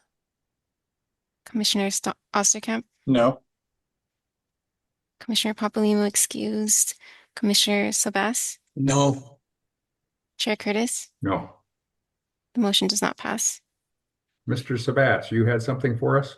Yes, I'd like to propose a motion that we send a letter to the different county auditors, the auditors for Honolulu County, Maui County, Hawaii County, and Kauai County, and suggest that they do an audit of the 2024 general election as recommended by State Auditor Les Kondo. There a second? Second. Discussion. Yeah. Mr. Apana? Mr. Chair, let me see. Am I muted? No, I can hear you. Okay. Mr. Chair, I'll be supporting this because these are one of the chairmen of our PIG. And that's if that's what they need to do their job that we asked them to do, so be it. We need to give them all the tools they need to do their job. Right. So I'll be supporting it. State auditor's recommendation. Anybody else? Would ask for a roll call then. Commissioner Andreon, Aye. Commissioner Apana, Yes. Commissioner Kushni, Yes. Commissioner Dalton, No. Commissioner Kam, Yes. Commissioner Osterkamp, No. Commissioner Papalimu excused, Commissioner Sabas, Yes. Chair Curtis. Yes. The motion passes. Is there any other discussion on communications and correspondence? Yes, Chair. Yes, Ralph. Okay, so our letter to the post office. I think everybody is thoroughly confused with whether these ballots came through the mail and there's no receipts, but we know that we don't have clarity on the whole post office issue.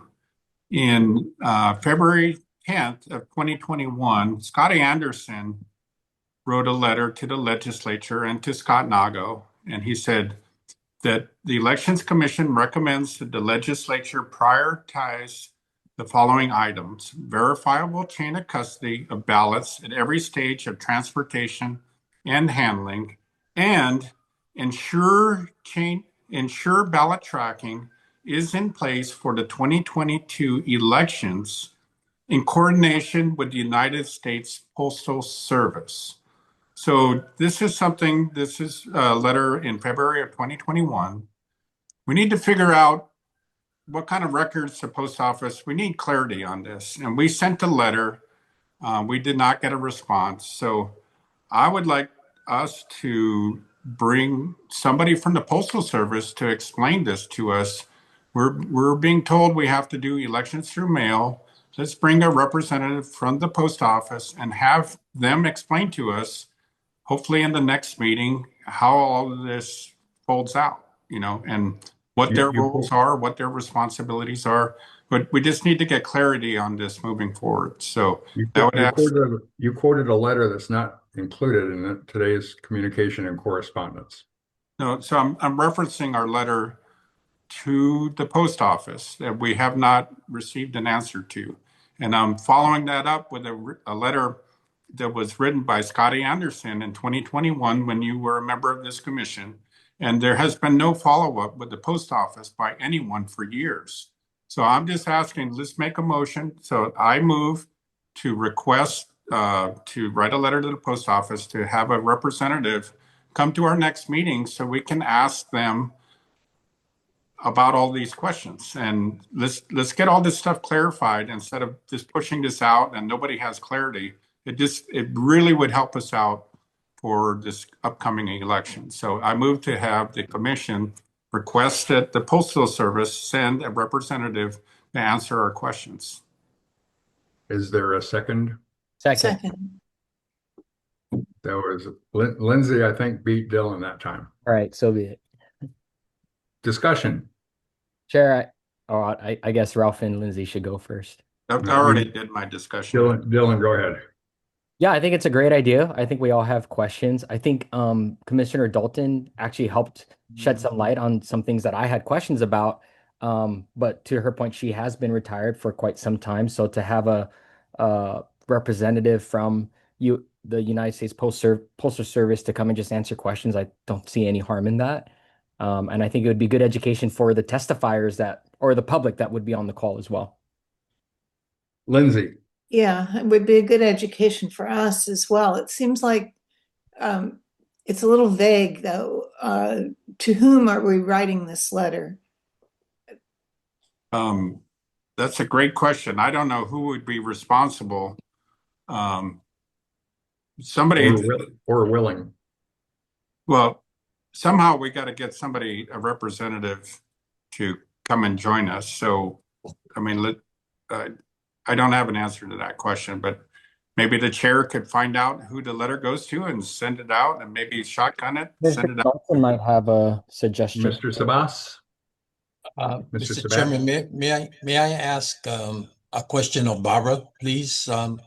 I'd like to hear from her as to the validity and the practicalness of us doing this, giving her experience with the Postal Service. May I? Barbara, there you go. The individual that, at least from my past experience, that would be has the most expertise is a longtime window clerk and sometimes supervisor in Kailua Kona, Paul Teixeira. He can explain all the details of how business reply mail functions, which I guess my explanation didn't quite cut it. There was a letter sent to the Postal Service Office of the Inspector General or something. Is that the letter you're talking about? Mm-hmm. Yeah. Yeah. There's a little bit of confusion there because the United States Postal Service does have a law enforcement entity called the Postal Inspection Service. They, however, do not respond to inquiries unless the loss to the post office is upwards of $50,000. So it's not surprising that you wouldn't have gotten a response. And from my many years of experience in the post office, your best bet is always to approach, bring your concerns at the most local level as possible. And since the business reply account in question here is held at the Hilo post office, then I would start there. However, Paul Teixeira is, even though he doesn't work in Hilo, he really has considerable expertise in all this stuff. He's been doing it for decades. Let's send it to the postmaster in Hilo. That would be great. And the other thing too is, everybody in the post office is overworked. Since Christmas is behind us, there's a better chance of getting a response. And certainly as a Big Island commissioner, I'm happy to go into the Hilo post office and talk to them. But I want to make sure, everybody's okay with that. So we're inviting looking at you, Raul. Yeah, let's get them on. Let's have them join via Lindsay, Zoom. you're up. I wanted to respond to that and say yes. A personal request from a known person to a known person is much better than flying a letter out to an unknown official. So yes, if Barbara is willing, I would vote for that. Timo, you got your hand up.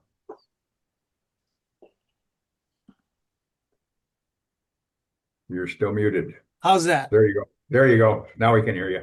2 questions. First, you guys reference a Scott somebody. Who is that? I don't know. Who's the past chair of the commission? Okay. Scotty So Anderson. it came from the commission. Okay. And the second thing, I just want to say that if we're going to invite a federal employee or anybody, we should give them at least the parameters, what we're interested in, so that they can prepare themselves, so that we don't waste a lot of time, their time in it, as well as ours. So if we could kind of tell them what we're looking at. Barbara. That's all, Chair. I just have Thank a you. question for Chemo. Are you related to Sheila Apana? Ah, that's my cousin. Yeah, because she's still the postmaster of Kahului. No, she's Did she retire? she's the Western region something. Even better. Oh, She good for does her. all the UPS, Amazon contracts, and she Okay. does Guam and all over. Little All bigger than out- Kahului. She does all that out of Maui, or did she move? Out of So Maui. if this Right, thank passes, you. we can Sorry ask for that Barbara to digression. deliver it. Yeah, I think that would be good. Could you read the motion again, please, Madam Secretary? Yes, sure. A motion to have the Elections Commission request that the Postal Service send a representative to answer the commissioner's questions. There further discussion? And it sounds like we're saying we're all in agreement that it would be good for Barbara to make that request on our behalf. If this passes, then we'll ask Barbara to request If she's Mr. Teixeira presence.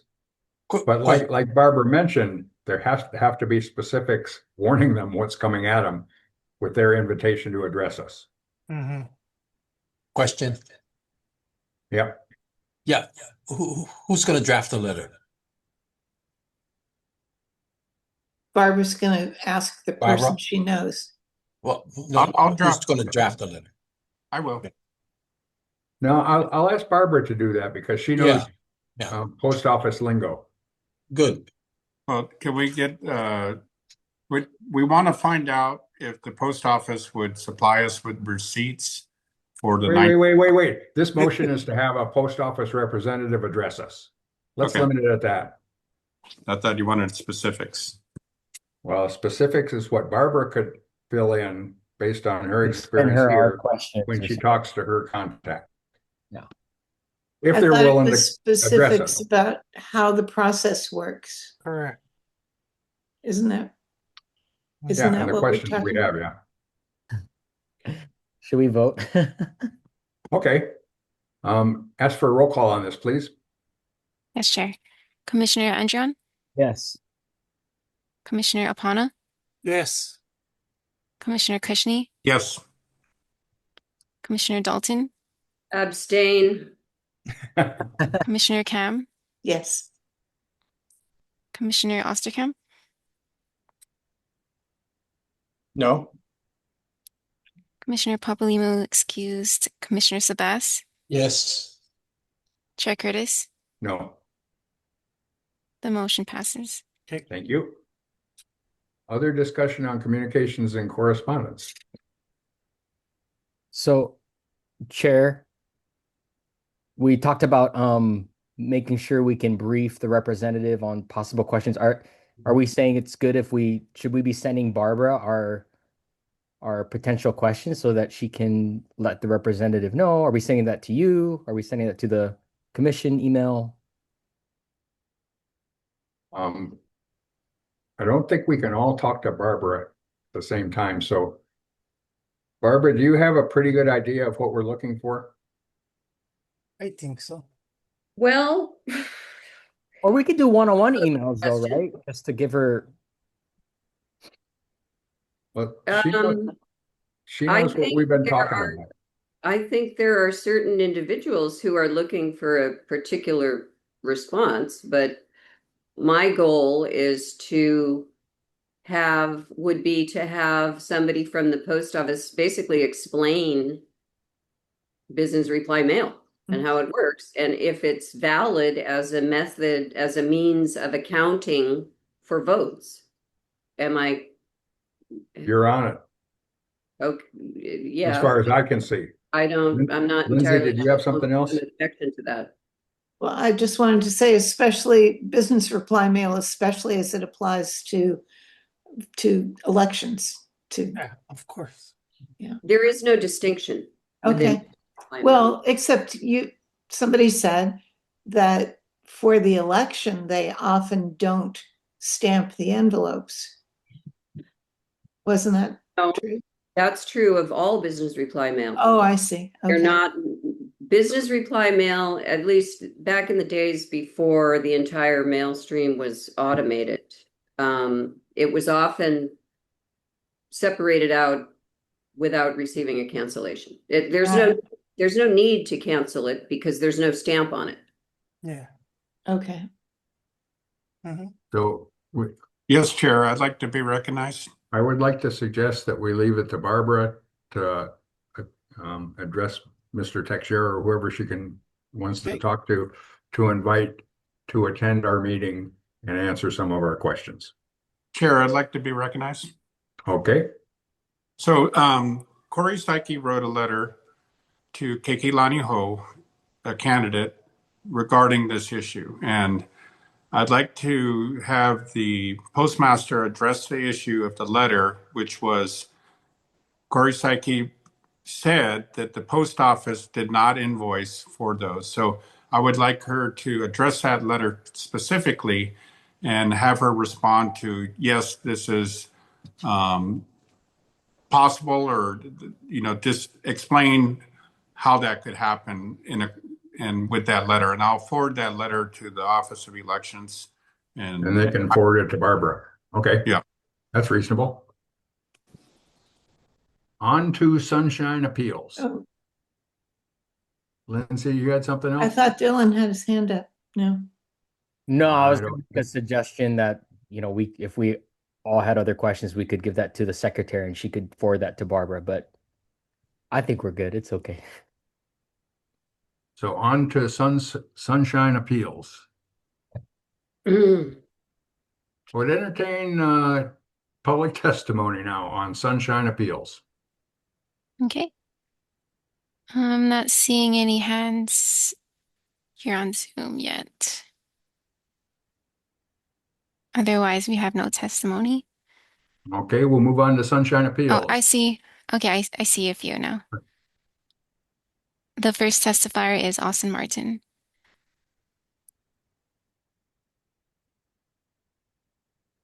Are we testifying on Sunshine Appeals? These are records requests, and a lot of them are things that most ordinary people would think that we already would have and know about. And I just suggest that the Office of Elections and the Elections Commission absolutely provide the necessary documentation that's being asked for. Second of all, I'd like to address, with public testimony, this is the time for the people to be able to redress their grievances with the government directly. And so criticizing government employees and committee members is most certainly allowed according to the United States law. If it's on the agenda, you're allowed to testify on the agenda I item. think that you selectively enforce that based on I do. Yeah, you do. Okay, thank you for acknowledging that. I appreciate it. I'm going to proceed to say that Barbara Dalton should not have been appointed to this committee. That's not one of these Sunshine Appeals. It's more than that. Look, this whole thing is a sham. Chair Curtis, you're running a sham here, and I think that it's a shame that you think that people can watch this and come to the conclusion that, oh, maybe it's okay. It's not okay. So these appeals need to be answered, yes, but there are bigger things on the table. You just defended Scott Nago when there's clear evidence of criminality. What's going on, man? Barbara Dalton? Which one of these Sunshine Appeals are you I don't addressing? know if you really think you don't get to moderate our content. I do. You don't let I allow you to testify on the agenda item. Sir, not. I'm a member of the public. Agenda item, you can continue testifying. Otherwise, you're out of order, and I'll cut you off. I'm not a member of the committee, sir. I'm a member of the public giving public testimony. Public I do not testimony believe you have the legal authority on to agenda items, and I do. And I am testifying on the agenda items, and you're still cutting me off because you don't like the content of my speech or the fact that I'm criticizing members of the commission. Which one of these appeals criticized? This is applies corrupt. to your testimony? What when they testimony appear- are you applying it to?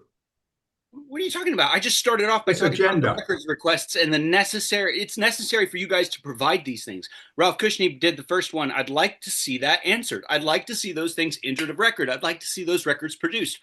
I need to do election planning as a party chair. I can't get statewide records. That's the real list of voters. And I have to go to the fake list, which does not include the total picture, apparently. And I have to go through these county chairs who themselves are county clerks who, in my case, my county, he lied about me in federal court, mischaracterized me as disruptive because he did not like the content of my speech either. So, Mr. Curtis, I think you're shutting down people's testimony and interfering with public testimony is wrong and not about order and very much about First Amendment viewpoint discrimination. And I think that it's ridiculous that you guys don't have a secretary from this board. I think it's ridiculous how you're getting handled. How come they don't have a vote on the agenda, sir? Why are you able to just dictate what the city Which does and sunshine doesn't? appeal are Who you gave addressing? you the authority to do that? No one. When they made me chair, I'm No, sorry. that doesn't Thank give you thank the very much, authority to. Mr. Martin. The next testifier is Tammy Ash Perkins, followed by Mary Healy. Thank you so much. I want to know, first of all, if these appeals were submitted to the Office of Information Practices, and then if so, where is the review or the remedies for these agenda items on these appeals? Because according to the Sunshine Law, from my understanding, is that you're asking appropriate authority to review, invalidate, or remedy whatever the appeal is. So where is that in the process? And what is the timeline and who's reviewing? And so I think I'd just like to know a little bit more about these. I don't want these to get shoved underneath the rug just like everything else. So that my first question was, were they submitted to the Office of Information Practices? And if not, who is looking at these and who's reviewing them, invalidating them, or remedying the actions that are asking in this appeal?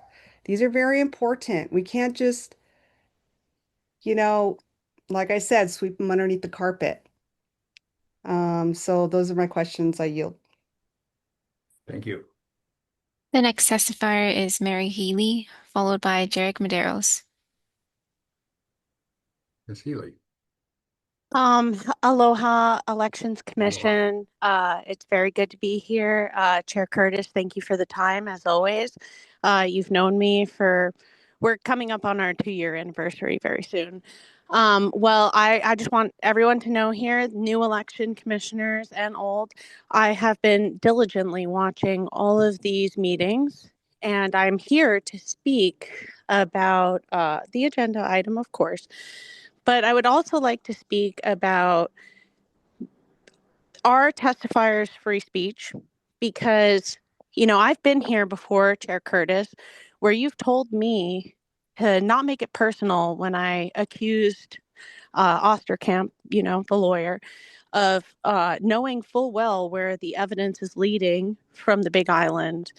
And you said, don't make it personal, but I've also been here when Lindsey Cam has complained about somebody threatening to throw all the commissioners into the volcano, and you said nothing. And you didn't interrupt that person at all who was making threats against other commissioners. And now, I'm very thankful for all the new commissioners here. And I'm very thankful for the fact that I have the ability to speak about these agenda items.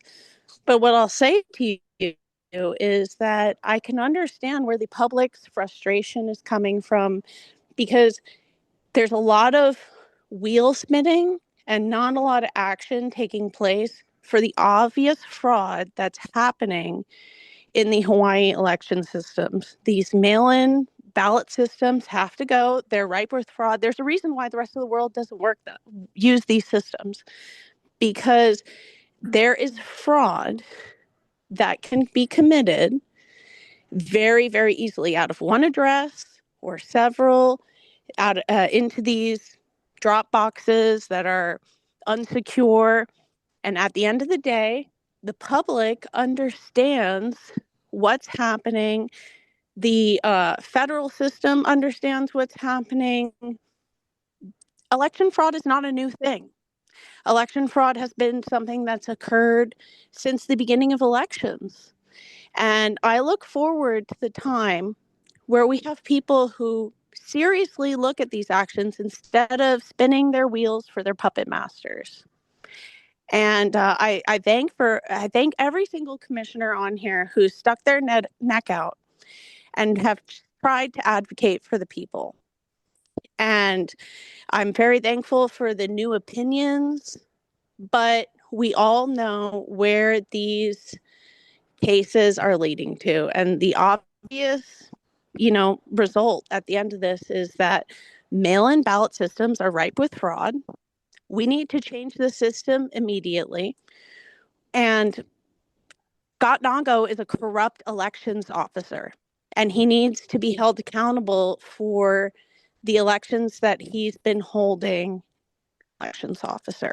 I've called him a dictator for a reason in previous testimonies. All you new commissioners, you can go back through the last 2 years. I've called him the chief election dictator for a reason. Because this guy and his office are running corrupt elections. So you all need to recognize that the public understands this, that the nation understands this, and no amount of pageantry is going to change this. Thank you Ms. for Healy. listening to me. And also, I would like to. The next testifier is Jarek Medeiros, followed by Michelle Stefanik. Yeah, I just wanted to address a couple callers before me, but it's to do with the Sunshine Law too, though. But yeah, the Office of Information in our emails that we sent to them to ask these questions. We had one email returned back, and it was, "I'm sorry, we can't answer that question because we do not have the jurisdiction to do so." This is why I'm saying, put the elections back in each county, because that's where it belongs, instead of being all altered the way it's been altered in this last few elections.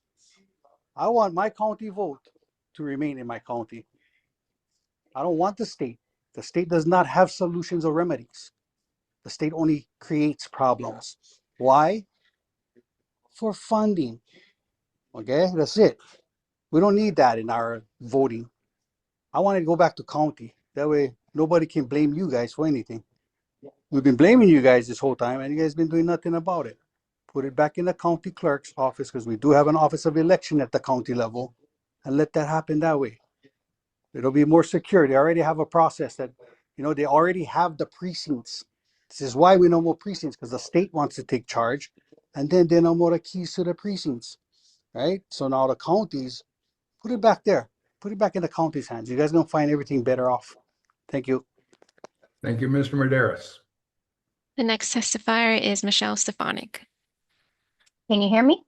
Yes, ma'am.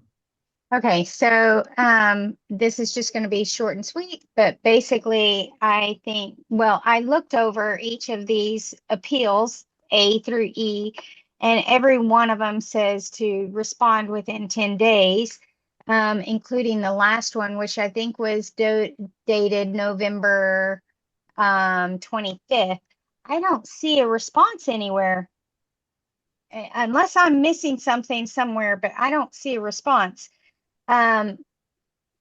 Chair Curtis, you have obviously multiple times been violating Sunshine Law. There needs to be some remedies. Again, I am calling for the next agenda meeting to include a review of your position as chair. That I think it needs to be reviewed, because you do not handle these meetings properly. You give preference to some and not to others. You talk over people. You cut people off. You don't let them talk. You don't even let them sometimes finish saying what they want to try to say. You don't even know what they're going to be saying, but you don't want them to, you want to silence them. Anyway, in regards to these appeals, I hope that one of the remedies is going to be either that you step down voluntarily, or hopefully the other commissioners can put it on the agenda for the next meeting so that there's adequate notice for everybody, that it be voted on your position next meeting, the very next meeting. And if you say it'll be put on the agenda for next meeting, it needs to be put on the agenda. Don't say that it will be and you miss it. You don't put it on. That's all. Thank you. The next testifier is Junya Nakoa. Junior, welcome back. Yes, I don't know about being welcome, but continuing with the whole thing about putting this election back in the county hands. The Scott Nago, he said he's on the board of that Eric thing, yeah? Is that And part of what, excuse me, Junior, is that one of these agenda items and appeals? yes, it is. Yes, it is. I'm getting there, buddy. Stop Okay, interrupting. okay, thank you. Stop Sorry. interrupting, okay? It's gonna get to that. You gotta stop that, brother. Okay? Okay? It's getting to the whole thing about the Scott Nago. So shut up. Sorry, I'm getting frustration because you just cut me off. Okay? Bottom line is, oh, see, you cut me off. Bottom line is, Scott Nago is on the board of this Eric thing, and that is all in underneath the states, right? If you put them in the county's hands, okay, like I explained on my last testimony, we get two overqualified county clerks inside there. We, the county of Maui guys, we pay choke. They get paid big dollars. So make them earn their money. Okay? Make them earn their money. Make them get off the okole and do the job right. And then, like I said, the state not doing a great job. Okay, because again, this commission, you guys already try to do now. Now you gotta go back to the county and do an individual audit at each county. So why are we dealing with the state? Yeah? Why we not just leave we're in the county so we can control our county? Like I said, I concentrate on my county commission, county council, because that's the guys I can control. Okay, I can see them personally. I can go to running to the store and I'm running to them. Yeah, you know what I mean? And we can kind of talk story over here. And that is why put them back in the county hand. Get rid of this Eric King. Because remember now, the Eric King is all the commission when never like them. The commissioner never like this Eric King. But Scott Nago will push them through. Okay? So all this kind of stuff can be controlled at the county level. Yeah, and so my last 15 minutes is, whoo, brother Mike Curtis, you gotta stop interrupting us when we're trying to talk, bro. Okay? Give me the power of my voice to talk what I like talk. Okay? Shoot. Okay. Thank you, Mr. Medeiros. Chair, there are no further testifiers. Thank you. Do any commissioners have any motions, comments on the Sunshine Appeals? Yes, Hi, Chair. Chair. Sorry, I don't want to interrupt. I just want to, should I premise with the submittals that have been brought, why the purpose for this posting first? I don't know if you want to open that up or if you'd like to just open up for discussion with the commission first. Please enlighten us. Okay, yeah, no, just to refresh, I think at the last meeting I had brought forth these Sunshine Appeals that are currently pending before OIP. I had requested that the commission authorize our office to respond on behalf of the commission. And I believe the commission ultimately requested that drafts of these responses be submitted so that you can review it and then you can determine at that point whether or not you wished to authorize our office to respond in such a matter. I think just preliminarily, I'll note in the agenda, it lists, and sorry, let me pull it up really quick. The agenda lists, I believe it is 5 appeals. Yeah, 5 appeals. Yep. One of them inadvertently should have been S Appeal 26-12 and not 26-17. The reason being is those 5 are the current pending appeals that are specifically filed by Commissioner Kushney. The thought was just to address those at this meeting. However, there was an error in getting that agendized. So I believe what was sent to you included S Appeal 26-12. If you'd like to consider that, I would ask, I think the commission would have to amend the agenda to do that. And just a brief, in order to do that, the commission would have to vote on it. There would need to be 6 votes, 2/3 of the members of the commission would have to agree to amend the agenda to allow for this.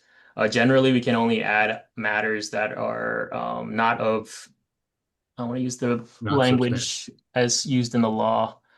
If it is of reasonable major importance and they're on the board will affect a significant number of persons. I think in general, of course, our proper administration of laws are, affect the public, but this appeal only touches on Commissioner Cushney's claims and only touches on that. So I think there's a basis to amend it if that's what the commission is inclined to do.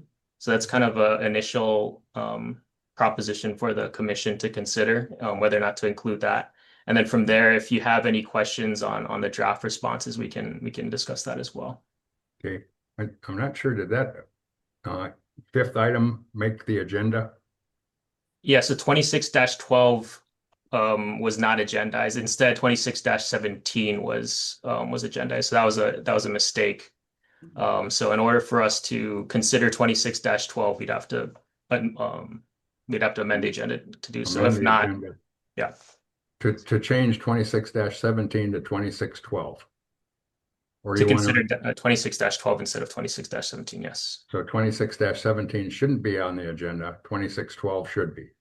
Yes. And 12 is what was in our packet. That's Okay. correct. Yeah. Then I would entertain a motion to adjust the agenda to change 26-17 appeal to 26-12 that was included in the packet. And as mentioned, it takes 6 votes to change the agenda to include that item, to make that change. I would entertain a motion to that effect. So moved. There a second? Second. Okay, it's been moved and seconded to replace 26-17 with 26-12, which was the intended accuracy, and 26-12 is included in the meeting packet. Is there any other discussion? Yes, Chair. Yes, sir. I think we should discuss that one because I'm not the only one who has written appeals. So I think we should just leave it right there and discuss it with the part of all of them. So this is very pertinent.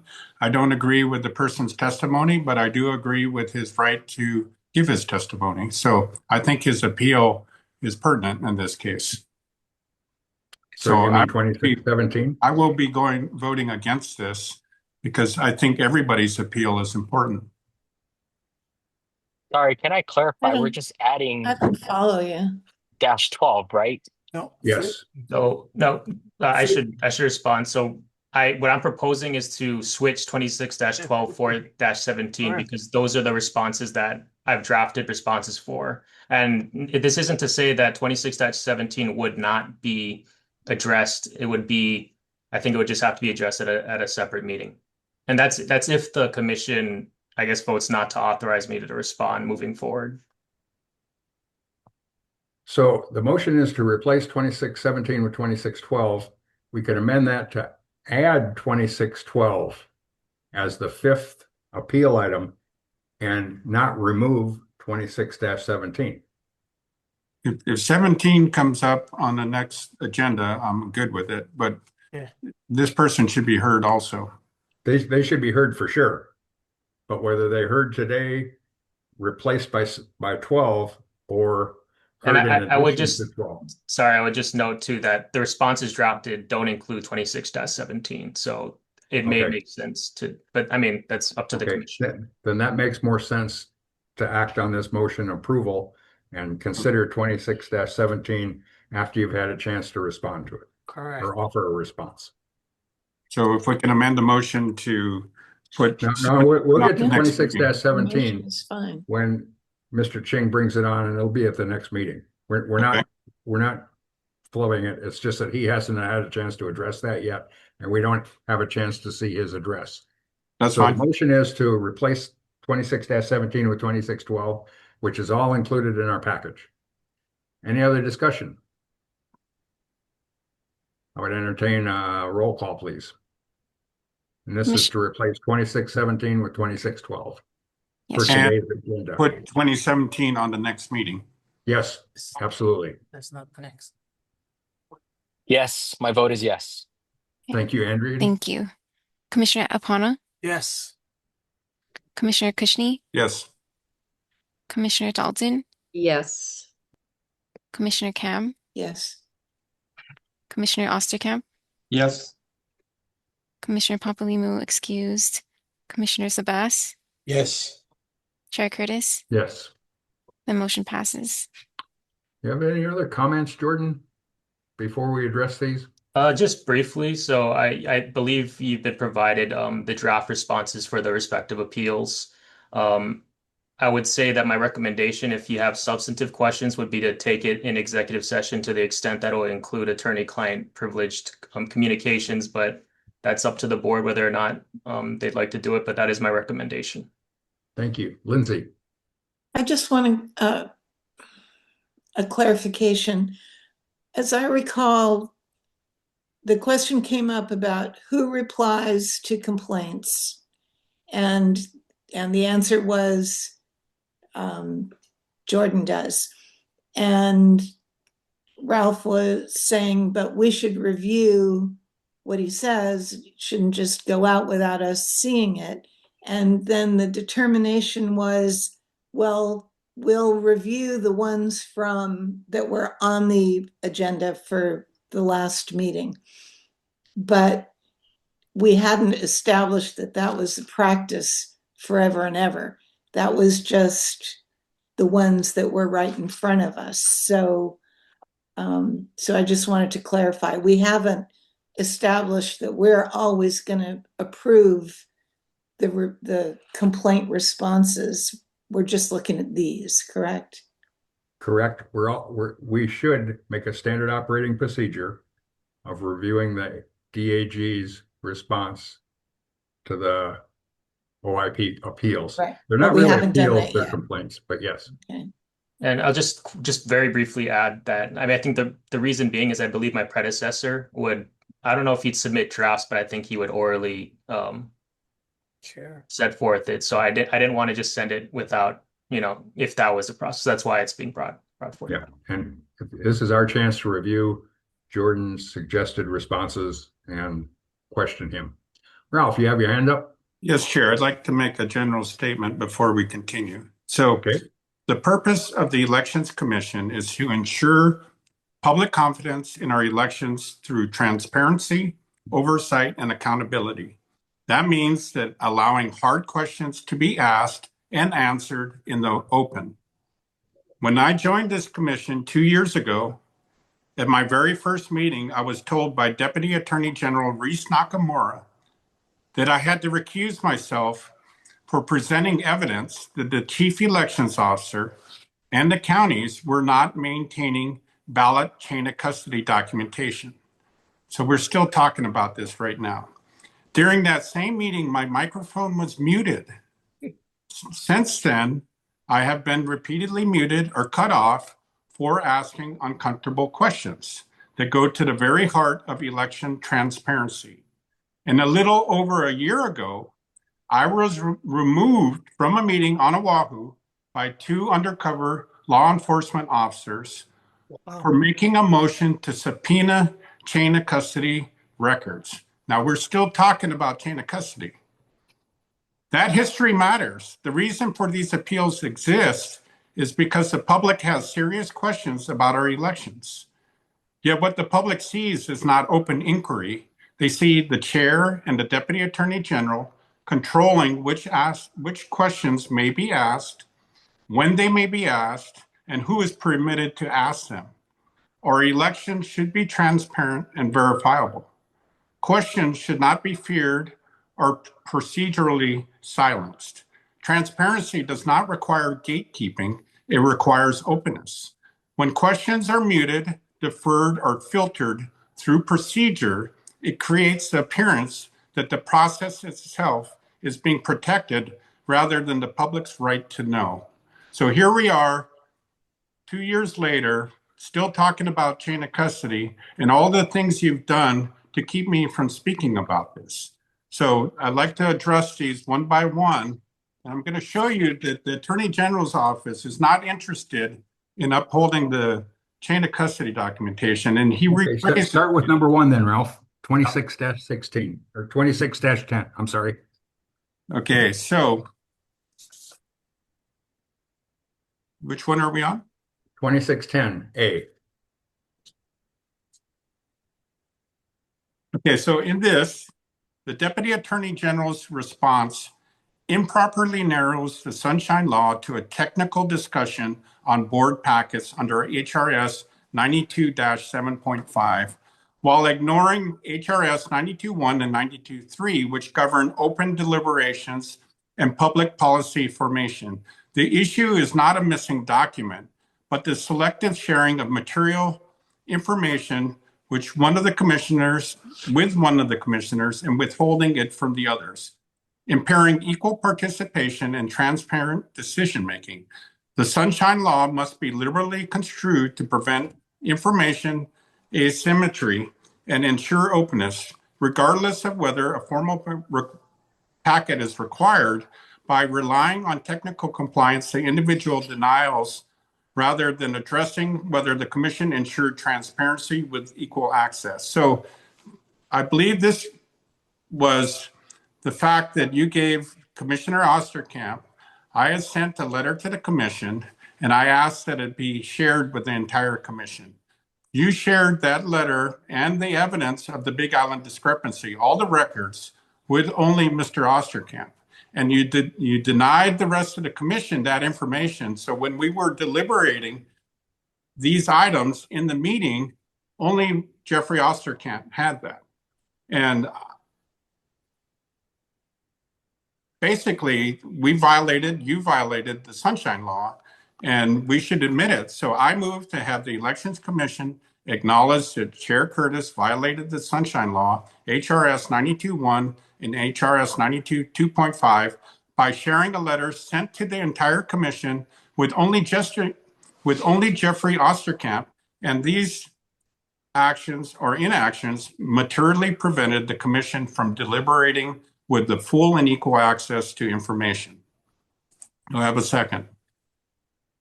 I don't know what you're asking. What's that? I'll second for discussion. What are you asking? Isn't that the Yeah, go isn't ahead. that- Wasn't that the complaint? I have no idea what you're asking. Okay, so if you read the information that's in here, my complaint was that I sent evidence. Wait, start off with a motion so I know where you're coming from. Sorry, I'll read the motion again. I move to have the Elections Commission acknowledge that Chair Curtis violated the Sunshine Law, HRS 92-1 and HRS 92-2.5, by sharing a letter sent to the entire commission with only Jeffrey Osterkamp. So I sent a letter to the entire commission. Chair Curtis only shared it with Jeffrey Osterkamp, and that these actions or inactions materially prevented the commission from deliberating with full and equal access to information. What was the date of that letter? Was I on the board? No. I have no knowledge then. I mean, how am I going to say something that I have no knowledge on? I mean, I'm just. Did you read it? Did you read any of it? You're asking us to determine a violation of OIP when we've already appealed to OIP to see if it's a violation in their respect. And then this the commission number has A to respond. has the response of the DAG attached to it. And besides your motion, the question is whether we want to authorize the DAG, Mr. Ching, to offer his opinion on that one. Back to the OIP. It's his response to the OIP that'll determine the answer to the question that you're asking. But the motion's on the floor. Other discussion. That's not correct, Chair. You're misphrasing that. So I am. Jordan Other than Ching's- Ralph. Ralph, you filed this complaint? Yes. Then you'll recuse yourself in the vote. No, Chair. Yeah, you're, You're going to tell me I have to recuse myself? I'm not recusing myself. you made the You violated complaint. my sunshine, and You you're can't be going to try to neutral do this again. when you filed the complaint. But there's a motion on the floor. Other discussion. Yes, Chair. I'd like to finish my discussion. So And all the commissioners. Ralph, can you just tell us, because there's all these appeals and was a response already drafted by Deputy Attorney General for this? Jordan Ching responded that, okay, I got to set up the basis. I sent records from the Big Island. I did a UIPA request to the Big Island. I sent all of those to the commission, and I asked the chair to share all those records with the entire commission. Instead, he just shared it with Jeffrey Osterkamp. Jeffrey Osterkamp cherry-picked what he wanted out of my request to send all the information with the commission, and he put that into his report. When the commission was discussing the report, the rest of the commissioners did not have access to that information, okay? Now, Mr. Ching has replied that there's no requirement of what the board receives in a board packet. So he's misphrasing what I said.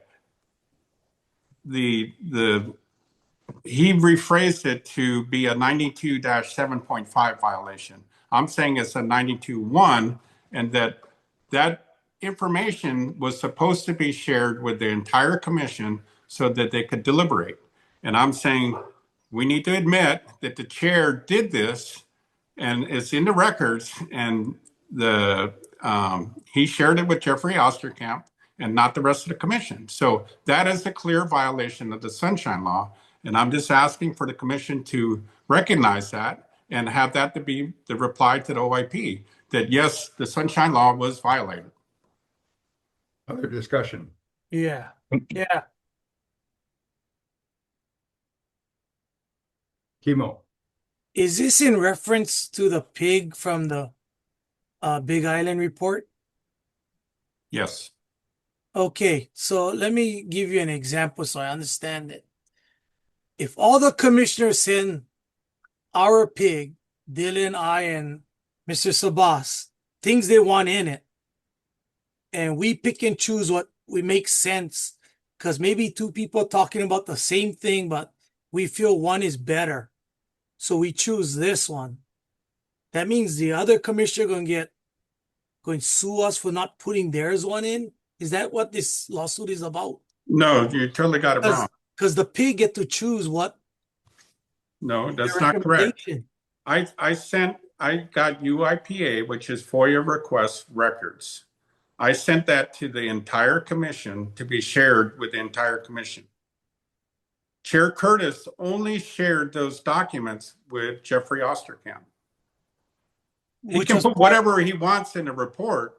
Correct. But Chair Curtis has the obligation to share that information with everyone so that everyone can make an informed decision.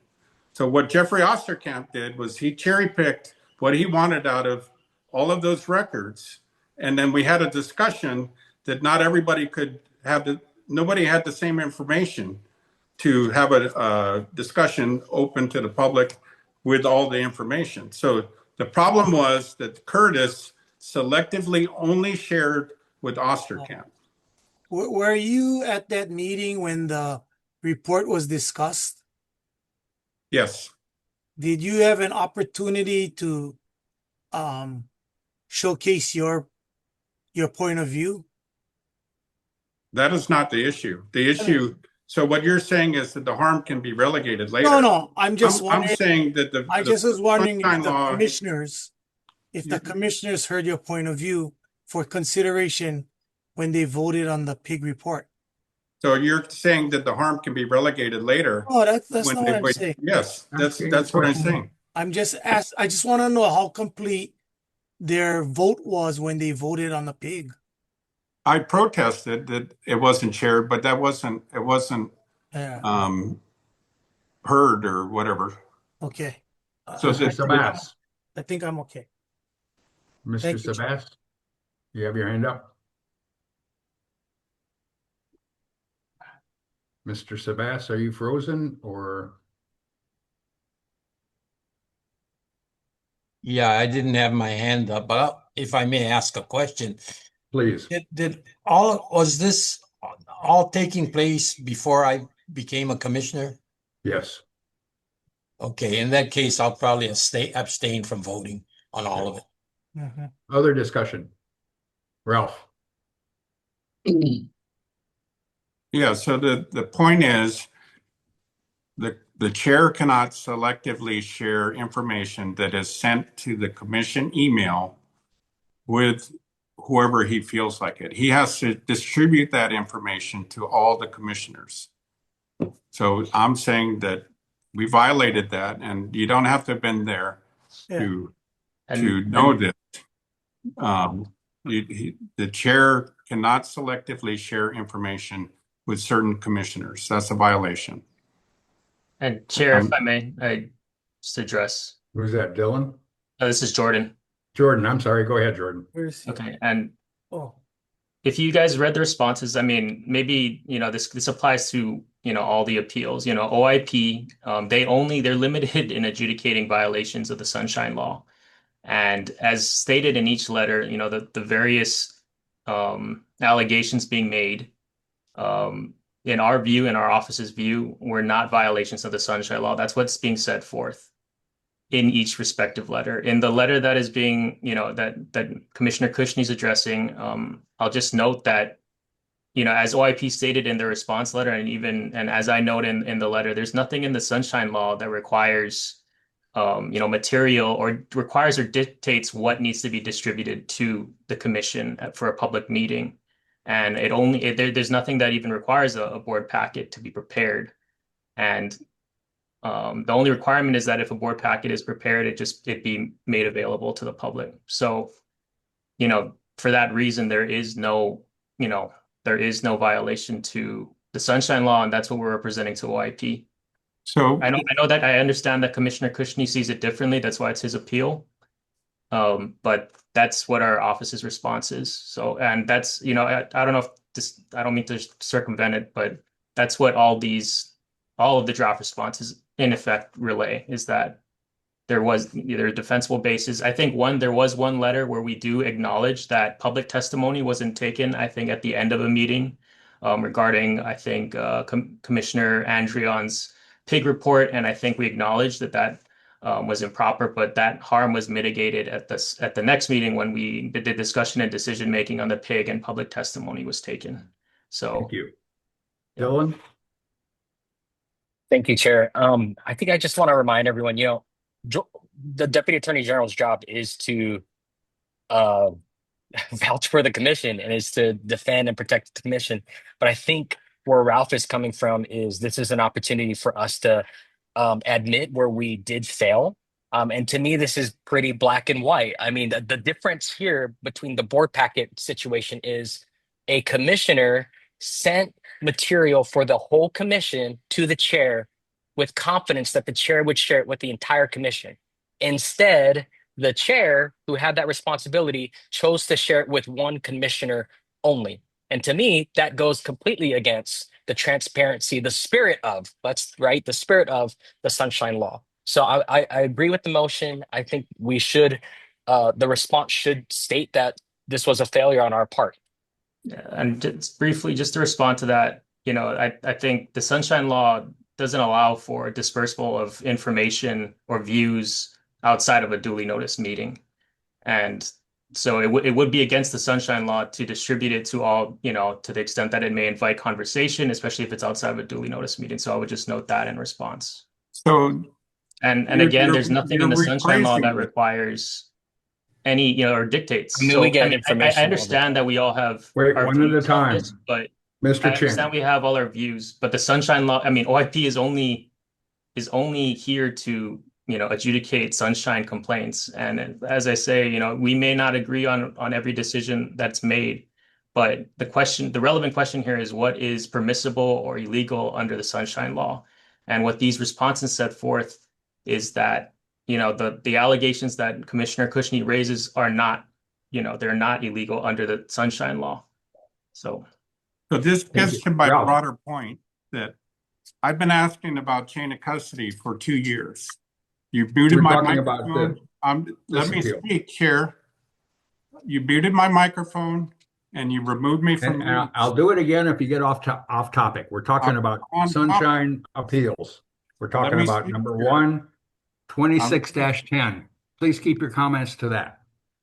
Yes, so we're talking about the control of information. You've kicked me out of meetings with police for asking about chain of custody. In this case, I was submitting chain of custody documentation from the counties to all of the commissioners. You withheld that information from the rest of the commissioners. I asked that that be shared with the public and to the commissioners. So the Deputy Attorney General, who's trying to protect Scott Nago, is rephrasing these questions. The violation is that you're selectively sharing information with certain commissioners. It's supposed to be shared with everyone and the public. You put it in the written material packets, and that was my request, to be on the agenda with that information. You didn't do it. I immediately say, put it in the meeting materials. You didn't do that. And then I requested again, put it in the supplemental meeting materials so everybody could see it. And you still didn't do that. I have all of those emails to document this. I don't deny any of that. Huh? I don't deny any of that. Okay, so you didn't share it. I asked that it be shared with the public. I shared it with the chair of the PIG that was involved in that topic. The Sunshine Law is there to get information out to the people. Okay, and you violated the Sunshine Law, and that's as simple as that. So my motion is to admit that you violated the law and submit that to the OIP. Can I ask what part of the Sunshine Law is this that was violated? What specific 92.1 and 92.2.5. No, more specifically, where does it say that what Mr. Curtis did is in violation of the Sunshine Law? 92-1 and 92.2.5. And what particular words are you looking at? Read it for yourself. Yeah, no, you're the one who's making the appeal. I want to know how it is that Mr. Curtis violated the Sunshine Law. Give me a second. I'll look it up. Is there other discussion? Well, Ralph looks up his stuff.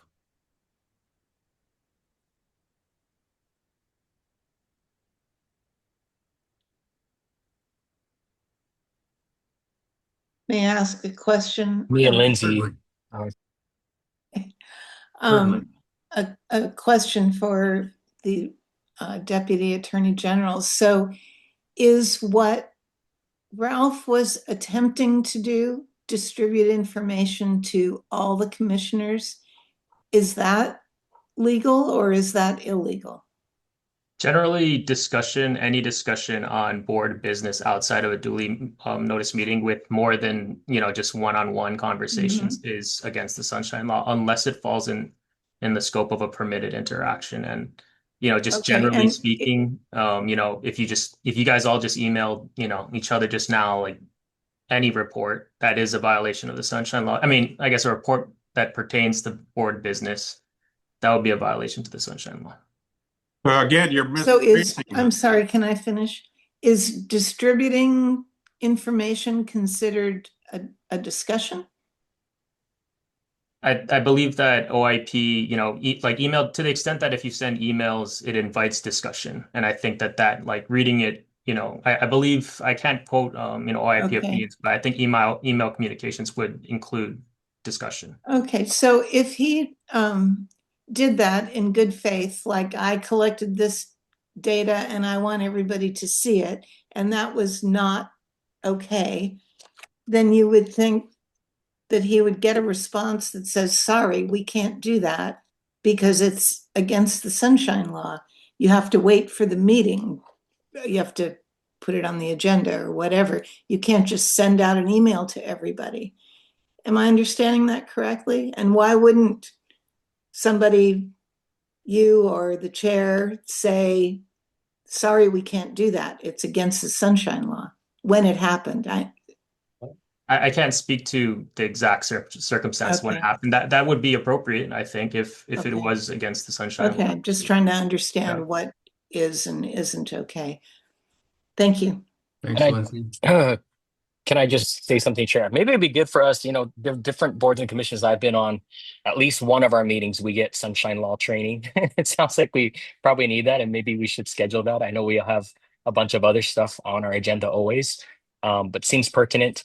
Also, I just don't see how, like, we get this all the time. Like, if Ralph sent the chair material for all of us to review, the chair could have blank carbon copied all of us, so we could have all gotten it. That's how we get information all the time, is the secretary will forward information to all of us and we all get it individually, and it's not a group email where discussion is invited. So Put on the a little meeting confused packet. here, but right, yeah, or it's put on the meeting packet. So I don't understand the reframing, and I'm standing by the fact that I think this could have been handled differently. So I'd like to answer Lindsay's question. So I sent these records. You were gonna look up the verbiage of the laws. Yeah, I got that. Okay, So let's I hear that. sent the records to the commission to be put on the agenda, Lindsay. It did not make the agenda. So then I asked that it be put on the meeting packet. It did not make the meeting packet. So then I asked for it to be on the supplemental meeting materials, and it was not on that, but it showed up in Jeffrey Osterkamp's report. And that's the issue. He's not freely sharing that information with everyone. He only shared it with Jeffrey Osterkamp. And so 92.1 Declaration and Policy of Intent. In a democracy, the people are vested in the ultimate decision-making power. Governmental agencies exist to aid the people in the formation and conduct of public policy. Opening up the governmental process to public scrutiny and participation is the only viable and reasonable method of protecting the public's interests. Therefore, the legislature declares that it is the policy of the state that the formation and conduct of public policy, the discussions, deliberations, decisions, and actions of governmental agencies shall be conducted as openly as possible. Chair Curtis did not conduct himself as openly as possible. He only shared this with Osterkamp. Openly as possible means sharing it with the public and with all of the commissioners. So that's your clear language that he violated. I'll go on. That's not even remotely close to clear language. That is a declaration of the intent Jeffrey, of the statute.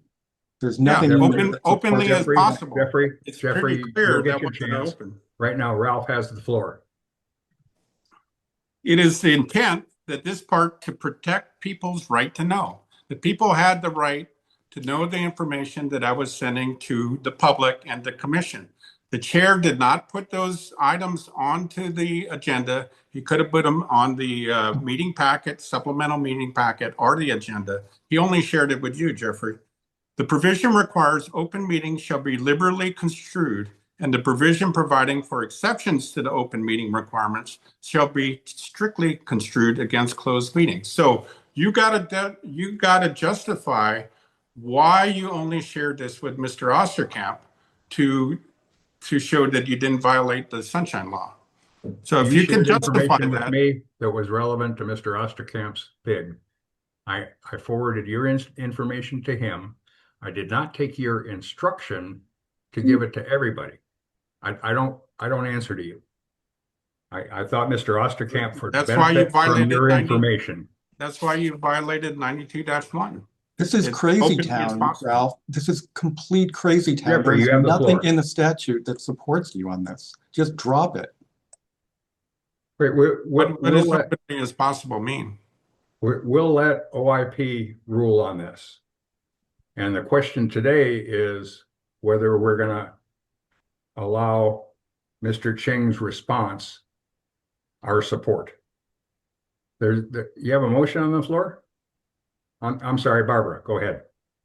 May I call for the question? Certainly. What's the motion, first of all? Madam Secretary, please read the motion. Yes, Chair. Motion to have the Elections Commission acknowledge that Chair Curtis violated the Sunshine Law, HRS 92-1 and HRS 92-2.5 by sharing a letter with only Jeffrey Osterkamp. These actions and inactions materially prevented the Commission from deliberating with full and equal access to information. Thank you. The request was made to end discussion and call for the vote. It takes six votes to end the discussion. I would entertain a roll call to end the discussion and bring this issue to a vote. Yes, Chair. Commissioner Andrion, No. Commissioner Opana, Aye. Commissioner Kushney, No. Commissioner Dalton, Yes. Commissioner Cam, Yes. Commissioner Osterkamp, Yes. Commissioner Papalimos excused, Commissioner Sabas, Yes. Chair Curtis. Yes. The motion passes. So you can have a roll call vote on the motion that you just read.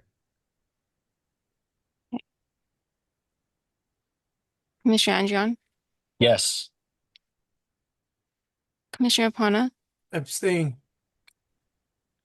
Commissioner Kushney, Yes. Commissioner Dalton, No. Commissioner Cam, Yes. Commissioner Osterkamp, No. Commissioner Papalimos excused, Commissioner Sabas, Abstain. Chair Curtis. No. The motion does not pass. So now back to the appeal 26-10. We're being asked to approve DAG Ching. Hey, what happened?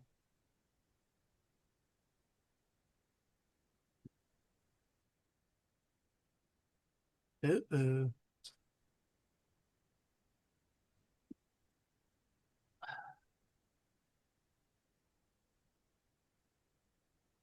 Did I get cut off? No, you're here. We can hear you. Oh, no, my sound just came back. What's going on? Mike is frozen. Oh, yeah. So we gotta approve Ching's thing.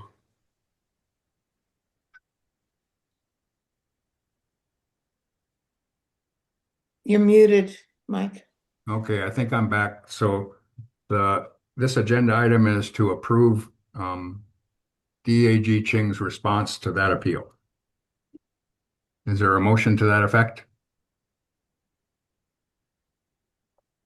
This is, let me see where we're at. 26-10, the one that we were just talking about. So moved. There a second? Second. Okay, go ahead. Ms. Dalton, go ahead. Any discussion? Yes, Chair. Yes. You're proving to the public what the public has been saying. We're not sharing the information. It's got to be done as open as possible. By you selectively sharing information with who you choose is not being open as possible. We just discussed that and voted on it. I'm voting, I'm giving my reason why I'm voting no. This is discussion to this motion, right? The motion to approve and support DAG Ching's response to 26-10. Go ahead, Ralph. This is my discussion no, and once again, you're cutting people off while they're speaking. So the 92-1 says to do this openly as possible. It has nothing to do with what materials are sent in a board packet. There is no requirement on what's sent to the board packet, but there is a requirement to be as open as possible. So when the commissioner sends or the public sends information to the commission, it is supposed to be shared with everyone for everyone to see, which means as open as possible. So I will be voting no on this. Thank you. Thank you. Mr. Opana. I need to ask the AG a question. Certainly. Is he on? Okay. Yeah, he's on. I just want to know process because I have something down the future I want to talk about possibly. So commissioner is something they want to share. You're telling us not to send it to each other because that might start a conversation. So what do we do if we wanted to share with the commission? Do we give it to the secretary? Do we send it to the chair? I mean, what is the process? I don't know. I think the appropriate process would be to send it to the secretary. and you could copy the chair, but then if you want it distributed for like a meeting packet,